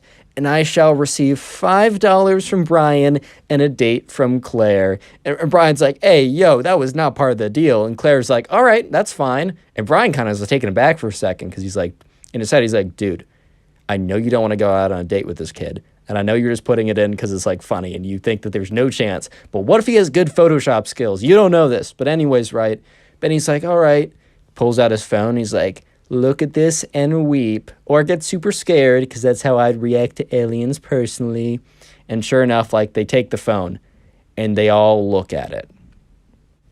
And as they're all looking at the photo, Brian, Claire, and his friends all burst out laughing. And right, Benny's taken aback. He's like, why are you laughing? And Brian, trying to like get his words out in between his wheezes, is like, bro, did you not think any of us ever saw the movie Alien before? Alien was a pretty popular like alien movie. And Benny just looks so embarrassed at this moment because, like, bro really came into lunch with his definitive proof being a screenshot from the Alien movie trailer. That was his definitive proof. I'm not even kidding. And so Benny gets up all embarrassed and, like, grabs his phone and gets up and walks away from the table. And Claire, like, turns to Brian and is like, dude, you're not going to get your $5 because Benny didn't give him the $5. And they're assuming that at this point he's too mad to. And Brian's just like, bro, at this point, like, I already won. This is my victory. This is my prize right here. This moment is my celebration. Subscribe if you haven't already. Drop a like in the video, and then if you want to support the channel, click on one of the 4 videos on screen or watch another one of my videos. Thank you. Today we get a story of a Minecraft kid that gets angry at his teacher, so decides that, his revenge will be farting in the teacher's face and then going completely insane. This is probably one of the weirdest stories I have ever received, so sit back, relax, subscribe if you like stories, and let's call today's subscriber Noah. So this all happens one day when Noah is just chilling in his class, and there's another guy in his class, and we're gonna call this guy the Minecraft kid because he's obsessed with Minecraft. He's always wearing the creeper hoodie. You already know how it goes. And obviously, right, if you like Minecraft, this video is not against you because, bro, I love Minecraft. Look at the background gameplay. But anyways, right, so Noah was just chilling in class.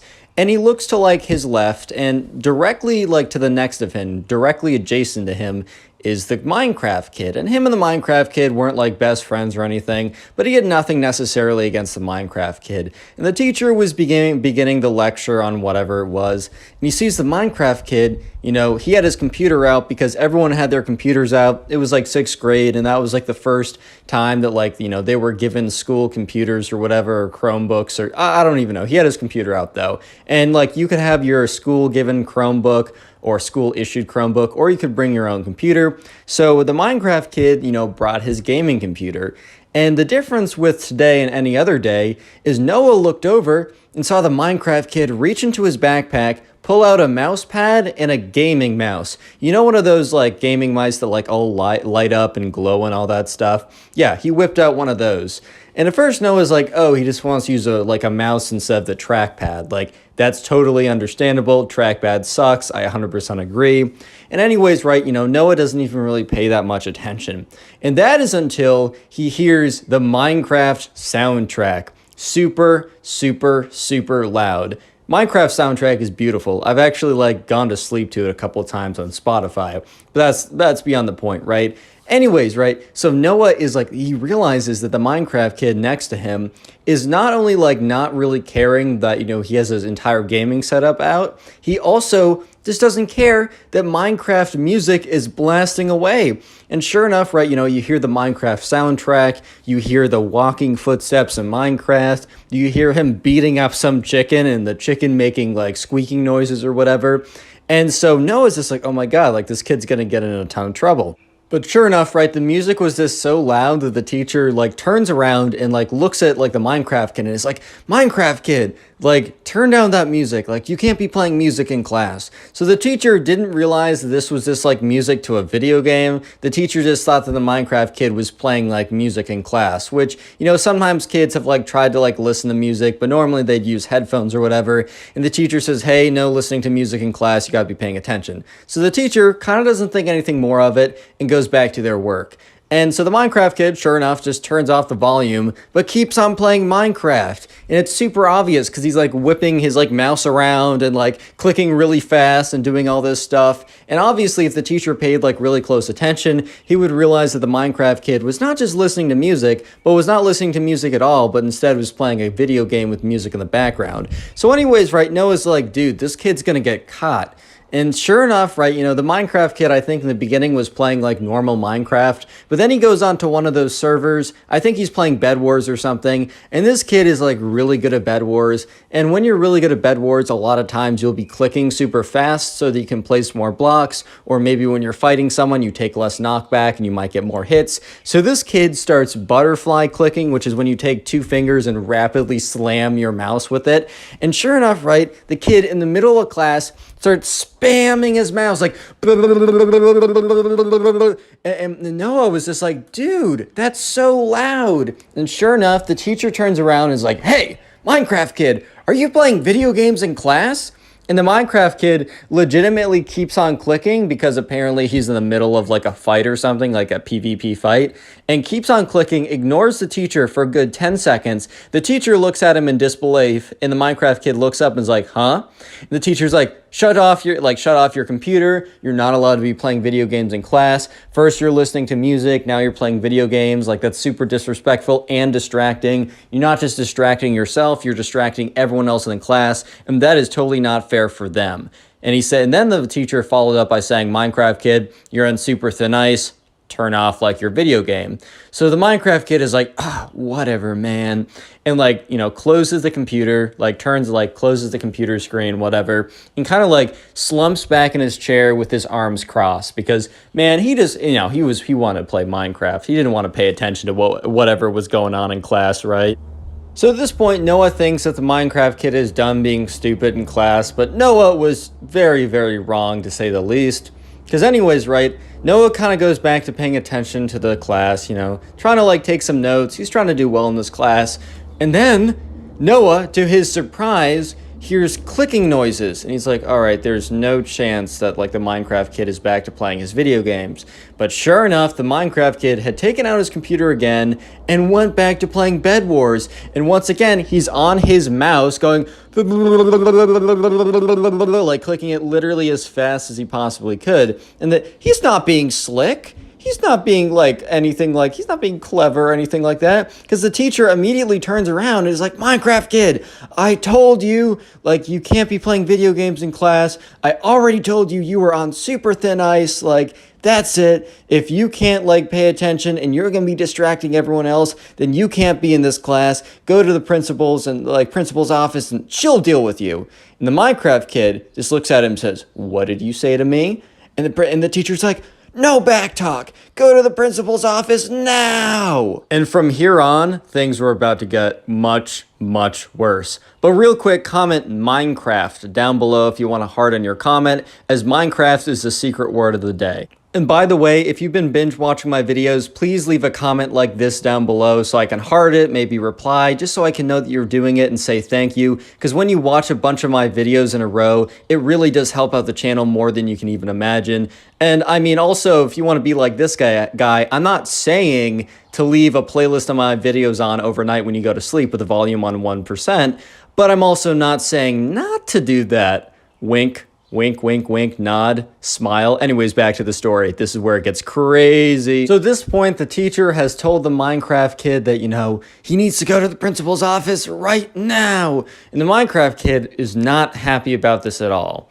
And so sure enough, the teacher, let me just paint the picture for you guys. The teacher is sitting down at their desk, at their chair, whatever, right? And the Minecraft kid walks up to go to like the door to leave the class, presumably, right? Because he has to go to the principal's and whatever, right? So he walks up to the front of the class. At this point, everyone has kind of been paying attention. Noah's like, wow, like this kid, whatever. I mean, the punishment fits the crime. If you're being an idiot, like play stupid games, expect stupid consequences, like it is, or expect stupid prizes. That's the actual phrase.